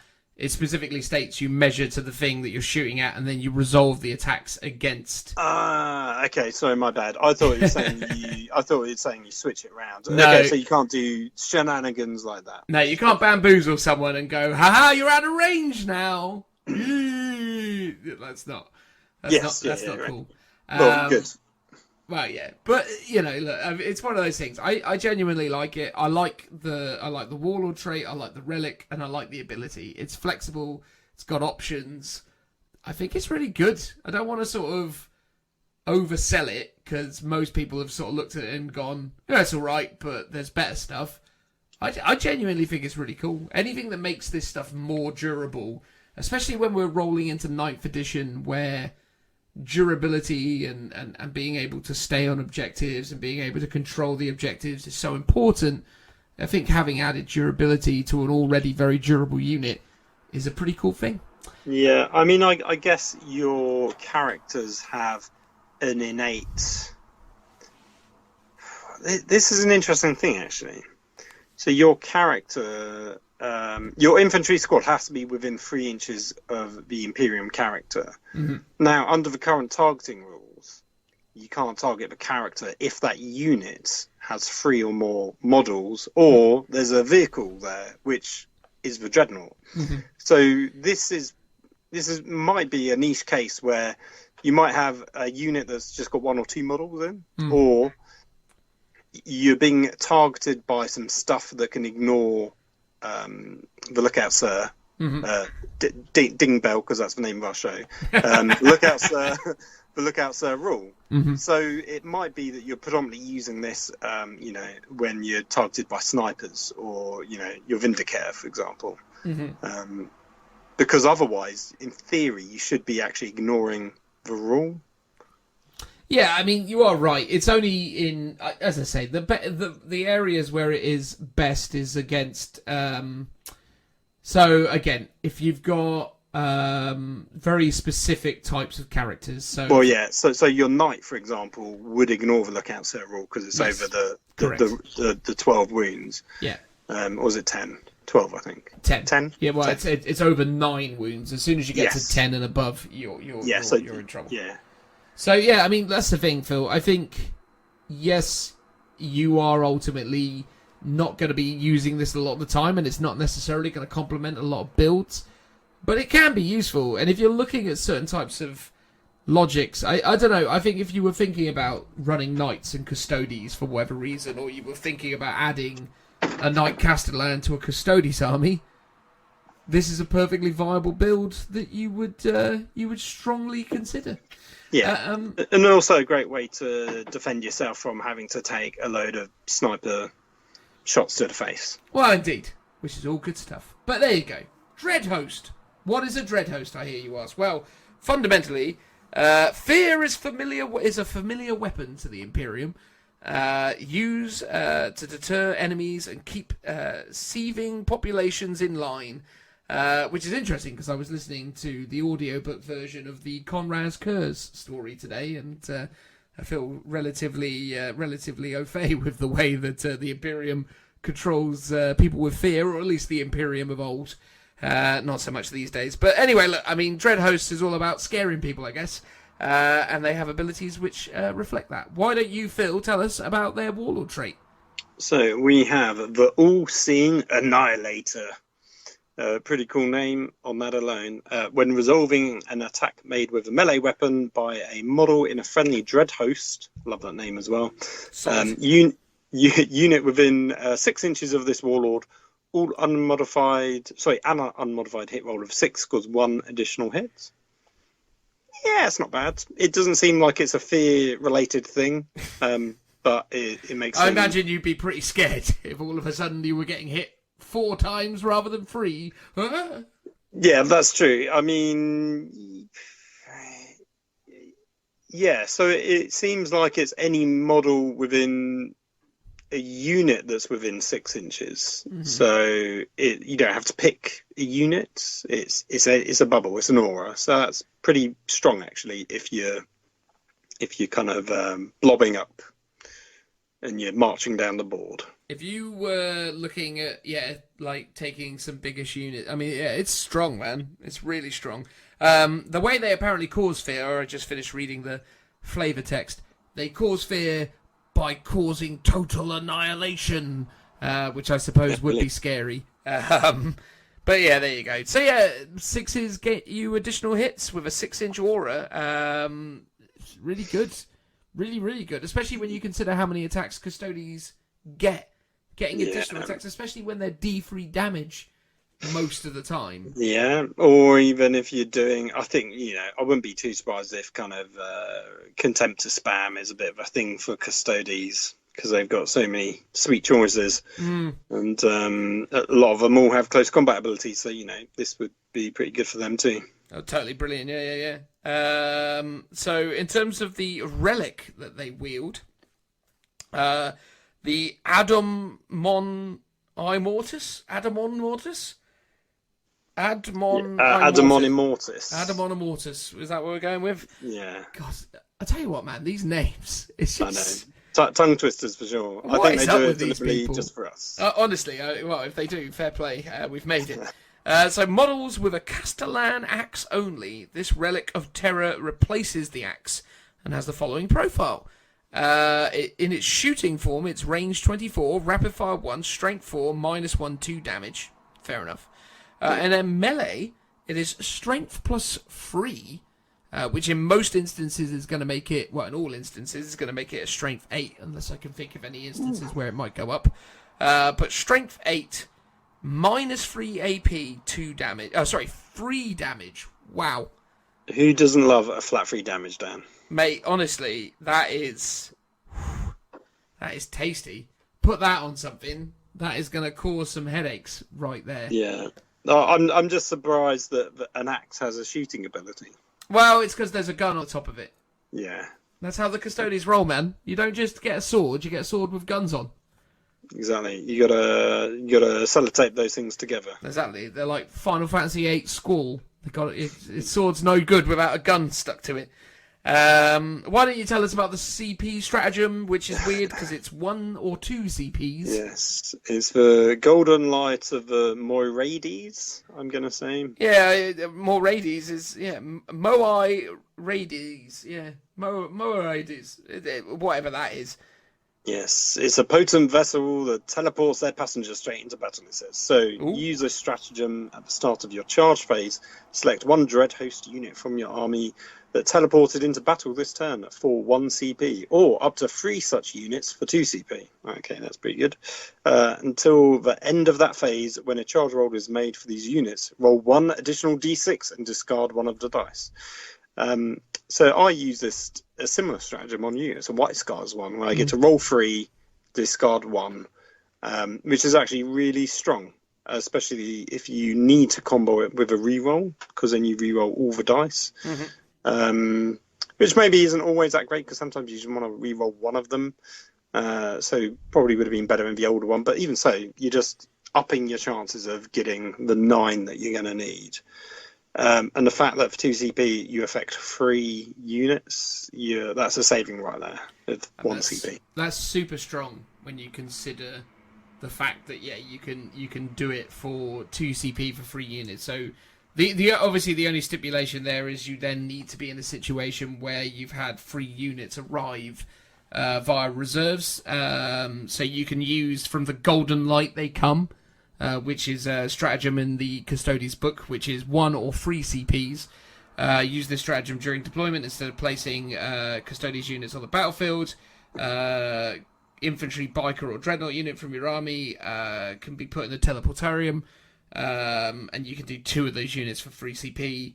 At the end of your movement phase, place them down, blah, blah, blah. So you could theoretically have a lot of deep striking stuff. Yeah. The one thing I was wondering though is obviously, so you can put things in reserves now in 9th edition, but this specifically says teleported into battle. Yes, correct. But when you put things into reserve, they outflank, but there's no, I guess outflanking is a specific thing. Yeah. They did not teleport to get there, therefore they're out of luck.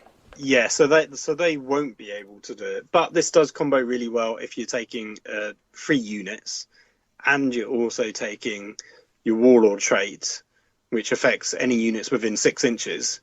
So you could literally deep strike down 3 blobs of your meanest close combat units. And then you're getting a much better chance for all of them to get into charge. Yeah. So even if you're not getting...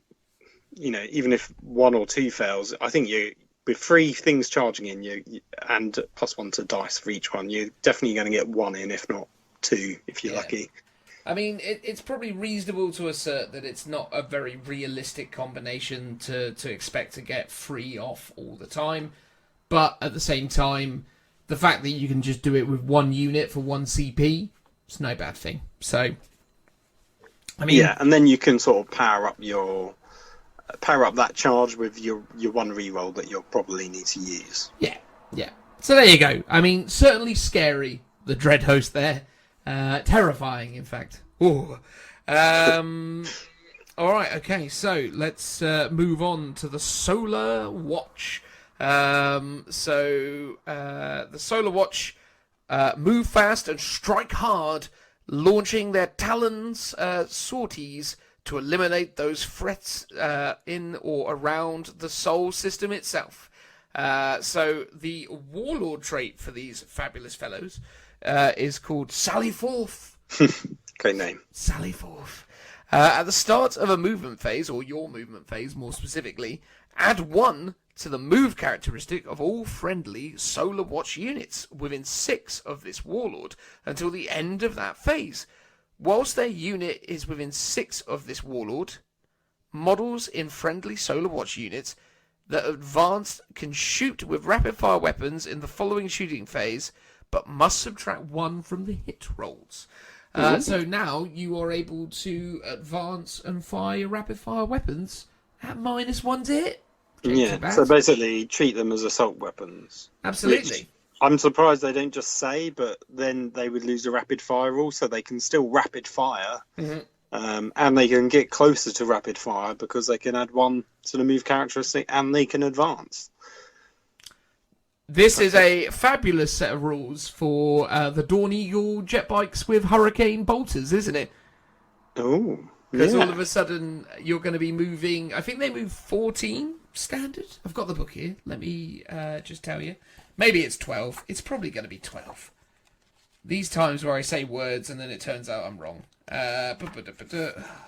Always can't find things quickly enough. On Dawn Eagle, 14. Yeah, so movement 14. And obviously the Hurricane Bolters are rapid fire 6. So that's 12 Hurricane Bolter shots. And when these guys advance, they move 6. So you don't have to roll a d6. So they would be moving, Phil, 20 inches. 21 inches, mate. Oh, because you get +1. Jeez. Yeah. So you if you're 24 inches away from the enemy at turn 1, you're gonna be on them already. Yeah. You don't need anything else. Jeez. I mean, but the positive side with that is you don't need to get that close to them to get in rapid fire range. But if you want to get in a charge, you could do. You wouldn't be able to. I think I can't remember if there's an ability to advance and charge. They won't be able to advance and charge. They're not white scars. They're not white scars, mate. They're not white scars. But the point is because they don't. Also, because they're not Space Marines, they don't get rapid fire at full 24-inch range on bikes. They have to get within 12 still. Okay. So, but I mean, to get within 12, you can quite comfortably in your deployment sort of hide back a little bit. You don't need to be on the line to get a jump in. So actually, you can hang back a bit, and then you can just bomb it forwards in your turn if you don't go first. Yeah. But stay nicely out of line of sight if you don't go first. Yeah. So it's not bad, and the fact that it's an aura ability really massively benefits all those guys. And obviously, you jump to the assertion that Dawn Eagle jet bikes are the things that make the most sense. But even foot slogging custodians. Still, Custodes make sense within that kind of stipulation as well, because they're not crazy fast, but they go from movement 6 to movement 7, and then you can still advance for the d6. So you could be getting movement 13 out of your regular Custodes. Yeah, didn't get. Now, correct me if I'm wrong. Gilliman used to have an ability that allowed everyone to have +1 to their move and charge. Was it originally when he first came out in? I thought originally 7th edition it was Imperium, but then they changed it to Ultramarines only. Correct, yeah. So he used to buff a lot of Imperium stuff, then he became Ultramarines only. The only stuff he gives to Imperium now is reroll 1s to hit. Oh yeah. Okay. So, which is still good, but because imagine if you could have comboed those two up for an extra, let's say you'd be doing 2 inches. 2 inches. A man can dream. No. Why don't you tell us about the relic, Phil? The Swift Silver Talon. It's a nice name. It is a nice name. It's a model with a Guardian Spear only. A model with a relic can shoot and charge in the turn in which it advanced or fell back. So you can see the combo happening right here. This relic replaces a Guardian Spear with the following profile. So a shooting attack is 24-inch range. Assault 4, which is odd because you almost would have thought they would have just kept it rapid fire because then it would combo with the Warlord trait. But I get why. AP -1, no, it's okay, and 2 damage, so it's normal spear stats at that point. It's just Assault 4 rather than rapid fire 1. No, fair enough. But in melee, it is +1 strength, it is -3 AP, and it is D3 damage. So not anywhere near as good as the last relic, which was Adamoni Mortis. Basically, it's a Guardian Spear in every way, shape, and form, except it is Assault 4. And funny story, Phil, going back to us making mistakes with our game the other day, I was doing the Guardian Spears at -2 AP. So, what, instead of -3? Oh, what, in shooting or combat? Combat. Oh, so it should have been -3. Yeah, exactly. These mistakes I was making were working both ways, Phil. That's all I'm trying to reassure you of. I'll see where this is going. No. It's fine. We've had that conversation. The Eagles strike, Phil. The Americans have descended from on high because obviously whenever the Eagles come into effect, you obviously have to assert some level of of Americanness. Or Lord of the Rings. Or Lord of the Rings, yeah, absolutely. Yeah. Or Always Sunny in Philadelphia. They did a Birdmen thing where they were Eagles of War, weren't they? Anyway, no, Birds of War. Anyway, it doesn't matter. Let's move on. So it's 0 CP for this, which is always an interesting thing. They've definitely gotten comfortable with these 0 CP stratagems more. For sure, yeah. Which I think is a good move. I'm surprised. I'm genuinely surprised. Overwatch wasn't a 0 CP stratagem, by the way. Yeah, do you know what? Because at the end of the day, it forces you to. Like, you can only do it once, right? Yeah. That's all the stratagem does. So it could have been 0 CP. But maybe their argument is you always get 1 CP at the beginning of your turn. So you're always going to have 1 CP, so why not? There you go. Well defended. So you use the Eagle's strike in any phase where an enemy character unit is destroyed as a result of attack made by a Solar Watch model. So you've killed an enemy character, and you go 0 CP, Solar Watch, the Eagle Strike. The next time your opponent wishes to use a stratagem, they must spend 1 extra CP to use that stratagem. This stratagem can only be used once per battle, Phil. Once per battle round? No, once per battle round, yeah. So you have to you have to kill a character. Yeah. See, the stipulation is, I've killed your character. Now your next stratagem is going to cost you 1 CP more. I like it. Do you like it? I don't know. I mean, the fact it's 0 CPs means that it can always potentially be useful. Yeah, I mean, on average, everyone's going to have 1 to 2 characters. Correct. Hands down. And your whole army, if you're going Custodes, like mono build, will all be Solar Watch, unless you're splitting them out to go, different types of these factions. But that's a different conversation entirely. Mm-hmm. You don't need to do it in close combat, so it could just be whenever you kill them.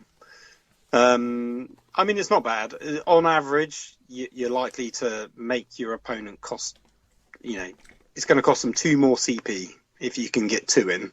If they're swimming in characters, not sure they would be in the current build. Like, obviously, 8th edition, where everyone wanted as many sort of detachments and CP as possible, then there might be a lot more characters swimming around. And I think you'll find less of it in 9th, or that's just the general consensus, what everyone's guessing. So that makes this sort of instantly less useful, because there's going to be less characters around, potentially. Mm-hmm. I mean, I don't mind it. It reminds me of the Inquisition one, where you gain some CP if you kill a character next to an Inquisitor. Well, that was something actually we discovered as well, wasn't it? When we did the assassin killed your warlord. It used to be that the assassin would spend 1 CP to gain 2 CP or 3 CP if they killed a warlord. Whereas now they've made it that it's 0 CP when you so when your assassin kills a character for 0 CP, you get 1 CP unless it was your warlord, in which case you get 2. Yeah, but it seems like their general sort of stratagem guide is if it regains CP, it tends to just be 0 CP now, rather than 1, and then you gain more than 1. Which makes sense. It makes absolute sense. Do you want to talk about the warlord trait, Phil, from Emissaries Imperatus? Yeah, so let me read out a bit of a flavor text so we know what on earth they're about. In the great days of the Great Crusade, the Emperor often entrusted crucial messages or artifacts to be borne by his custodians. It is their duty to still fulfill now, speaking, acting, and making war with the absolute authority of the master of mankind himself. So they are emissaries. As beautiful. Their name basically said. So the warlord trait, I like this, the voice of the emperor. Whilst they are within 9 inches of this warlord, friendly Imperium units, so not just Custodes, can use this warlord's leadership characteristic. Add 3 inches to the range of this warlord's aura ability. This has already been added to this trait's aura ability. Okay, I'm a bit confused now. So it's a 9-inch aura. Well, rather, it should have been a 6-inch aura, but they've made it 9 because they've already added the 3. Oh, right. Okay, so it adds 3 inches to his other aura abilities. Correct. Yes. So This is also 6 inches, but we've already pre-made it 9 for you just to yes, confuse people. because we're helpful. Okay, I get it. So great on a warlord that's got other aura abilities, because they all have, was it reroll ones? If you've Reroll got it on ones a to hit. Yeah. So shield captain and stuff. the inspirational fighter ability also goes up to 9-inch range with this warlord trait. And I presume Custodes are all leadership 10, right? They are Or leadership 9 predominantly. Leadership. So the custodian guards are leadership 8, captains are leadership 9, Valores is leadership 10. Oh, okay. So you need to put it on him. I'm surprised they're not all sort of one more than Space Marines on the whole. But, Yeah, but they shall know no fear. You know, how much more unafraid can you get? leadership 10. Leadership 10. Well, that's Valores for you, and Valores couldn't take this warlord trait because he's He's a named character. He's a named character, yeah. And he's pre got one, I guess. Leadership... I mean, I love that it works for Imperium units. That's very flavoursome. But as I said, I think you might see a bit more mixed armies for Custodes. So here's the thing, though, right? If you're looking at taking some Custodes with your guard. So for you, Phil, if you were thinking, let's add some Custodes to my Krieg, all of a sudden this is a pretty viable option because you could take it as a patrol, take one shield captain, give all your Kriegman leadership 9, which I appreciate is relevant in most instances because you ignore the negative penalties for being shot at. Yeah. And then even then, morale ain't that bad anymore. Well, true, but the thing is though. For other guard armies, it could have a place. I mean, if you were thinking of adding Custodes in, having something that gives a leadership buff, because it's not an insubstantial leadership buff, right? I mean, you're going up 2 leadership points. Yeah, for most that's guardsmen. true. But then you've also got Inquisitors, which are leadership 9, and true. Well, and they have the exact same thing, don't they? They have the inspirational leadership. Yeah, thing. I mean, it's not 9 inches, but it's 6. Yeah. But it basically have that. Commissars have something similar, but so what you're saying is, Phil, it's a bit rubbish, is what you're saying. Yeah, I mean, if I'm adding in Custodes into my army, I want them to smash face. I don't want them to stop my guys from running away. Like that's the last of. Least of my worries. That's not what they're there for. You want them to stop your guys from running away by smashing up the stuff that was going to make them run. Exactly. Yeah, get stuck in, keeping them off them. Fair enough. Well, in terms of the relic, they've got the Vexilla Dominatus. Dominatus. Sorry, yes. Yeah, so, you got to pretend you're like an ancient Roman when you say. I do, yeah, absolutely. I need to watch more Spartacus, although they took that off Netflix a couple months ago.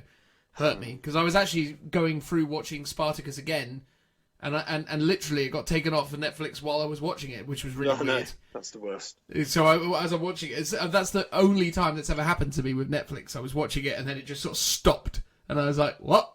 Where's it gone? Where's the next episode?" And they're like, "Nope, no more. Bye bye." Anyway, so the Vexilla Dominatus models with the Vexilla defensor only. So Vexilla models only. Replace a model with this Relic Custodes Vexilla and Vexilla Defensor ability with the following: Vexilla Dominatus. Whilst they are within 6 of a model with this relic, you can re-roll failed morale tests for friendly Imperium infantry, Imperium biker units. Whilst a unit is within 6 of a model with this relic, friendly emissaries Imperiatus models count as free models for the purposes of determining who controls an objective marker. Who are the emissaries Imperiatus? They're the Inquisitors, right? No, they're the agents. Imperiatus is these guys, the Custodes. Yes, of course they are. Oh, yes, that's the name of the thing. Sorry, yes, sorry. So now, for OBSEC purposes, your one dude counts as 3. So then, if you have 3 guys, they count as 9. That's pretty good. Because you've got low model count units predominantly with your Custodes, and you instantly make them a lot more viable. Obviously, it's only. Yeah, it's a unit within 6. So potentially, if you've got 2 objectives close to each other, you could plonk this guy in the middle, have one unit 6 inches away in one direction, another unit 6 inches away in the other one. But with the exception of that, like, you're going to only be affecting one objective. With the 9th edition layout, there's very little chance of you daisy chaining and getting 2 objectives now. So, well, with Custodes anyway. So, but still, it's useful. It's another added bonus to the Vexilla stuff. It adds a little bit of sort of flavour to the whole thing. I don't hate it. It definitely yeah, I mean, has it's options. weird. It's like, okay, tell me an Imperium biker unit that isn't Space Marines that already get to reroll failed morale tests. Unless Guard are suddenly going to get them in 9th edition. Yeah, I honestly can't think of anything. I'm trying real hard to think of obviously, like a real edge case. Custodes have your jet bikes. Yeah, Custodes. So Custodes get to re-roll leadership tests. Woo! Because they don't have the they shall know no fear. That's correct. They do not have they shall know no fear. They do not have that ability. They are scaredy pants compared to Space Marines. Yeah, but I mean, potentially giving an Imperium army leadership 9 re-rolling. It's not too bad. It's not too bad, is it, Geezer? Not too bad, but again, I wouldn't take this. You're not sold. Well, why don't you tell us about the stratagem, the final stratagem, and we'll figure out whether or not these guys might redeem themselves. Yeah, so it's the Emperor's Hand. I believe it's 1 CP. It is 1 CP, yeah. It sounds very promising already. I mean, surely the Emperor's Hand has to be worth something. He should be 5 CP. It's the Knights. Was it the stratagem where the Knights can just crush people? Oh, what, Death Grip? It should be the Emperor's Death Grip stratagem. Yeah. Comes from on high. Okay, so use a stratagem in any phase when an emissary's Imperatus unit from your army is chosen to shoot or fight. Until the end of that phase when resolving an attack made by a model in that unit, ignore any negative hit rolls, wound rolls, and armor penetration characteristic modifiers, and any benefit to the saving throw as a result of cover for that attack. So it's when you're shooting or fighting, you ignore negative hit rolls. Good, right. So if you're -1 to hit, I ignore that. Yeah, so minus to wound rolls, brilliant. Reflect. Yeah. But surely you want your negative armor penetration characteristic modifier. Is it suddenly making your weapons AP 0? No. It's obviously intended to be against you. Yes. So anything that reduces your AP. Yeah. Is there anything in the game? Is there anything in the game any weapon with an AP? So what it's saying is no. Is there anything that ignores your armor penetration characteristic? Obviously not invuln saves, because that's not what it's saying. I don't understand what you're trying to get to here, Phil. Well, this ability says you ignore any negative armor penetration characteristic modifiers. Yeah. And any benefits to the saving throw. So is it saying it ignores your AP of your weapons to when they're making a save? Well, I would have assumed that it would have nullified the enemy's benefits to their saving throws. Oh, okay, right. So the implication would be that your enemy... So if they had... +1 to save for being in cover, for example, is the only thing I can really think of. They could have Protect on them, which is a Craftworld psychic power. Okay, yeah. And I guess there's Take Cover for Guard, that's +1 to your saving, right? Yeah. So, But weirdly, it says... I'm puzzled why it says armor penetration characteristic, because that is a modifier. It's like... If it said any benefits to the saving throw, I get that. But it sounds like you ignore your armor penetration characteristic. I mean, it's not a very well written rule, is it? It's one of those ones where, like in 9th edition, they've just filled it up with words, and you're like, sorry, what? Like, what are you intending here? How am I interpreting this? Why? Yeah, it's almost as like if in the future there are rules like say I've got a Storm Shield Mark II, and it says ignore the armor penetration characteristic of any weapons attacking you. So I always make my save on a 3-up as if it's an invuln save, but that is already a rule. Yeah. So I'm not sure what it's saying. Yeah, what it's trying to say is, Phil, is no one can do nothing to you. You're well good. That's what it's saying. It's saying, Phil... yeah, but if it said that to your units when you're being attacked, that would make sense. But it's not. It's saying when you attack your opponents, mate, you ignore the AP. This is like when you're playing rock paper scissors and someone comes along and adds a 4th element. You know, it's what it is. They're trying to do that. It's like when you're playing. We've used this analogy a lot. It's like when you're playing in the playground back at school. This is the force field that ignores whatever it was that you said before. It's a MacGuffin.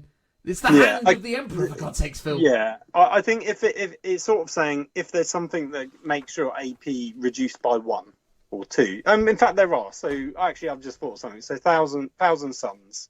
If you shoot them with like strength 4 or less, isn't it? They get. Does it give them +1 to their save? Or does +1 to their saves and invulns, yeah. But if it was instead said... All is dust is what that's called. If it said, instead of +1 to their save roll, it said reduce the AP of your weapon by 1. Then this would ignore that. Which is the same as +1 to your save, so I don't know why they wouldn't just say that. I mean, maybe there are some instances where they're reducing APs. I can't think of too many of them. I think there might be some, but I think it's. I think we're overthinking it, Phil. The long story short is nothing bad's happening to you. That's what it is. You're okay. Yeah. You're okay. Yeah. The hand of the Emperor has descended down and it's stroking the Custodes across the head and going. Yeah, okay. I mean, potentially this is like less good now because obviously modifiers are only capped at -1 or +1 to hit and and to wound. Obviously not for saving throws, so you know. Yeah, not for saving throws.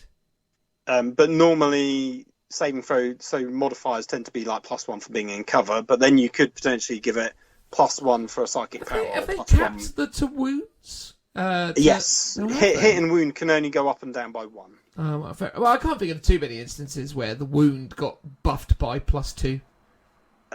Yeah, no, it would have to be like a stack of like probably a litany and a psychic. It must have been one of those. It might have been when I was playing against one of those possessed bombs. There seemed to be all sorts of rules on those things. I just stopped paying attention. I was just like, "What, you want me to roll? What is going on? Like, what has this become?" All right, cool. Let's go through the stratagems, Phil. The stratagems. So you did the last thing, so I'll talk about 10,000 heroes. It's 1 CP. Use the stratagem before the battle. After nominating your warlord, select 1 Adeptus Custodes character model from your army that is not your warlord and determine 1 warlord trait for it.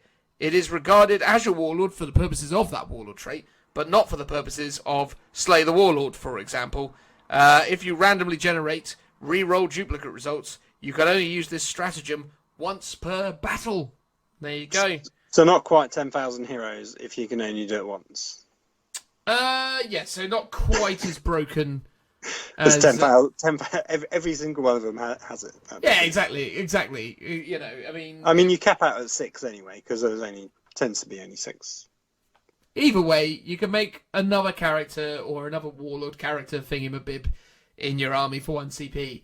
Yay! It's pretty reasonable. I mean, everyone else has got it. Now they do too. Well done them. Tell me about the next one, Phil. So 1 CP is called Eternal Penitent. Use a stratagem before the battle. Select 1 Custodes Dreadnought unit from your army. Increase the unit's attack characteristics by 1. You can reroll charge rolls made for that unit. Ooh. And each Adeptus Custodes Dreadnought unit from your army can only be selected for the stratagem once. So it's basically saying you can only use a stratagem once, but wording it completely differently to the last stratagem. Well, no. Each Adeptus Custodes dreadnought unit from your army can only be selected for the stratagem once. So they each can have it once. So you can actually use this multiple times. Yes, because okay, right. Yeah. So the implication was you can't then put it on the same dreadnought 6 times. Several times. Yeah. Okay. And go look now he's got 11 attacks. Yay! Well, that would be busted. That would be busted. They were wise to put that in there. I mean, that's really good. I wish that I knew that existed when I played you with 3 dreadnoughts the other day. Yeah, I would have probably you could that. just pimp them out, and like I said, you can then that combos really well with it Warlord trait where 6s to hits give Exploding you 6s, yeah. Exploding 6s. That this is just doubling up on that basically. So that's really good. It's well good because it definitely felt like with those spear wielding Contemptor dreads that they didn't have quite enough clout. I think if I'd known for 1 CP, I could have given them 5 attacks rather than 4. Yeah, because my Contemptors do 5 on the charge, and even then that doesn't feel like it's quite enough. It sort of feels like it should be 6. So any way to get it up to 4, 4's not enough. 4 is not enough, but 5 would be ample. Yeah. All right. Ancient Artifice. 1 CP, use the stratagem in any phase when a Adeptus Custodes dreadnought unit from your army is chosen the target of an attack. Until the end of that phase, when resolving an attack made against that unit, half the damage inflicted, rounding up. That thing that Space Marines got taken away, but Custodes get to keep. And then you got to use this pretty much every single turn when I played you. Yay, that was fun. I did know that I'm honestly existed. surprised you didn't run out of CP sooner. But you seem to cling on to it to the end. Well, you generate a CP every turn, don't you, Phil? I know. And this also, is really good. I sort of wish Space Marines still had this, but obviously just stopped it being completely busted on certain builds. And the fact that it's -1 now is like, yeah, that's still good, but it's not this good. And, either they're going to take it away from this one, or those Iron Hands people have ruined it for everyone. As is only ever the case. Well, that's how tournament stuff works, really. Well, exactly. What about the next one, Phil? 2 CP. Yeah, it's a Vengeance of the Machine Spirits. I like the sound of it already.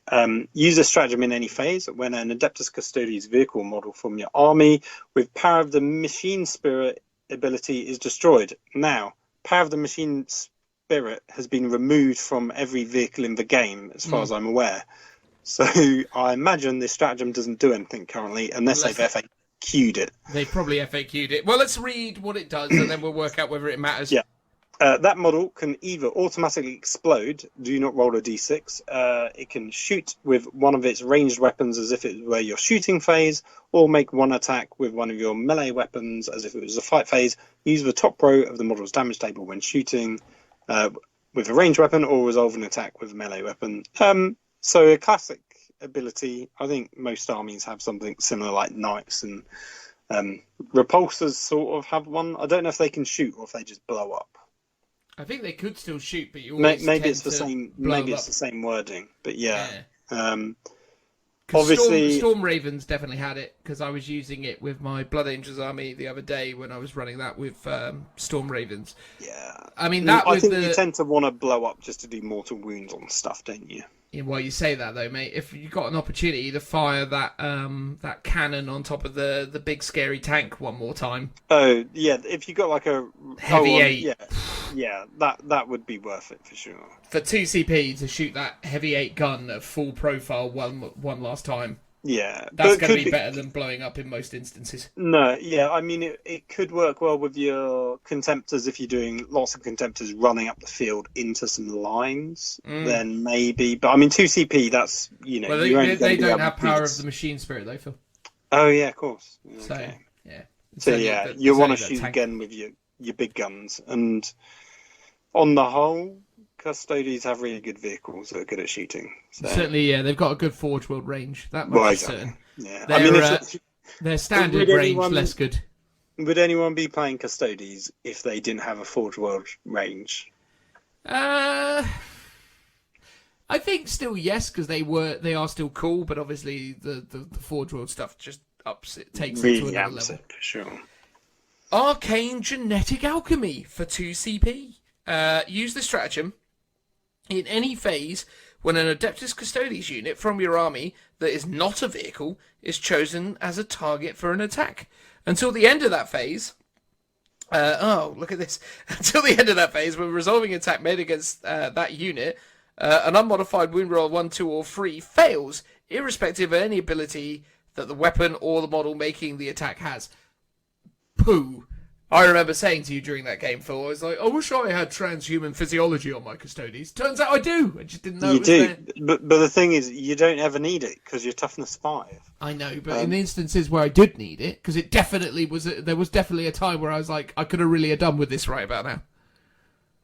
Yes, yeah. I think, again, against those high strength weapons that are normally like anti-tanky stuff, battle cannons, for example, this is going to be pretty good. Reasonable. Tell us about the Slayer of Nightmares, Phil. Oh, what a lovely name. 2 CP, use a stratagem in your fight phase when a Custodes unit from your army is chosen to fight. Until the end of that phase, when resolving an attack made with a melee weapon by a model in that unit against a unit with a higher toughness characteristic than your own, you can add 1 to the wound roll. Blimey heck. Ooh, that is good. 2 CP though, but worth every penny on the right moment. Exactly. Again, when your Contemptor Dreadnought charged my my unit of Custodian Guards with swords and shields, I would have been wounding you on 4s there, Phil, rather than 5s. I could have killed him. You didn't really need it though, because you did kill him eventually. Well, I did, but I would have killed him far quicker for the sake of 2 CP. This is definitely something we should have done before playing that game. This is what I'm. You're like itching for a rematch already. Wow, exactly. Mistakes were made though, right? Let's not pretend that's not true.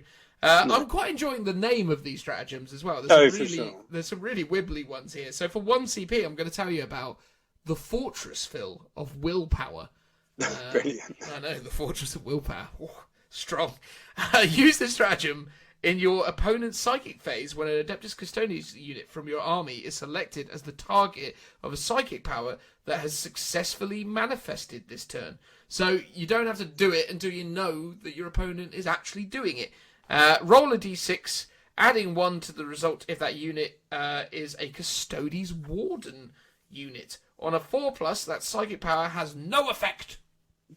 Damn, that's good. So this is basically the Abhor the Witch Black Templar stratagem. But you get a +1 if it's a certain unit. If it's a Warden's unit, which you're never going to see because the Warden's unit is a bit bonk.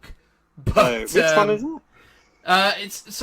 There are Custodian Guard that wear 2+ artificer armor and have swords and shields and stuff. There's a version of them called the Wardens, and they wear artificer armor, but they've got little extra cloth on, so they wear like butt flaps and teruges, to use your favourite thing. And so they've got a little. They're wearing a dressing gown. And they have to carry the misericordia as well as the axe. So the axe is more expensive. The axe is more expensive than the guardian spear, and because you've got the axe, you're never going to use the misericordia, but you have to have it because they decided that wardens have to have the misericordia. So they've. What's the misericordia? Is that the name? It's the knife that they carry around with them. Right. Yes. I'm just looking at them now. Yeah, it's a really cool weapon if you are taking it on the shooty Custodes, because it's still basically a power weapon knife, and it's all ritualistic within the Custodes and all the rest of it. But basically what it means is wardens are more expensive than regular Custodian Guard or Custodian troops. And most Custodes players will tell you that the weakest part of the army is the troops. And the Wardens are worse than that.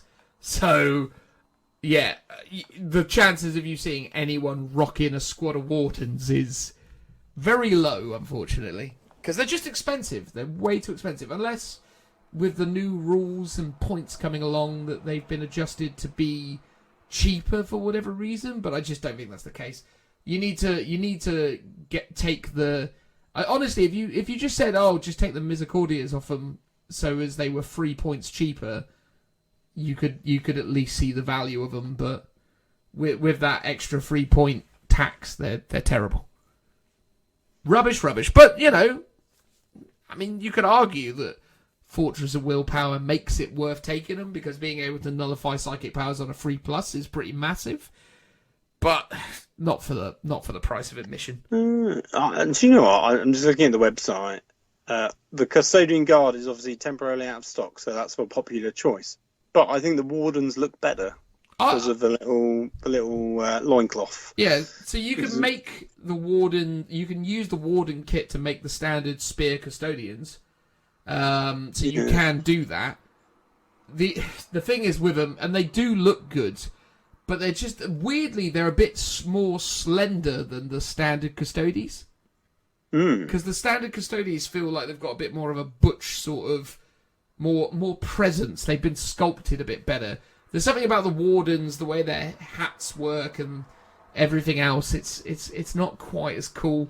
But they do actually make a really gorgeous Shield Captain model. I'll give them that. And also their Vexilla looks cooler as well. But again, the problem is with their Vexilla is the kit doesn't come with a Storm Shield.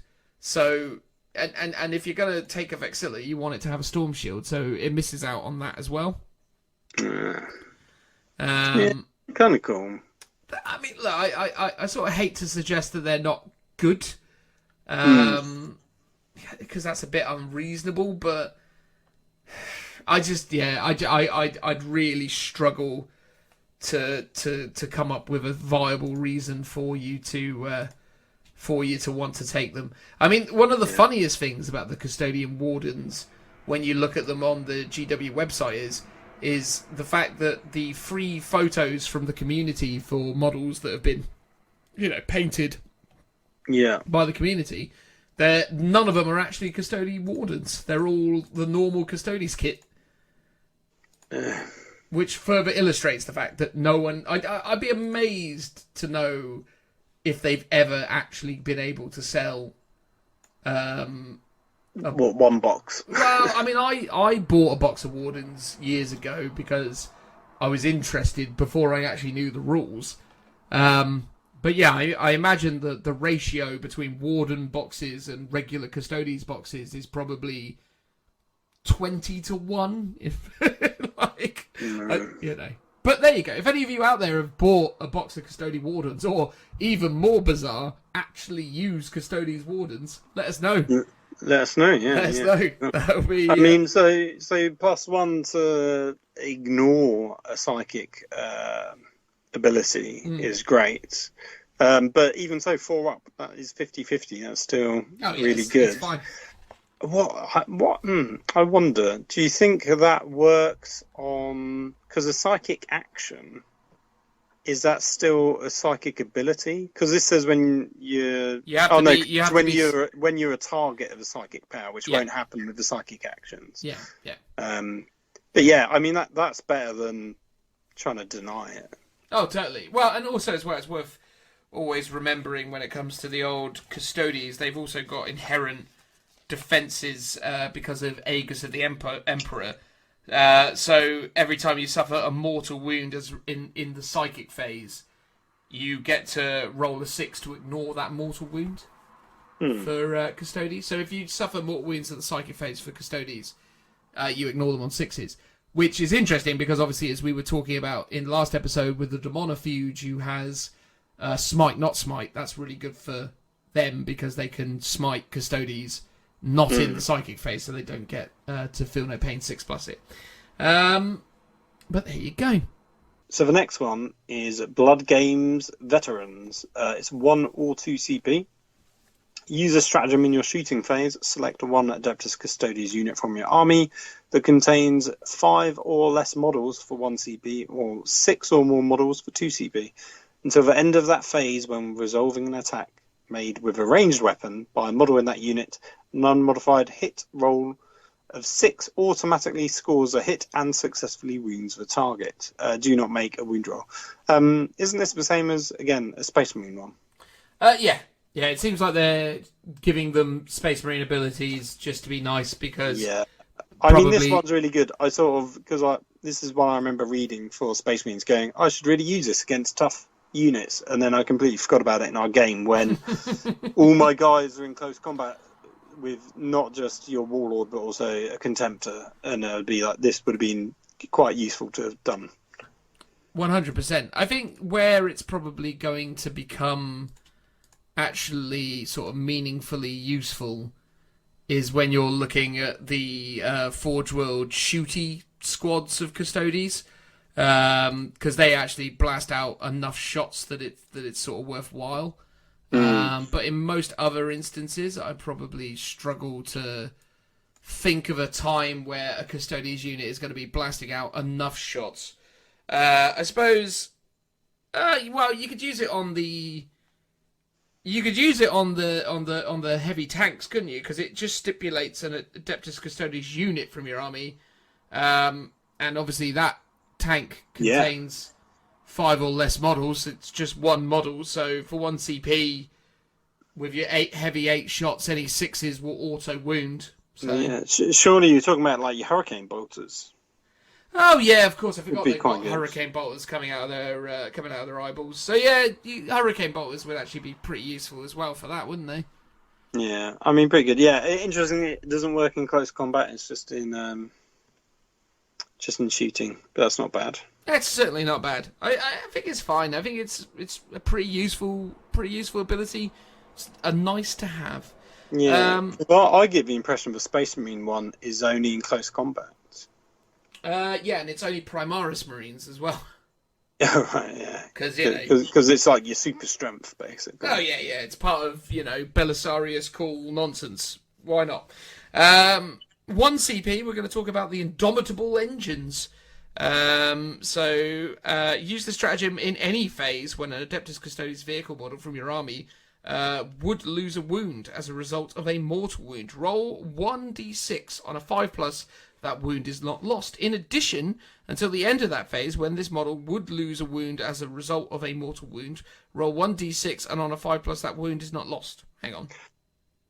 It basically says this just lasts for the whole phase. I don't know why it doesn't just say that, but... Well, you know how it is, mate. I'm sure there's a very specific reason why it had to be written that way. But there you go. 5 up, feel no pain from mortal wounds.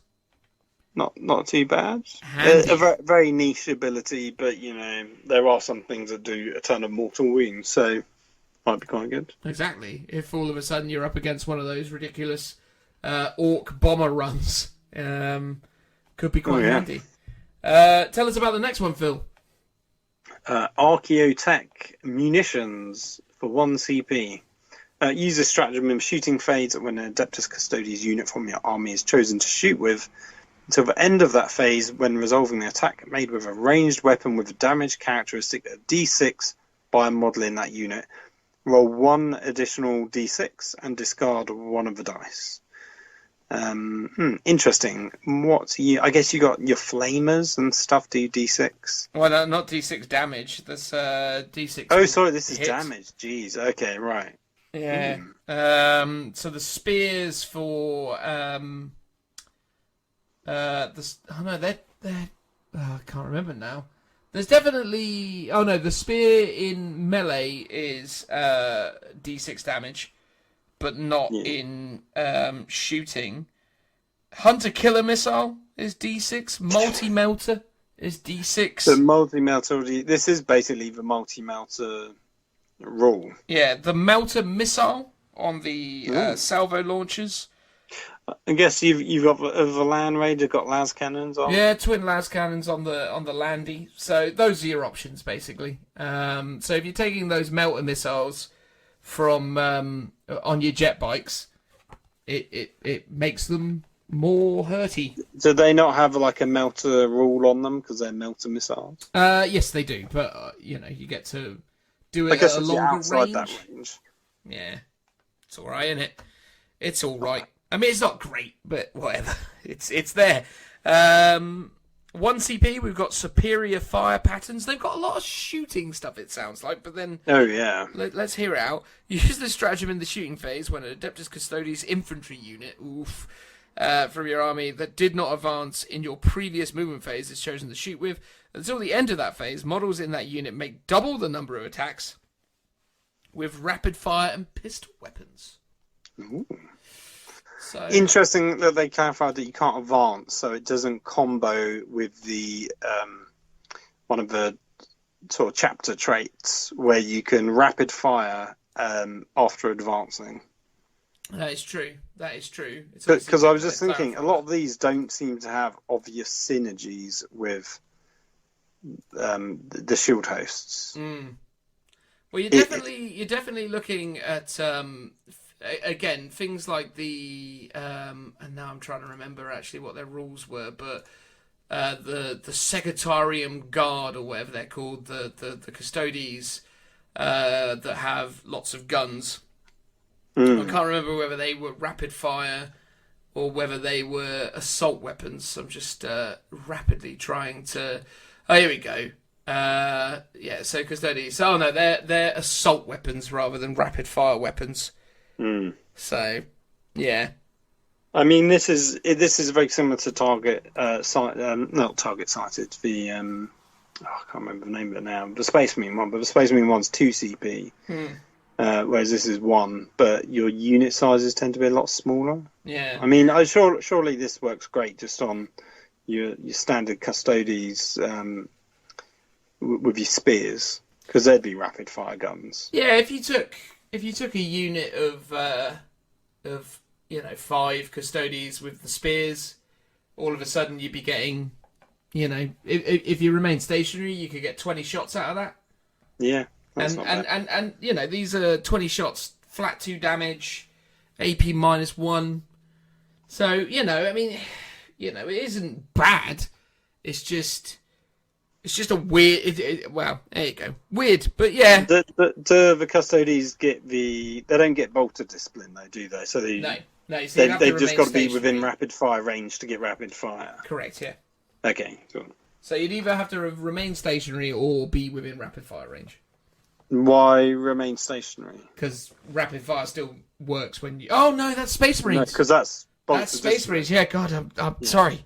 So many additions. What I was wondering. Yeah, no, thank you for checking my nonsense.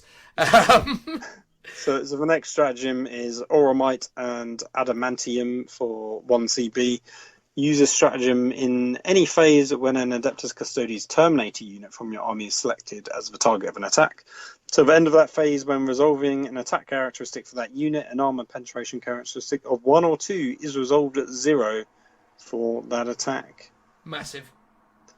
Now imagine if you were attacked by a shield host that had that ability where you ignore the AP modifiers. This is when you get a conflict, because that rule would ignore this. Exactly. But I don't think that's ever going to really come up too often.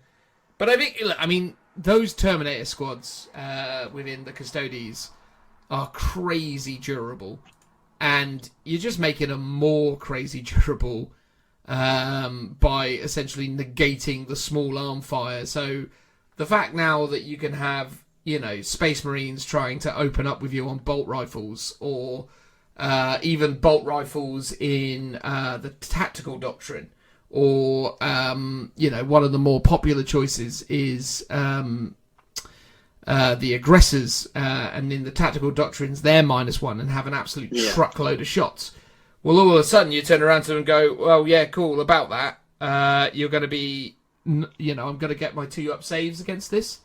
And that is huge, man. Like, that is a massive, massive change. So that's really good. Very strong. And because they tend to just, not fall super easily, but they do get felled by that sort of small arms fire. Yeah. So being sort of shot by that and then having that ability thrown in for good measure, it's going to make them super durable. And that is, and they're already super durable. And the fact it's 1 CP as well is massive. Yeah. So you're always going to throw that into the mix, right? That's really, really decent. All right, okay. So the next one for 2 CP, it's got the Emperor's name in it, so It can't be too bad. And spice is here. The Emperor's spice, or auspice, or auspice. I don't know. Understand what that word is. Does that immediately conjure up any ideas in your mind? Auspice is a thing. Oh, I can't remember off the top of my head what it is. When the eye of the Emperor is upon his champion, no foul trickery or foe can prevail. Use this stratagem in any phase when an Adeptus Custodes unit from your army is chosen as the target of an attack. Until the end of that phase, when resolving an attack against that unit, your opponent cannot re-roll any dice for that attack. Apparently, an auspice is a prophetic token, or is something that's divine. Well, there you go. So, essentially, Phil, you can't re-roll any of your dice when shooting at this unit. That's pretty good. Or attacking the unit. Hmm? There's 2 CP. 2 CP, Phil, but if you think about the sorts of, like, re-roll bubbles that everyone has access to... So, yeah, okay, yeah. So imagine... I was just thinking in terms of the, 1 CP re-roll. But no, this is aura abilities. Yeah, so imagine, if you will, Phil, that you've got your Terminators, they've come down, 1 CP you're ignoring, -1, -2. Now your opponent can't re-roll hit rolls against you, nor can they re-roll wound rolls against you. So all of a sudden that scary unit that was going to potentially, do 30 wounds to you is only doing, 5. Yeah. There's a lot of durability in that, potentially. Or shutting down powerful combos and stuff. I mean, because isn't it, what's the elder psychic power that gives you, is it rerolls to wounds? You mean Doom? Doom, yeah. So that would be negatively impacted by this. I mean, it's just good, mate. It's a good situation to find ourselves in. It's an interesting ability that creates a lot of interesting interactions, and I imagine for some people it's something they might not be expecting, because there's a lot of people with a lot of reliance on a lot of rerolls.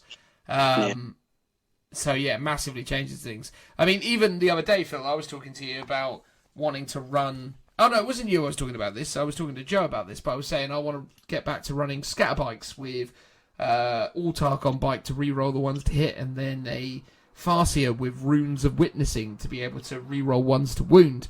And I was like, yeah, that'd be cool, because then you get loads of shots. Well, not if all of a sudden the Emperor's Spice is on the scene. That's where it gets real. Tell us about the last one, mate. The Heroes one. Yeah, Fraternity of Heroes. They're Emperor's frat boys now. They are. So for 1 CP, use a stratagem at the end of your opponent's charge phase.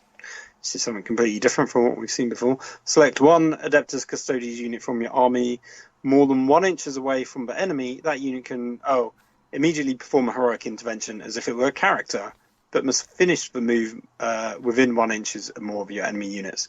Because at the beginning of our game, you were like, all my army can heroically intervene as if it's characters. And I was like, what, really?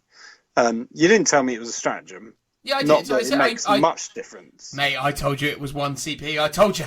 Oh, you might have. But the way I thought, or the way I heard it in my head, was it was just an army-wide ability. A bit. It was an army-wide ability, but it cost me a CP. I 100% told you it cost me a CP. Okay, fair enough. But yeah, I mean, like I said, wouldn't have changed the game. But just in my head, I thought, that's a really good thing that they can all do. And obviously they can, but it costs you points. Yes, yeah. Yeah, this is super cool. It's not as good as the Blood Angel one, because the Blood Angel one, they can heroically intervene 6 inches. Oh, yeah. That would be crazy good. But it's still pretty reasonable. So, there you go, stratagems. Last thing for the Custodes is Lords of the Shield Hosts. Can I just say something before we get into that? Have you noticed how all of the stratagems predominantly are quite defensive? That they're just all making your stuff super resilient. And a lot of them always happens as like a counter to your opponent. It's not you declaring it at the start of your phase or doing it in your turn. It's mostly one of your units is being targeted. I get to now pick one of 5 or 6 different stratagems to ignore AP, make you wound less in a variety of different ways, make you not re-roll any of your dice. I mean, there's a ton of you spoil for choice with those stratagems. Like bar the one that doesn't technically work now because Power of the Machine Spirit has disappeared. And even then, if they FAQ that to say you can still do it, like, they're all really good stratagems. Again, it takes some time to learn and remember that you've got all those tools at your disposal. Yeah, because that's a lot of good stratagems to remember. Exactly. But at the same time, again, and this kind of is indicative of the other conversations we've had around the Psychic Awakening issue, which has been GW seems to have put a lot of focus in this, in this Psychic Awakening process of giving stuff, taking stuff that's good and really amplifying that. And I understand, because that's obviously where the creative flavour of the army comes from, and they want to further embody that, that aspect of it. But it is always interesting because it creates this really frustrating dynamic where these armies are becoming a little bit more one-dimensional in some respects, where people start to have auto-include things, or things become obvious. I always like having a bit more creativity in how we can approach the game. And I don't necessarily feel like these stratagems are that rigid, but they definitely continue to reinforce the defensive durability of the army and further amplify that, which I suppose is its USP, but anyway. Yeah, I mean, there's not much around movement. Like, there's no way of increasing your movement, getting a double move or anything like that. The one of them is you can heroically intervene. Yeah. It's all very much we are the tank of the army. We're going to take some damage, and that's like our theme, and which is kind of good. So each army is different. You don't want every army to be able to do the same stuff. Agreed. Even if a lot of these are sort of twists on Space Marine ones, but that seems fair enough because they are, like I said at the beginning, quite similar but different. Absolutely. So, last thing is Lords of the Shield Hosts.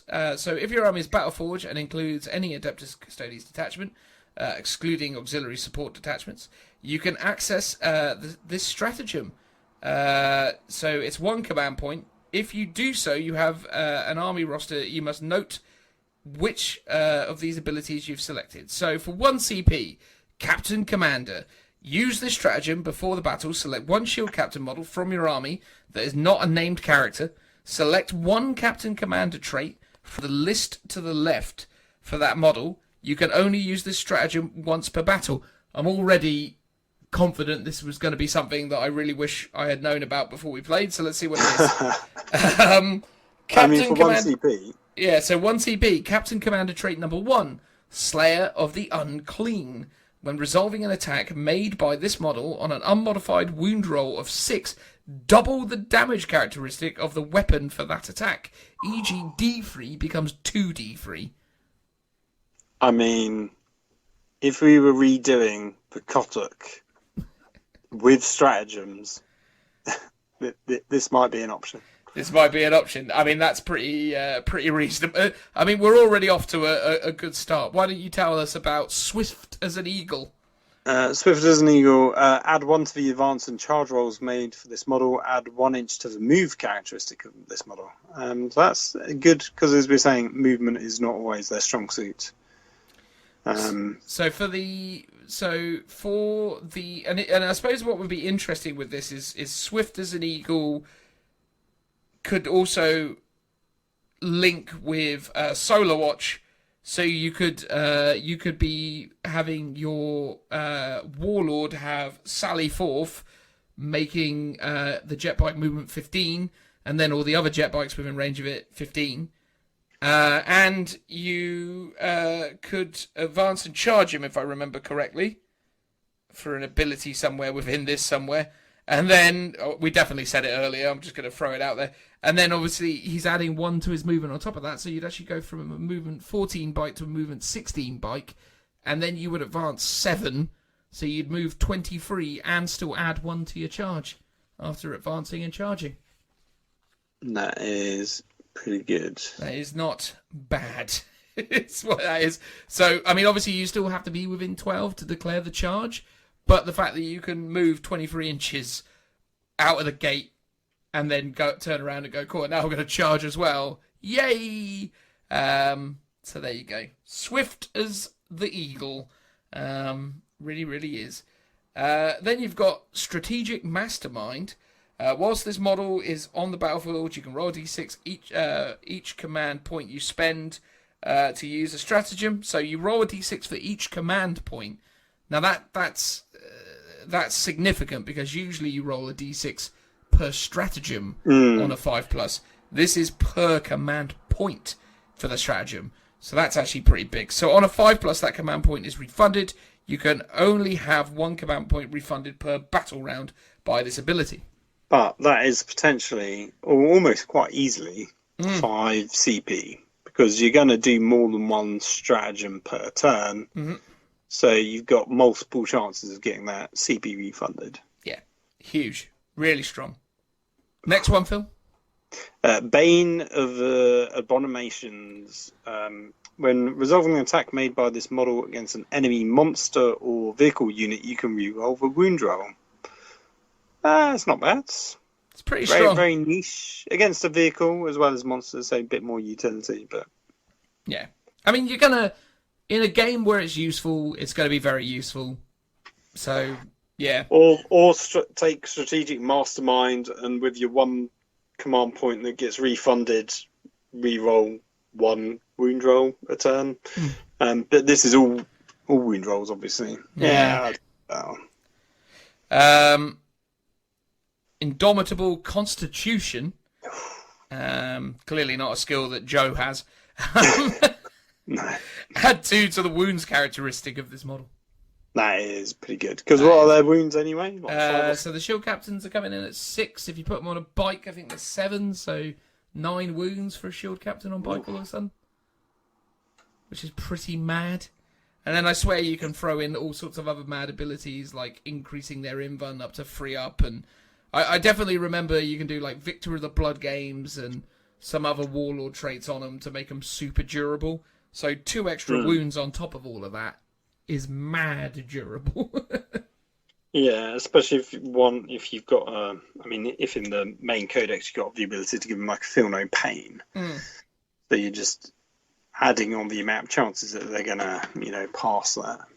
That is bothersome. Yeah. Next one is Master of Melee. Whilst this model is within 1 inch of an enemy unit that contains 6 or more models, increase its attack characteristic by 2.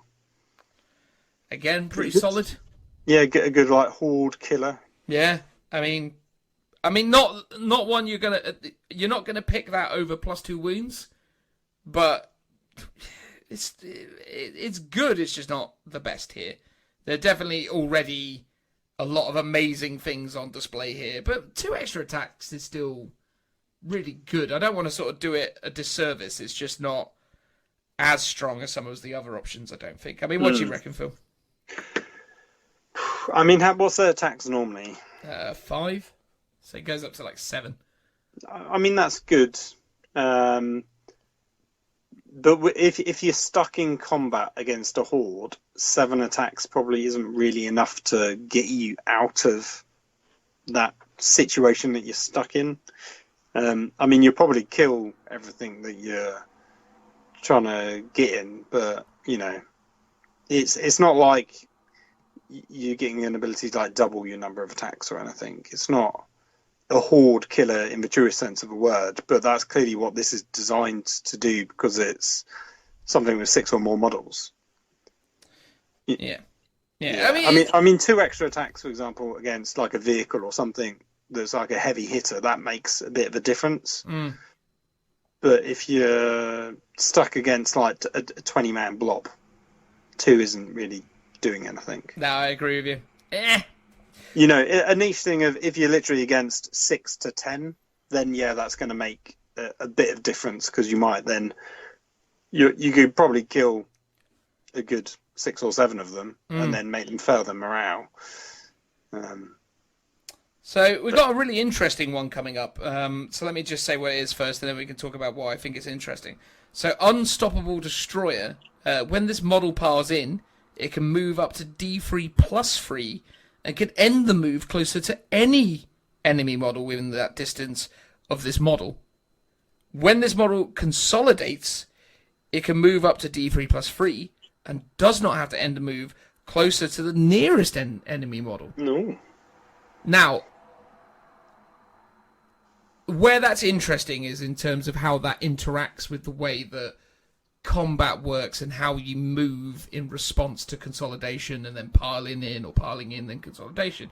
Because what this is essentially saying is that this guy now can ignore all of the existing stipulations around how you kind of activate and move. So the theory being is that you could move up to 6 inches but completely abandon what it was that you were fighting against in the first instance, although by having made that move, you're then not then going to be able to you're not going to be able to attack anything unless, of course, you declared it as something for your charge. But the assertion here is that if you declared something 12 inches away as a charge and you rolled a 10, you would never have been able to have succeeded the charge in the first place, regardless of the distance between you and the first thing. I mean, potentially it gives you some utility if you're charged, and then when it's your turn to go, you can move your guy around the board, so you can almost like go behind them, for example, to get somewhere else. Yeah, so that is super interesting. And one of the things that's really always very interesting as well is how like the fly keyword comes into effect when you're making pile-in moves and consolidation moves. So we need to see how the fly keyword works in 9th edition and how they've worded that precisely. I'm sure I could find it just quickly, but obviously the way it worked in 8th was that you weren't able to put yourself into a situation where you could like move over infantry models while charging and so on and so forth, because that's how they intended the fly keyword to work in those instances. But if it is that the fly keyword is effectively the same when doing pile in and consolidation moves, and then all of a sudden you can ignore all the usual stipulations, you can activate in the fight phase, leave combat potentially 6 inches, resolve your attacks, which may be nothing because you're out in the open, and then pile in another 6 inches in another direction. So you could basically get like a 12-inch move in response to this. And then what's super interesting as well, Phil, is if this is your enemy's turn, and say you got into a fight, so say you piled in, you stayed in a fight in your turn after a charge, in your enemy's turn, you can activate before they can, and then you can then do all this weird wibbly movement nonsense and just position yourself ready for the next turn. Yeah, that's true. Which is interesting. Yeah, I was thinking this could combo quite well with the Emissaries Imperatus with the Relic, which counts models as free for the purposes of securing an objective. Yeah. Because then you can basically potentially move on to an objective and grab it off your opponent, even if you're, 6 inches away, potentially. Very tricky. But it's interesting. The thing is, right, let's just read this out loud again just one last time to make sure that we're on the same page here. When this model piles in, so the action that takes place before resolving the attacks, it can move d3 plus 3, so let's say 6 inches, and can end the move closer to any enemy model within that distance of this model. So you still have to be effectively going towards a model that's in that range. Yeah, so doesn't have to be the same unit, but probably will be for most occasions. Yeah, so essentially you're rolling the d3 plus 3. So okay, cool. It's good that we clarified this. You're rolling the d3 plus 3, and we're saying in this example there is a character 4 inches away from you, and you've rolled that 1, so you got the 4. So now it's theoretically possible for you to then, because that is within your range, to then move into connection with that character. Then you resolve your attacks, which for the purposes of this example will be nothing, because you can't resolve your attacks on that character, because that character is not something that you declared attack against. Then you roll another d3 plus 3, which we'll say is 6 for this example. And when this model consolidates, it can move d3 plus 3, 6 as I say. It does not have to end the move closer to the nearest enemy model. So theoretically, you could bounce into something behind you and then bounce another 6 inches into your opponent's deployment zone or whatever, for whatever reason. I mean, potentially a great way of just tagging a tank that you want to sort of shut down. Obviously, some tanks can shoot in combat, but then some are blast weapons that won't be able to. So tagging a Lehman Russ that has no sponsons, it's not a big deal. Or a Basilisk, for example. So you can really shut down some units with that ability just to zip around. Well, it used to be that people used to use poxwalkers for that. So you used to get these conga lines of poxwalkers. And then as they killed stuff, they made more poxwalkers, but the only stipulation was they had to be in unit coherency. So you used to have these ridiculous snakes that used to come out of these poxwalkers going across the board that were crazy. But there you go. Look, I mean, it's definitely one of those rules that if you're going to use it, you've got to be prepared to actually be able to argue how it works, because there's going to be plenty of people who, when you start basically picking up your model and going doop, doop, doop, and moving it around all over the place, are going to be like, sorry, hang on a second here. What's going on? So yeah. Yeah, I mean, it is going to require a bit of brain power to get it to pull it off. And obviously, we're saying 6 inches, but it's a minimum of 4 up to 6, which an extra an inch might not always be all that much, but it's not the distance that makes it interesting, though, Phil. It's the fact that you can move in a different direction from where you want to be. Yeah, because at the very end, you can. Yeah, I mean, because you don't have to stay within an inch of the nearest. So say, for example, it's their turn. You're in combat already. You can go, I'm going first. I'm going to attack you. And then I'm moving 3d3 inches away from you. D3 so therefore, that unit can't activate because it's not within an inch. Yeah, correct. And it hasn't declared a charge, and it hasn't heroically intervened. Yeah. So that you can do a sneaky, I'm just going to hit you, and then I'm going to run off. Yeah, exactly. So yeah, even just that in itself is quite a cool ability. It's wibbly. It's definitely wibbly. If you're going to use it, you're going to have a few people asking what's going on. So just be prepared for that. Defiant to the last, Phil. What's that all about? So this is for each wound this model has lost, for each wound this model loses, increase its attack characteristic by 1 to a maximum of 3 additional attacks. Crikey. I mean, that's not bad. Get a bit tougher as the more you die. Again, good but not exceptional. Giving these guys more attacks is always useful, but then when you've got to get them at the cost of taking wounds, I'm not sure how often that's going to be super useful, but there you go. It's a bit like Gaz's ability of, the more he's dead, the better he gets at killing. Well, exactly. But in the case of Gaz, it's substantially better, and he was already a truck, as it were. But yeah. And then lastly, you've got the inspirational exemplar. Add 3 to the range of aura abilities. Oh, right. And you can obviously stack that with the one warlord trait that already does your leadership could be 12 inches. Yeah.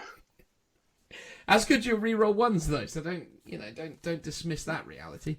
That is, I mean, I've played against people using that aura ability on their just Space Marine Captain, and the range that an extra 3 inches does on an aura ability is pretty huge. You can cover quite a bit of board. Huge, yeah.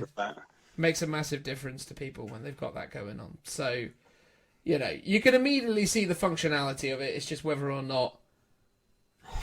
Again, it's probably not the greatest. But there you go, guys. That is us having talked about Custodes.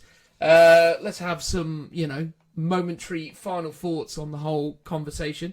Personally, I really like them. It's nice that they've added a bit more flavour to them. I mean, the thing is with the Custodes that we all have to acknowledge is the real winner for them has been what is supposedly the points costs in 9th edition. That's what's really, kicked it up a gear for Custodes. Custodes enjoyed a lot of time as one of the best armies in 40k during 8th edition, mainly because of the Forge World arsenal that they had access to. And broadly speaking, that Forge World arsenal has remained relatively the same. And most of their stuff hasn't seen massive increases, supposedly. So that is also a massive plus to these guys. So yeah, I mean, look, you definitely need to expect to see more Custodes on the horizon, and as a Custodes player, you definitely have a lot more tricks and a lot more tools at your disposal to do interesting things. And what I like about the Custodes as a thematic idea is that they definitely can and do fit in to a broader range of Imperium armies now. Like, it makes more sense to put Custodes in with, Imperial Guard, Astra Militarum, Imperial Knights, Sisters of Battle, than Space Marines. I think they've done a really good job of forging that narrative difference where Space Marines are their own fraternity that do their own thing and they're their own people, and within themselves they're all happy, but they don't really play well with the rest of the Imperium, whereas Custodes are very Imperium focused, which is a nice addition, I think. Can I just ask, are we missing something from this? Because there's no mention of Sisters of Silence. So Sisters of Silence have also been added. It's good that you raised that. They have different abilities and different bits and pieces, but they are now added to the broad Talons of the Emperor army. So essentially, Sisters of Silence are their own thing, but you can put them into Custodes detachments and not lose the Custodes abilities. And they've added a bunch of new stratagems for Sisters of Silence. Oh, okay, because I was like, where are the Sisters' stratagems within this section? But okay, so that's... Yeah. So Sisters are their own thing. So they are still technically their own army. They've just made it that you can add them to Custodes. And long term, they're definitely going to write them into the same books, and they're just going to become part I mean, of the Custodes list. That's how they came into the world in the first place, was as a joint thing. So it makes sense to keep them that way. Exactly. We'll maybe get around to talking about them down the road, but the major problem is with Sisters of Silence is that they're competing for elite slots. And the Custodes have some of the best elite some of the best elite options going with the Vexilla and the Terminators. So they're just the problem is with the Sisters is they're just not quite bringing enough to the table to make you seriously think about it. What about cheap utility units that can do actions for specific missions? Yeah, I think as 9th edition matures, there's definitely going to become more arguments around why you'd want to start including Sisters of Silence in there. Truth be told, though, Phil, I mean, because the problem is they are competing for those elite slots, right? And most people are looking at the Custodes army going, we're going to be taking patrols. And the reason they want to take patrols is because they want to maximize their CP, and they don't massively like the troops, so they're thinking to themselves, okay, cool, well, we're going to take one unit of troops, then we take our Warlord in the patrol, then the patrol doesn't cost us anything, then we take the two elite choices, which is going to be one big unit of Terminators and one Vexilla, and then we're going to then take a couple units of bikes, and then a Telemon, and that's our army. Like, so many people are going to be looking at Custodes that way from a kind of competitive build perspective. So when you've only got two elite slots in a patrol, are you going to give one of them to a 50-point squad of Sisters of Silence that, by all accounts, aren't as good or don't really complement the army as much as you'd want them to? I mean, long term, maybe it will change. And obviously for those fans of Sisters of Silence out there and the people looking at it more from the thematic perspective, there's definitely a viable series of reasons to add Sisters of Silence. I'm just conscious of the fact that this segment has already gone on for approaching 2 hours. So we probably don't need to get into it right now, but we will at some point in the future, I imagine. A classic 2-hour deep dive. I know. Into everyone's. How do people get this stuff done in less than 2 hours? They probably pre-read everything, so they're just summarising and yeah. have already pre-formed their opinions, I'm guessing. Yeah, I kind of like the fact that we sort of free flow with it, though. You know, I like the fact that we're kind of discovering it for the first time, you know, with our listeners. I feel like it sort of adds to the charm. But what's your vibe on the Custodes, Phil? Are you happy they've got even more stuff than you realised? Yeah, I mean, I think it's a really solid edition. There's not a lot to complain about other than the fact that, like I said, they're all themes too. We're just going to be super durable and maybe a bit hitty. And if you wanted some extra utility, like if you wanted the ability to deep strike more units, or if you wanted better movement out of your army, because that's what you kind of lack. You've not got anything that compensates that. Like you said, they're doubling down on what they do good, which is great thematically, not great tactically, but it is because it then makes your army different, specifically different from other armies. Yeah. No, but totally. All the stratagems seem really good. Most of the shield hosts seem pretty good. There's definitely one or two that seemed really solid. Some that seemed a bit meh, but you know. I mean, again, good thing Joe's not here. He'd probably just complain that Dakari don't get anything close to as good as this. Well, you know, but Drakari will get something soon, I reckon. It looks more and more like they're going to be one of the early winners of 9th edition. They've even in Rumour Engine, I think people have worked out that they're one of their favourite characters. I think Lilith. Getting redone.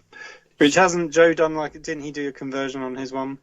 No. He's just done standard Lilith. Although but he did a fancy base, I think. Oh, he always does a fancy base. Always good for a base, that boy. All right, cool. Well, there we go, guys. That was us talking about Custodes. We hope you enjoyed it. We're going to move on now to whatever it is that comes next. Transitional noise. Woo! And that's it, everybody. The end of episode 55 of the Lookout Sir 40k podcast. How do you think it went, Phil? Very good. Well, I feel like we may be a little bit too negative sometimes on the 9th edition chat. But as we've said a few times, we're just picking at the holes and having some doubts about the missions because we've just looked at them. You've played them some more than I have. And I've only had like one proper game. But yeah, it'd be interesting by the next episode or a few episodes' time, once we've got a few more games under our belt, what we think about the missions and whether we've changed our mind at all. Yeah, I mean, honestly, anyone who gets this far in the show and who is open to our broad conversations around these things, I mean, ultimately, yeah, we were negative about it. But I don't think with no reason. You know, I think it's important that you understand the things that you look for in the game, and it's important to understand the things you like about the game. And this is a big change to mission structure. The 40k mission structure has predominantly been the same for 20 years, right? In terms of its basic construct.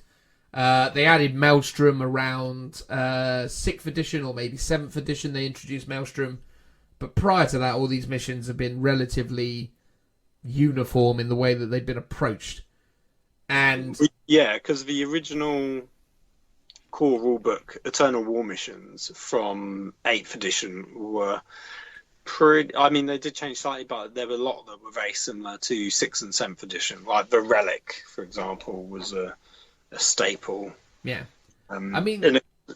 Yeah, go on. Sorry, I mean, my problem is sometimes less is more, and, you know, and this is one of those instances where I don't feel like they have brought in enough normal gamers to counteract the appetite of the try-hard tournament gamers. And, you know, when you're someone who is able to play 40k at the highest level, your mind operates in such a way as maybe this level of administrative busy work is not especially difficult for you to deal with. But for the average player, it's a massive change. And I just believe that what we're looking at here is a game and a system of rules that's been heavily influenced by the most elite 1% of the player base. And I don't necessarily know if it's truly representative of the game that most people play. Yeah, no, I kind of agree with you on that one. But maybe people will love it. Maybe people will love the depth. Maybe people will like the fact that now it's really difficult to come up with a strategy that's going to win. Maybe people will love the fact that it's really random. Fine, if you're into that, it's cool. I just think inherently, I don't know, games of 40k used to feel quite, even really good. The best games of 40k I've ever played are ones which are quite close and are quite, interesting, I suppose, in some respects. And I don't know. Maybe you will get close games out of this, but I don't know. I wonder what the split will be between people doing the Eternal War missions versus the Crusade campaign system. Oh, I'm not going to touch Crusade either. We didn't get into that, but God. No, I know. I've seen some really positive reviews of it, and I've seen some negative reviews of it. I want to sort of sit down and have a read of them. I think that would be a really good way of doing kind of casual gaming, but where you are sort of ongoing and telling a story. Or if you're starting a new army, you can kind of build it up like as a slow grow campaign. I think that's going to be really good for that. Yeah, I think, again, though, right, is like at the core of Crusade, one of the issues with that is the same as with the core missions, which is you've just added lots of extra new weird admin, haven't you? And yeah, again, I don't know. I don't know if everyone who plays 40k wanted to play 40k because they wanted to, become spreadsheet experts or, accountants or whatever. It's I just feel like we're I mean, okay, it's cool because you're starting to implement like role-playing elements and, you can argue that, oh, well, it's not that complicated to add, more detailed character sheets or starting to add more, perks to units and this, that, and the other. But I think, again, you're establishing that based on a baseline which is already quite complicated. I just worry that between stratagems, Crusade, and these missions, that you're making this game really, really inapproachable. Yeah, it'll be interesting to see what like new players, how they get into it, because we're quite experienced players and we're coming at it from having played for at least a good few editions, if not more, and we sort of know how 8th edition plays already, and 9th is a tweak of that. And the 8th edition rule set was very sort of simplified and easy to get into from like a core rules perspective. I wonder if you were trying to get in a similar player, whether you were a new player in 8th to a new player in 9th, what that ease of entry or what that barrier to entries will be and what their takeaway of the game will now be. Yeah. Whether they go, it was quite hard, or whether they just be like, oh no, I get it. Yeah, it's cool. I get these rules, secondaries, primaries, whatever. Like, yeah, okay, I can get my head around this after a few games. Yeah. I mean, but credit where credit's due, right? We didn't talk about this, but we have talked about it in the past. The models are absolutely spectacular. Like, I've started to see the sculpts in person for the new Space Marines and Necrons. It looks gorgeous. The game looks spectacular.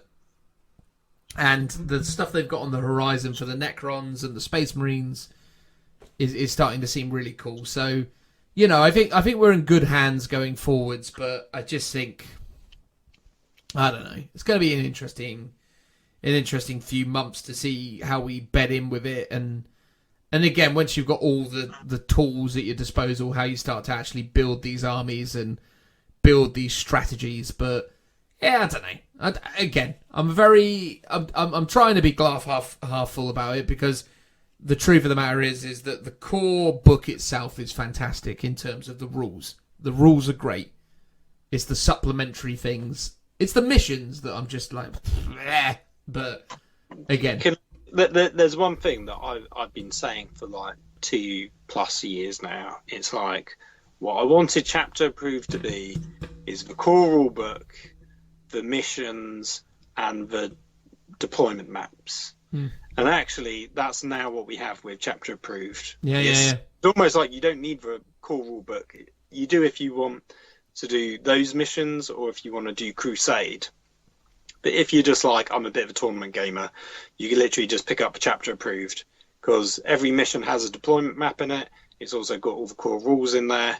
It's like, that is the one book you need to take with you when you're going to an event. And that is fantastic. And it's small.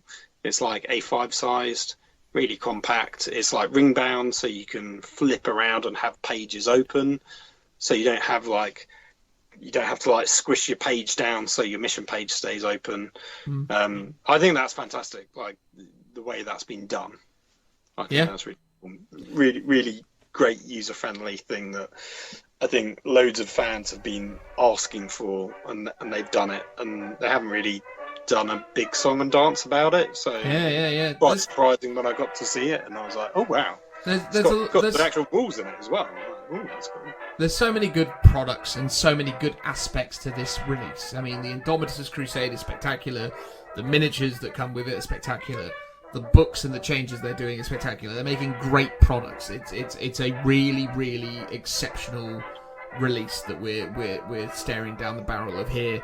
And the game, when you play it, is great. So, you know, in terms of the core rule set, genuinely, as I said at Tedium already, just don't use those missions. Just use something else. Just use ITC missions, or use Eternal War missions from Chapter Approved 2019, or Maelstrom missions, whatever you like. But yeah, that's my take on it from the outset. But obviously, you're going to have to get somewhat familiar with the competitive stuff, because that's the competitive standard. So that's what it is. Anyway, let's not beat around the bush. Let's just call it a day, shall we? Goodbye, everybody. Goodbye. Bye-bye. Bye-bye-bye.